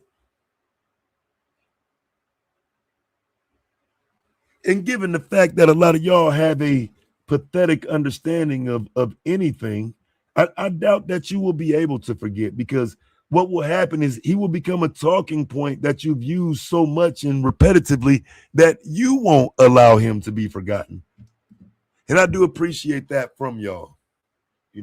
I appreciate your willingness to carry on the name of George Floyd, of Eric Garner, of Sandra Bland. I appreciate y'all. Even though you think you're undermining us every time you try to diminish it. It's not going anywhere, fam. We're going to be here in this fight against bullies, because that's what this is. This is a fight against bullying. Austin Metcalf was a bully. And this is a story where the bully got what bullies get, but people just happen to like the bully. They painted the bully in glitter, in pink, put a whole bunch of unicorns around him, and made the bully look real good. They put the bully in a position where the bully would not be judged as a bully. So while we're looking at an incident of bullying, what the prosecution had to do was deflect from the awful, horrible fact of bullying and skip over to the response to bullying. Because bullying has a response, right? Bullying has had a response since we were kids. We all know the response to bullying, but suddenly, in this case, don't nobody know what happened to bullies. See, again, Austin being a bully, and that part of the story not being important to lay out is why we're here now. People think that Austin Metcalf was some innocent party when really he's the ultimate bully.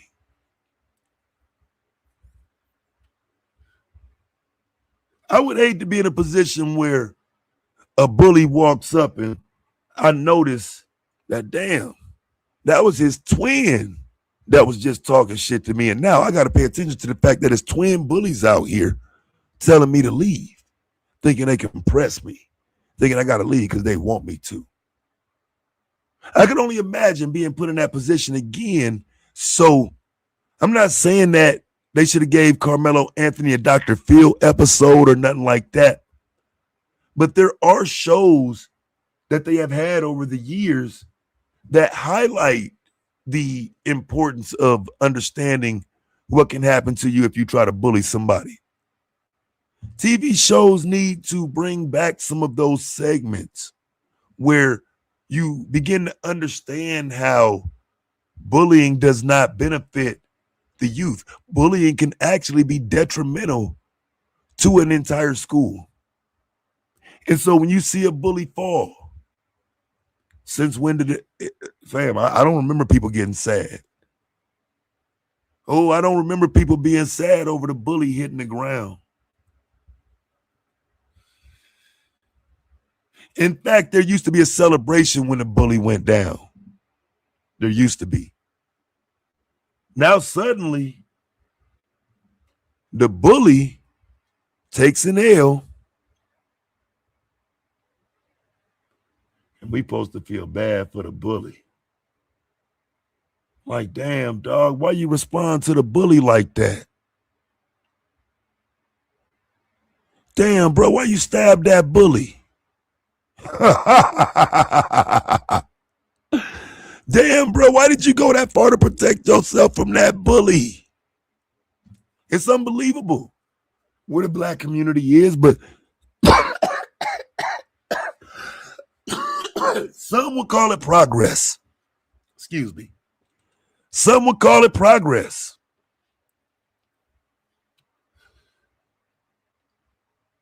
I would say the community is moving backwards. Fantastic. He says, what about black bullies? What about them? They weren't present that day. Now just think about this, Fantastic. If we had black bullies that there that day, you wouldn't have had no white boys pressing up on Carmelo. This is why we need black bullies. Now let me quit. I ain't gonna do that. But nah, it would have been great to have some black bullies there that day. I'm not trying to deflect and say black kids don't bully. I think all bullying is bad. And I think this is an example of what can happen if you try to bully somebody.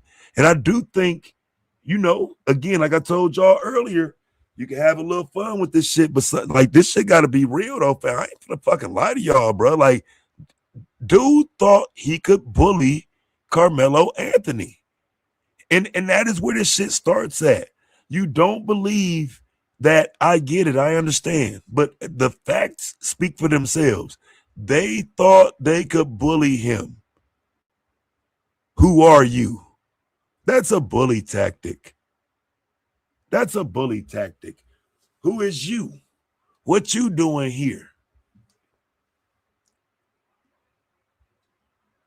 Yes, this case boils down to the fact that black people can still be bullied in the state of Texas. Boils down to the fact that black people do not get the right to stand their ground, that a jury cannot infer that a black person is standing their ground, and that when a black person stands their ground, it's even black people who won't even support them. Crazy. There was a time in this country when there was a bunch of white people chasing black people through fields and trying their best to make black people feel like they ain't shit, to diminish us at will. And we're not there anymore. Right? You don't have to accept that. And that's all I'm saying. Like, I don't know why so many black people are rejecting just the simple understanding that we're not in a place where white people with no authority can tell us what to do. Now, if this is a police officer, if this is a teacher, then yeah.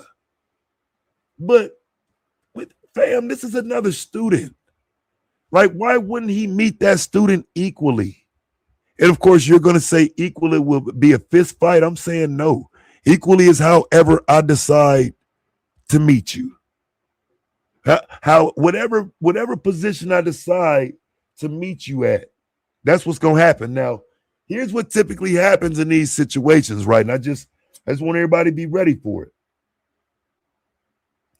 A similar situation is going to happen in the next 6 months. Mark my words. I promise you. Something to this effect is going to happen in the next 6 months where you will see the same people today saying this about Carmelo. When it's time for them to say this shit about a white motherfucker, they're not going to say it. Just understand that. Because it's easy to say, bury him, throw him in the jail. He's supposed to be locked up. But when it's time for them to say the same shit about a white motherfucker, they get to making excuses and shit. And I understand, again, people have created their fan bases and whatnot. But Taz is always right. That hashtag Taz was right. Others use it now, but that Taz is always right. So the difference is going to be y'all ain't going to talk about that shit when some niggas go to press a white boy and the white boy kills a black man. You're going to talk about the culture. You're going to say it with the culture. Black culture. That, that's the go-to, right? Black culture made him do it. It's sad. But fam, it won't be long. It happens every time.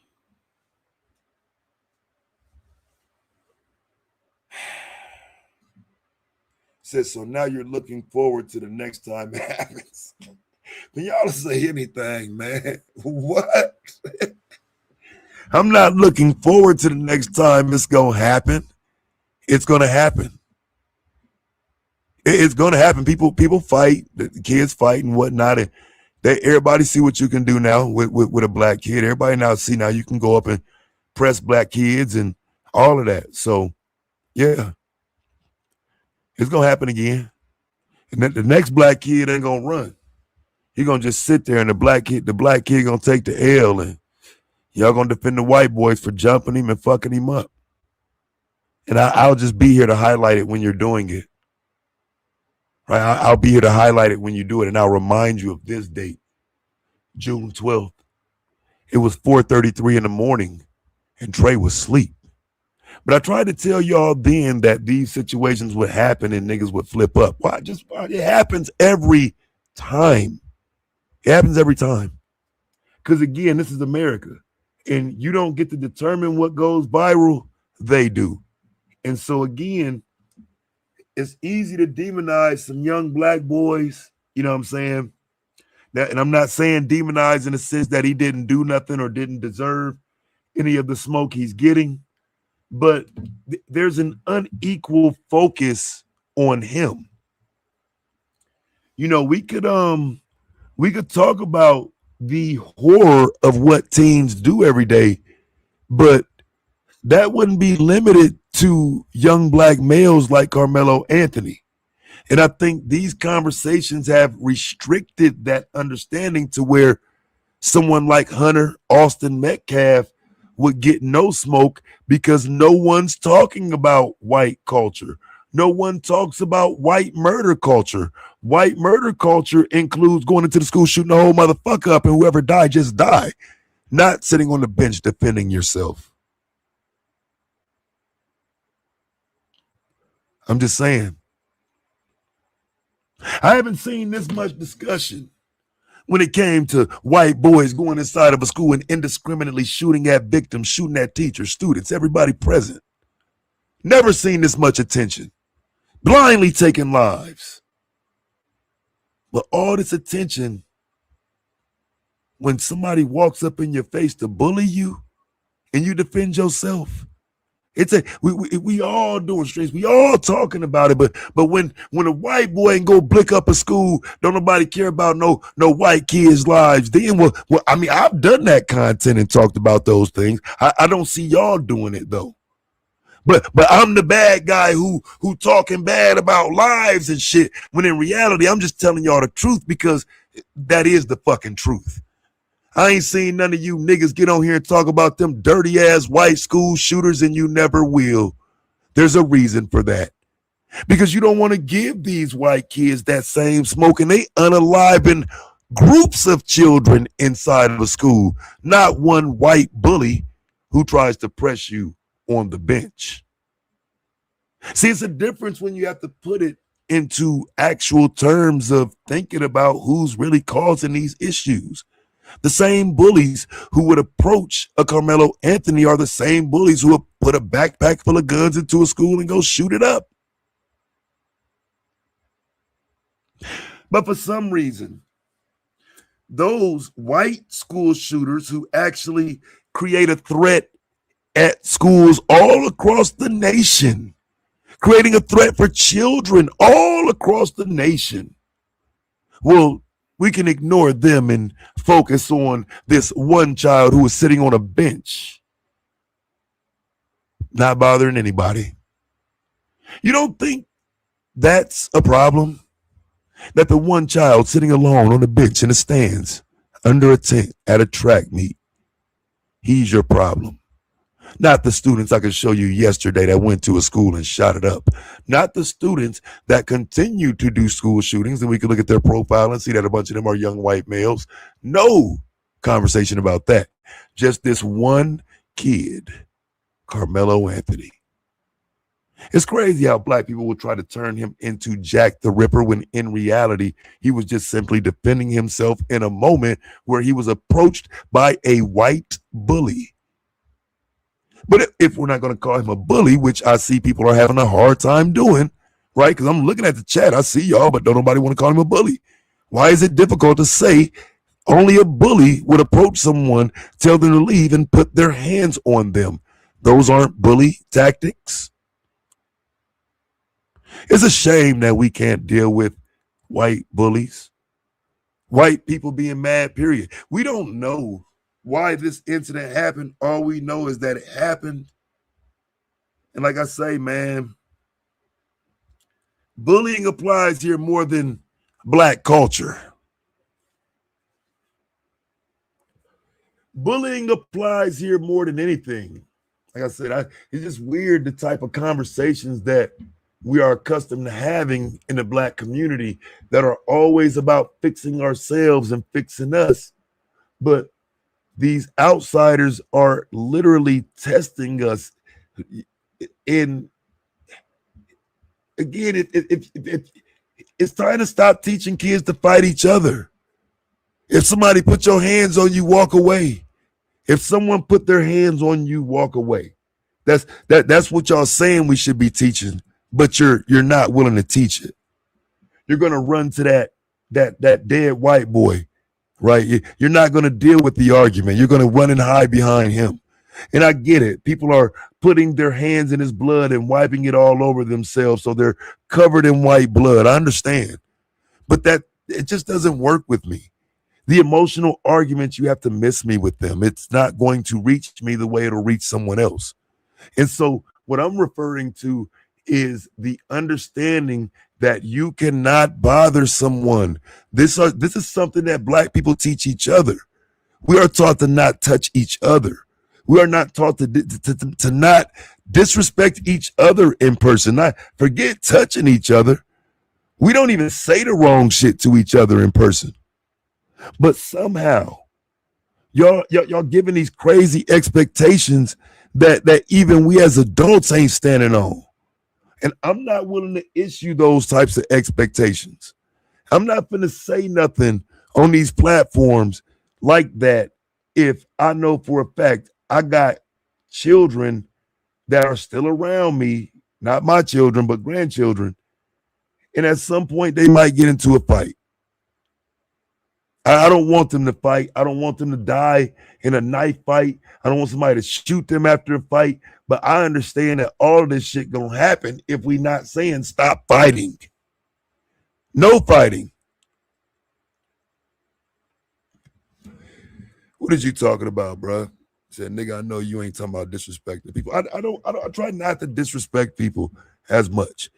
But again, what happens is, you get into these different situations where you don't know what it is, right? And for example, in Carmelo's situation, he didn't know what it was. I mean, a white boy walk up in your face, fam, you don't know what that is. It's a bunch of white boys around. He ain't got his peoples with him. I just don't know if that means a fair one-on-one fade. Like I said, I'm not being obtuse. I've given every argument y'all made. I've given credence to it if it's legit. And I do think it's legit to say, yeah, you can fight him.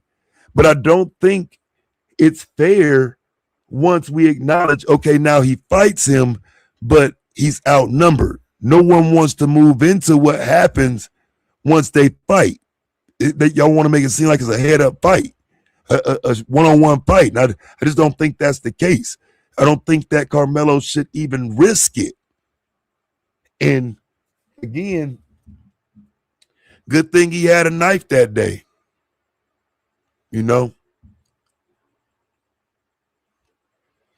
Mr. Fantastic says, I had it. I whooped 2 white boys and made 1 run.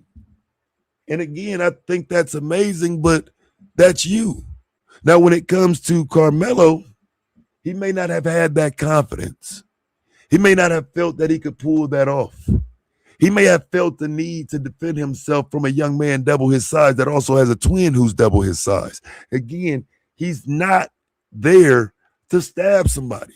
This is crazy that the argument has been positioned to where young black men are running around with knives wanting to stab people.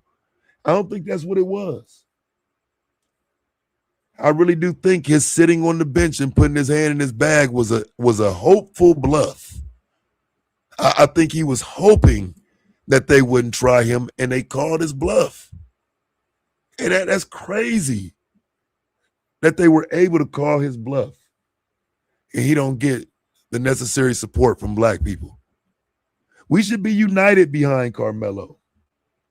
We should be supportive as a unit of not Carmelo's actions per se, but the willingness to take action when action has been taken against you. Now, maybe again, you don't like the type of action it was, but it is in fact action. And this is what I'm saying. If you're fine with fighting, I don't understand how you're not fine with just stabbing that motherfucker. Because again, he's outnumbered. There's no reason he should believe that these people are going to give him the benefit of the doubt of a head-up fade. I wouldn't believe it. I wouldn't trust it. So, yeah. You got to serve that time, man. Again, if he'd have just aimed 6 inches to the left, to the right, or even a little bit lower, right? Because I just wish he wouldn't have killed him. If he could have left him alive, but just left him with a gaping knife wound, he wouldn't be looking at all that time. He just hit him in the right place. You know what I mean? And unfortunately for his family, because not for me, he didn't make it. But it would have been better if he'd have caught his arm. You know what I mean? Caught a little bit of his shoulder. You know what I'm saying? Gashed him up a little bit. You know what I'm saying? Just let it be known not to play with me. You know what I'm saying? That would have been a better outcome. But when you bullying somebody, you're not going to get the desired outcome. And this is what Austin and his family and his supporters like y'all have to understand. There's no way that these white boys can continue to move around feeling like they can just walk up and push a young black man. I support him for that reason alone. The fact that you think you can just walk up and push somebody. I ain't going. All right. It's crazy that you would think I'm bullshitting you, but you don't feel like it's some bullshit that, again, these white boys approach the young man that's sitting down and people are telling you that the person that is sitting down provoked it. Fam, I'm not trolling at all when I say that. If I'm sitting down and you're standing over me, telling me what I'm supposed to be doing, pushing me on the shoulder, you are bullying me, bruh. Like, I'm not no fucking Karen. I'm just being honest with you. I'm giving you the scenario. I'm sitting, you're standing, you're telling me to leave, you pushing me on the shoulder. You're bullying me, bruh. This is crazy. Only a young black man could be accused of bullying while sitting down and somebody hit him. That's crazy. Only a young black man could be accused of provoking it, sitting down. Jeez.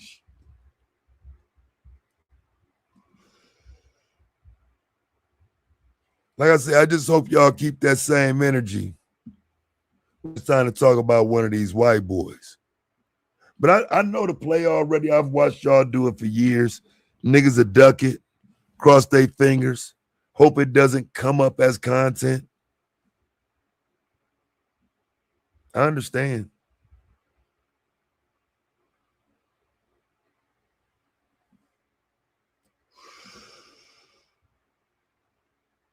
I say anything to protect the white boys.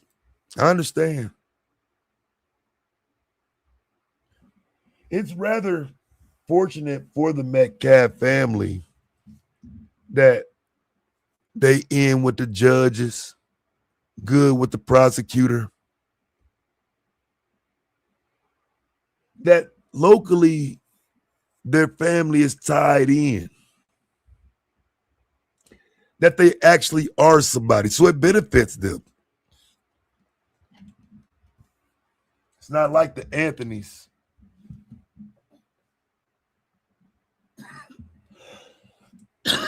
They ain't from there. From out of town. They would never be viewed as the same. Not within local politics. You know, some of this stuff is, the rabbit hole runs deep. And you could truly get conspiratorial. I've just not done it in this case because a lot of it does hinge on the poor, inadequate defense. Goofy ass Studio Mansion says you're making Carmelo look weak.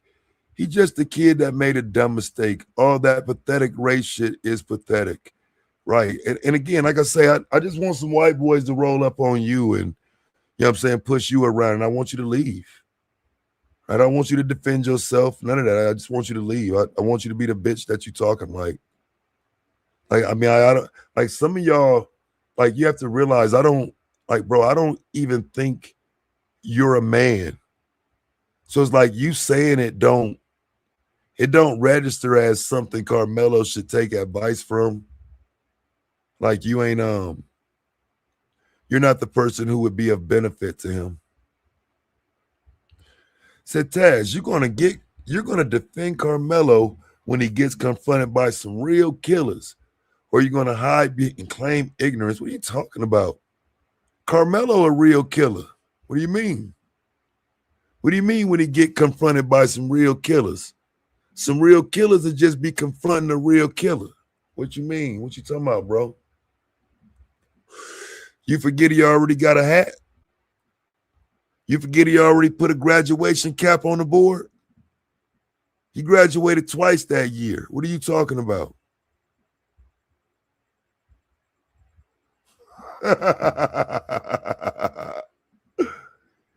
If he get confronted by some killers, I don't know why he wouldn't do what he need to do. I'm confused on that one, fam. You lost me on that one, though, for real.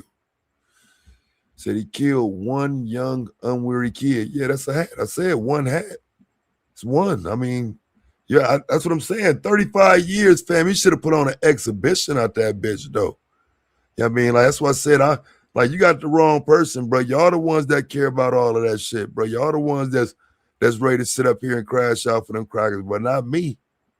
Like if you gonna sit up here and keep threatening me and talk to me crazy and put your hands on me and whatnot, and I'm gonna get 35 years for my actions. Yeah. He's supposed to turn that shit into Crystal Lake.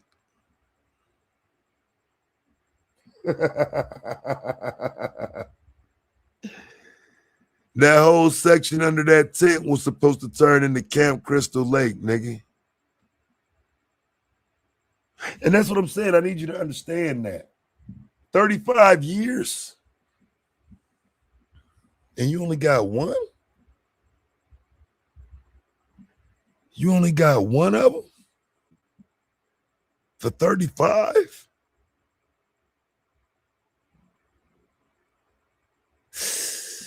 I don't know, fam. Y'all do realize people done did drive-bys and shot people up and killed whole families and shit and did less than 35 years. They out of prison now, living. Y'all do realize that, right? 35, he could have did a little bit more. That way the sentence wouldn't feel off.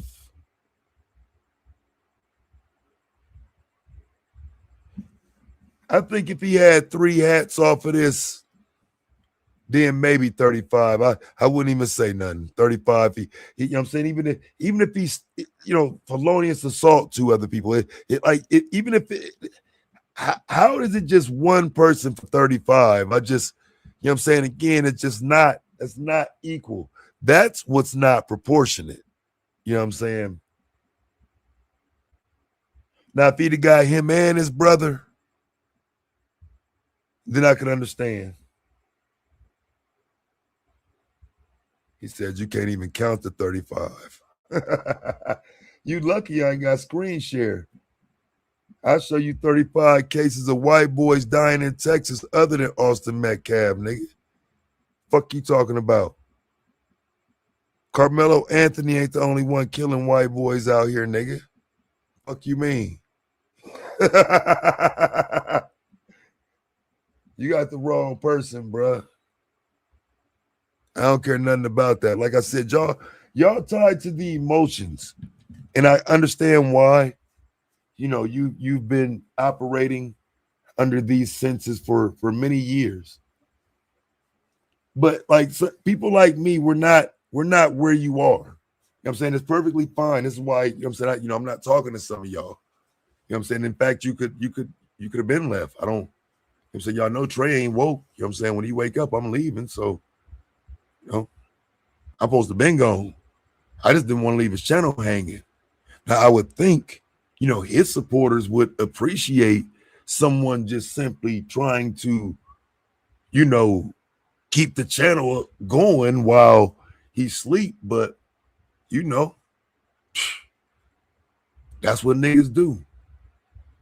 Yeah, everybody got up out of here, fam. They got up out of here. I know usually I wake up and it's lit about this time, but not tonight. Not tonight. Seems everybody on the opposite side of this argument got a little sleepy, a little early, and had to hit the bed and leave all the chat nats to do the talking. He said, I have a feeling Taz talks to himself most of the time. No, Goofy, I got a whole wife in the other room, bitch. But if I showed your pussy ass some of these lonely niggas on YouTube who do talk to themselves most of the time, your pussy ass would retract that statement, fuck nigga. You wouldn't even call the bitch ass niggas out who lonely than a motherfucker on here. But you think you can weaponize that shit against me. That's what's wrong with you hoe ass niggas. And that's exactly why these tactics should not be attempted on Trey's channel. Don't bring down this man's channel with your remedial attempts to shoot shots at me, nigga. I've been around too long. And look at this studio mansion moron. Another fuck nigga that's been around for many, many years. But don't nobody fuck with you, though. You one of them type of niggas that has to send a super chat to be recognized. A true nobody. Fuck nigga. You know Just literally goes around the space, hopefully to be seen. Somebody look at me, hey, I'm here, and nobody cares. I understand completely why you don't like me, bitch. 67 IQ monkey. Wow. That's pretty sad. I think it's impressive that we're in a space where you're going to defend white people and say it's not about race while attempting to call people monkeys. It's pretty dumb. It's so low. It's almost comical. So easy to set Taz off, call this bullshit out, and he loses it. You can't call out nothing I say from a panel, bro. You'd actually have to get up here like these other people were, and you see where they went. You see they went to bed, right? The same way your bitch ass would too. You would go to bed too. The only reason you feel confident right now is because you're in the chat room and the direct response to me, you don't have to make one. It's easy to just sit up and say, oh, Taz is this, Taz is that, Taz. Nigga, do you know how long people have been in that shit? Imagine if I cared, Studio Mansion. I would have been going off of here. Oh, look at this shit right here. He said, I'm nice enough to not talk about what Minister Jap did with your wife. Oh, that bitch still got y'all running around saying that? Oh, that's crazy. A bitch decided to slander my wife and use another content creator. And look, y'all, it's a man repeating it. I told y'all these niggas be bitches. Now, what I need you to do is go over there and confirm with Minister Jap and see if you don't cuss your bitch ass out for playing with me and my wife, pussy. Pussy ass fuck nigga. That's we call you niggas hoes. Cause you follow bitches in the space who will tell you hoe ass niggas anything and you won't even go verify it. Go hop up on the panel and ask him. Go hop up on the panel and ask him and see how he responds to you. Niggas that respect me, see how they respond to you playing with my motherfucking name. Niggas that respect my wife, see how they respond to you playing with her name. But see, y'all use other people's chat rooms to spread gossip and rumors like bitches. It's nothing new. What's new about what y'all doing? Nothing. Which is why I gotta come over here and laugh at y'all. You're pathetic. It's insane. The levels y'all have to go to after you get shitted on. I've been shitting on niggas like Studio Mansion since I got on this platform. That's why niggas gonna try their best to say, Taz this, Taz that. Nigga, I've been shitting on you niggas for years and will continue to. Dumb nigga. It ain't a motherfucking thing you will ever be able to do with Taz intellectually. Which is why I understand. You're gonna start lying. Next, I'll have no teeth. Next, I'll be beating my wife. Next, I'll have mixed children that are babies that I just had. Anything. You say, breaking news, Carmelo rushed to the hospital. Apparently, inmates were using his booty hole like a flashlight all night. Wow.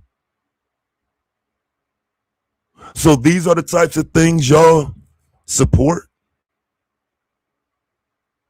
I mean, I get it, but pause. But I understand that for y'all, it's okay. I mean, a lot of you were Anton Daniels supporters at once, right? A lot of you were. So a lot of you are the Fleece Johnsons of the space, if you will. A lot of y'all came from Anton Daniels and Fight Club, and he did say this is the new Fight Club, right? So yeah, it wouldn't surprise me you Fleece Johnson ass niggas all over the place, nigga. You think I'm surprised? What you mean don't read it, nigga? What you mean don't read it, Fleece? Think this shit a joke, nigga? You talking shit to the best, nigga. I don't give a fuck, nigga. Fuck you talking about? Now you want me to read it. Nah, Fleece. That's what people in y'all chat, y'all in the chat with these motherfuckers. I don't see not one person saying, stop saying that. Don't say that. So when I acknowledge what y'all cool with in that chat, now you want to stop me. Nah, Fleece. Chill out. Chat room full of Fleece Johnson ass niggas. now niggas don't want you to say nothing. I get it. But maybe y'all should stop these people from saying those types of things about Carmelo in the first place. It shouldn't be okay to insinuate that something is happening to Carmelo. How is that okay? Like, why do y'all want that to be the case? Why wouldn't you just want him to go and serve his time? I'm not even talking to you, Ducky. It was somebody else that said it, but whatever. But no, it was somebody else that said it. It's sad though, man. Y'all want that man to go to prison and something bad to happen to him. I just hope he don't go in there and end up catching another hat. For real. You already seen what he had to do right here on the outside. You know, prison is not the safest place. So, you know what I mean? You put a young man in prison, he might have to do it, you know what I'm saying? He might have to do something again like that. You know what I mean? You never know. He might have to catch another hat. You know what I'm saying? Like, people on here talking about some weird shit. That was extra weird. And people should not feel confident coming in the chat room saying that. Like, that's crazy.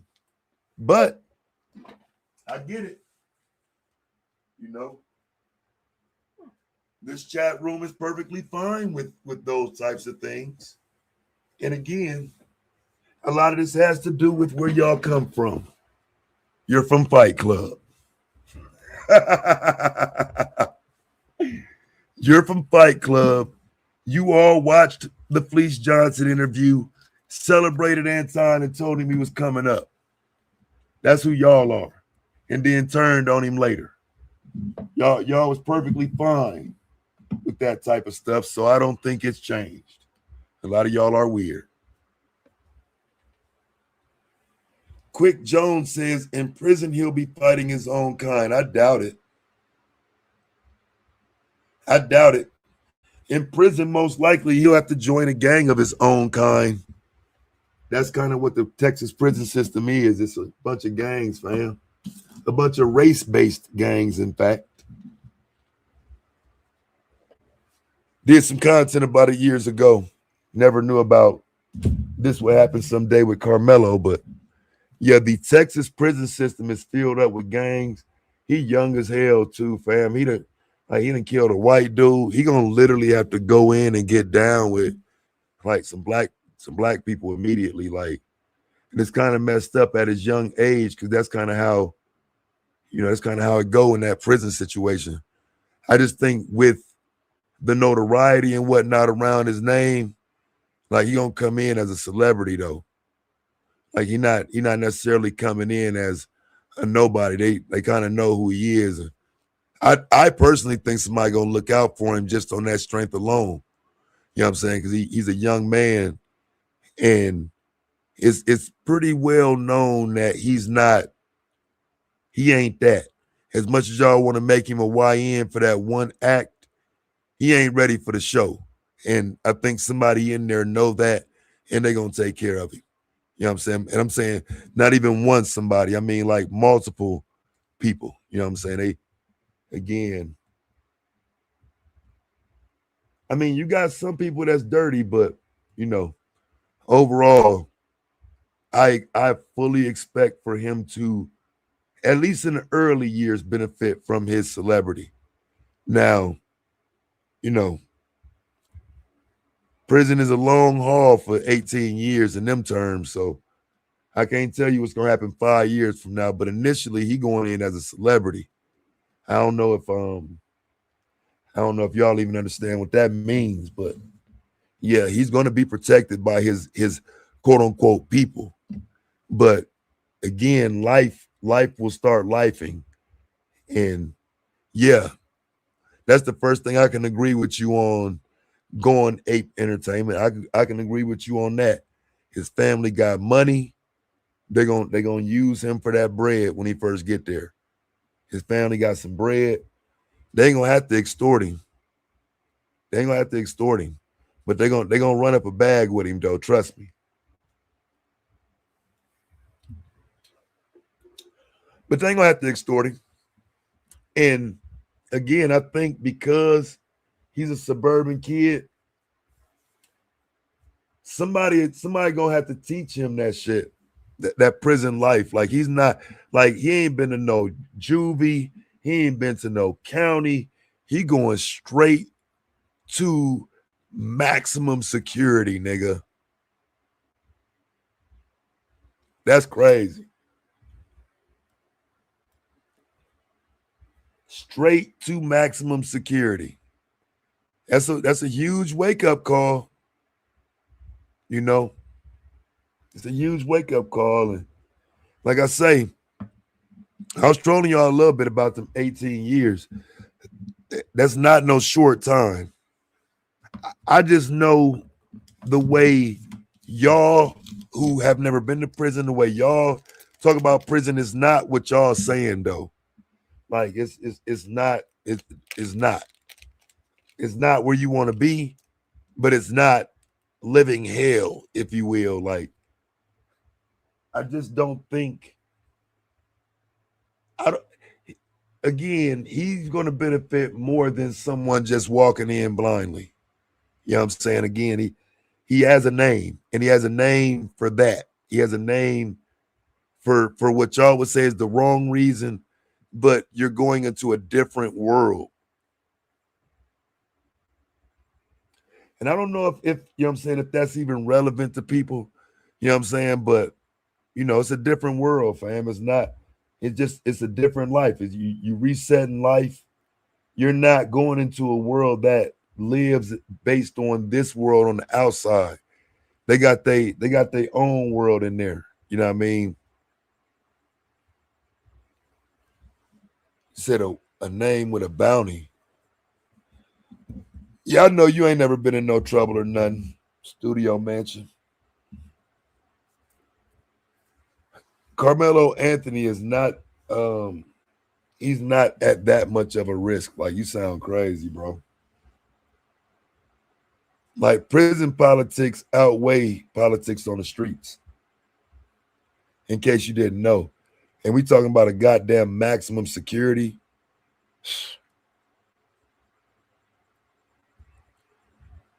Mm-hmm.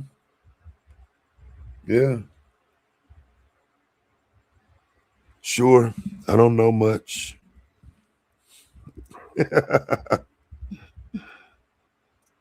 I have to catch myself right there. I almost said something.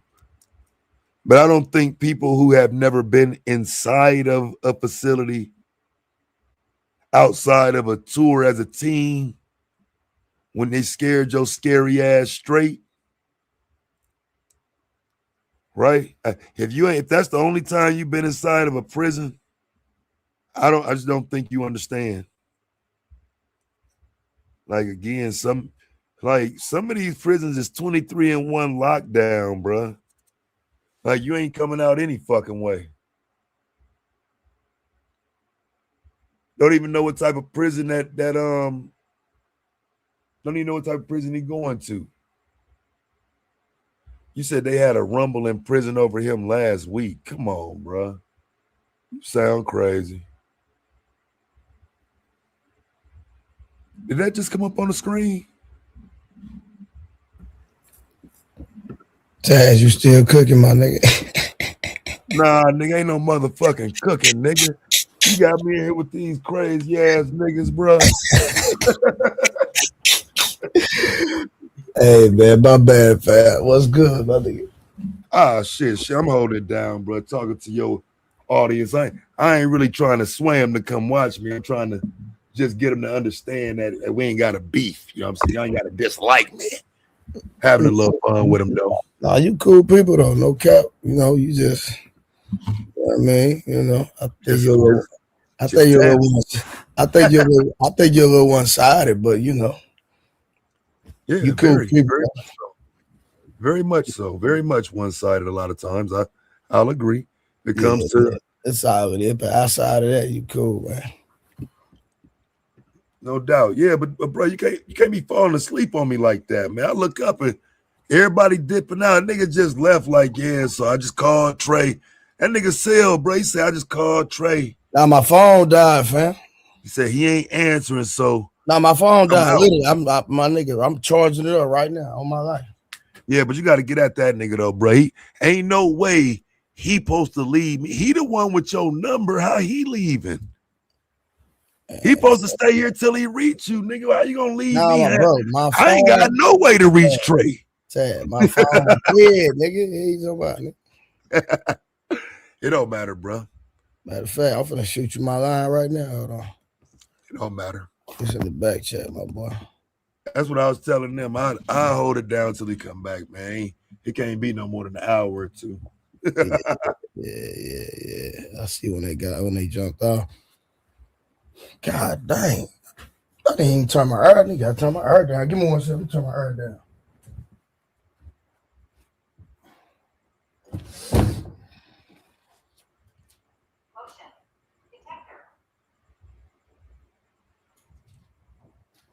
But yeah, let me see where we at. Who up next? Who's the next motherfucker? I can tell you don't know anything about the West Coast prison system, and that's sad because you're in Las Vegas. Fam, I'm not from the West Coast. I've never been in a West Coast prison. I'm in Las Vegas, but I ain't been in no prison, bro. Like what? Now, why is that sad? Why would I need to know about prisons in Nevada? Nigga, I don't plan on going to prison, bro. What are you talking about? I ain't got no plans of going to prison. You get that line though? Yeah, I got it.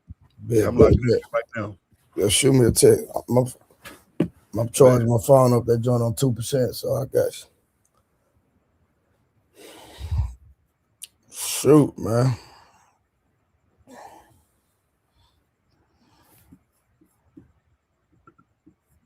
All right, I just sent it. All right, that's a bet, bro. But yeah, man, it's difficult at times with these conversations, man. We talking about the Carmelo Anthony thing and just the ups and downs of that shit. I know it was kind of heated a little bit when you was falling asleep and shit, but we actually end up having a very, very good conversation about that shit. Oh yeah, man. Man, bro, it's just it's a little bit more complicated than people think, bro. Because like I said, I'm in Texas, bro. So, and I'm like 30 minutes from Frisco, and I know how it is up that way, bro. Trust me, I know exactly how it is up that way. You can be in denial all you want if you think that you gonna get a fresh shot with them folk up that way, man. Oh, my nigga, fantastic pulling up. Yeah, that's a hard way to go though. Pause though. That first time, like you a 3.7 GPA, good student, never been to any youth offender shit, none of that. Never been to a county jail. Have no idea, and your first experience is gonna be max. Fantastic. What you do, family? Hey man, good morning, bro. What's up? Man, cool, nigga. I just woke up myself, nigga. If you just got up, nigga. No, they was trying to get me to call you. I was like, it ain't that serious, man. I ain't gonna wake him up for this shit. Nah, my goddamn phone dead, bro. Oh, word. Phone on the charger last night. Oh, man. But no, man. Again, man, it's just crazy, bro. Like I said, niggas only care because of the white boy involved. That boy got shot in the face. What? Not even a month ago. Niggas talked about that shit maybe 4 or 5 days, bro. Who got shot in the face? In New York. The viral shit where the boy was being bullied. Clearly, it was 3-on-1. And he ended up being a fucking victim. And they shot Buddy in the face. And niggas talked about that for maybe a strong 4 days, bro. Bro, I ain't never heard of that. I got on the platform, though, but wait. I never heard about that on my mom. You, Trey? That's what I'm trying to tell you, Trey. Niggas only care when white folks involved, man. Niggas kill niggas every day and niggas don't care. Yeah. See, this is what I'm saying, though, right? So when I first came on the platform, I did content about what white people do strictly to white people. I called it wild, white on white. So that's not necessarily the case. I think it's only important when the media says it's important, though. People don't care about your everyday stories, bruh. People don't care about the everyday shit that happens. People care about what's viral and what the CNN and NBC talking about. Yeah, I understand that, but you still have a choice to care or not. It's been plenty of runs they tried to do that shit, bro, and it didn't run. It didn't go. That's what I'm saying. It's been plenty of things. It only plays if the media puts some shit out here and nobody picks it up, nobody bites. It just is what it is, right? But what I'm saying is this: it's simple, right? When this shit happened, the day it happened, niggas went berserk. Niggas was celebrating him stabbing a white boy, and niggas was making memes and shit because this was what April. Yeah, April, right? Yeah. So niggas jumped out the window wilding first. And that's what niggas don't want to take an account for. White folks wasn't like, how could white folks do anything other than be mad? And then just to the point of what Trey saying, shit, hell, I don't blame Buddy for being racist. As much as you niggas lied, if he wasn't racist before, radicalization is a real thing, bro. I'm not justifying it or whatever. I'm just saying I understand it. If I thought I was on the fence with white folks, right?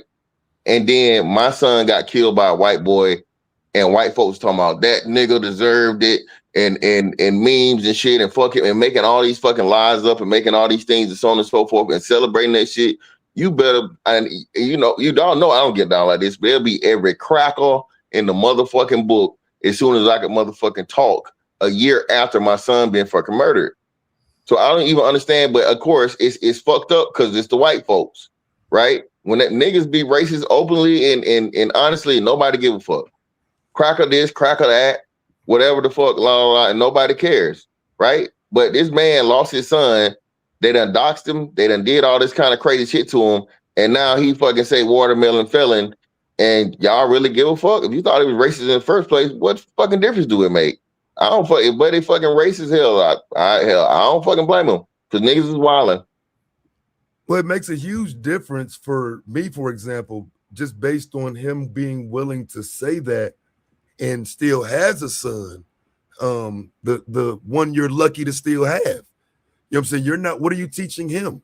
I'm arguing that this is what he was teaching the one that he no longer has, that he's always taught them this. And so this is nothing new, which is why you don't have them anymore. You don't have both of them. The problem with that, though, would again be the several black friends that he had that testified on behalf. That's what killed your argument.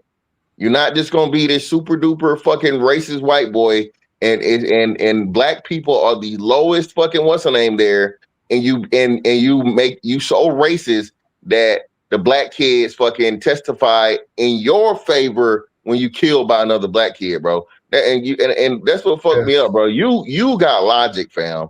You got logic. Regardless of me and you fucking being on opposing sides of shit, bro. You're not no dumbass motherfucker. And you know how, and it hurts. It hurts us because when you, a logical person that can actually walk this shit down, make that argument, knowing the facts. Oh yeah, man. Yeah. No, bro. No. If this kid was so fucking racist, there wouldn't have been multiple black students that testified saying that the nigga was wrong. I haven't seen where they black students. I ain't Are seen you kidding me, bro? It's been reported. No, I ain't seen that. Taz, where were they at, Taz? In a town with no black people. No. The specific event was what, Taz? A track meet. Who the fuck? Who run track, Taz?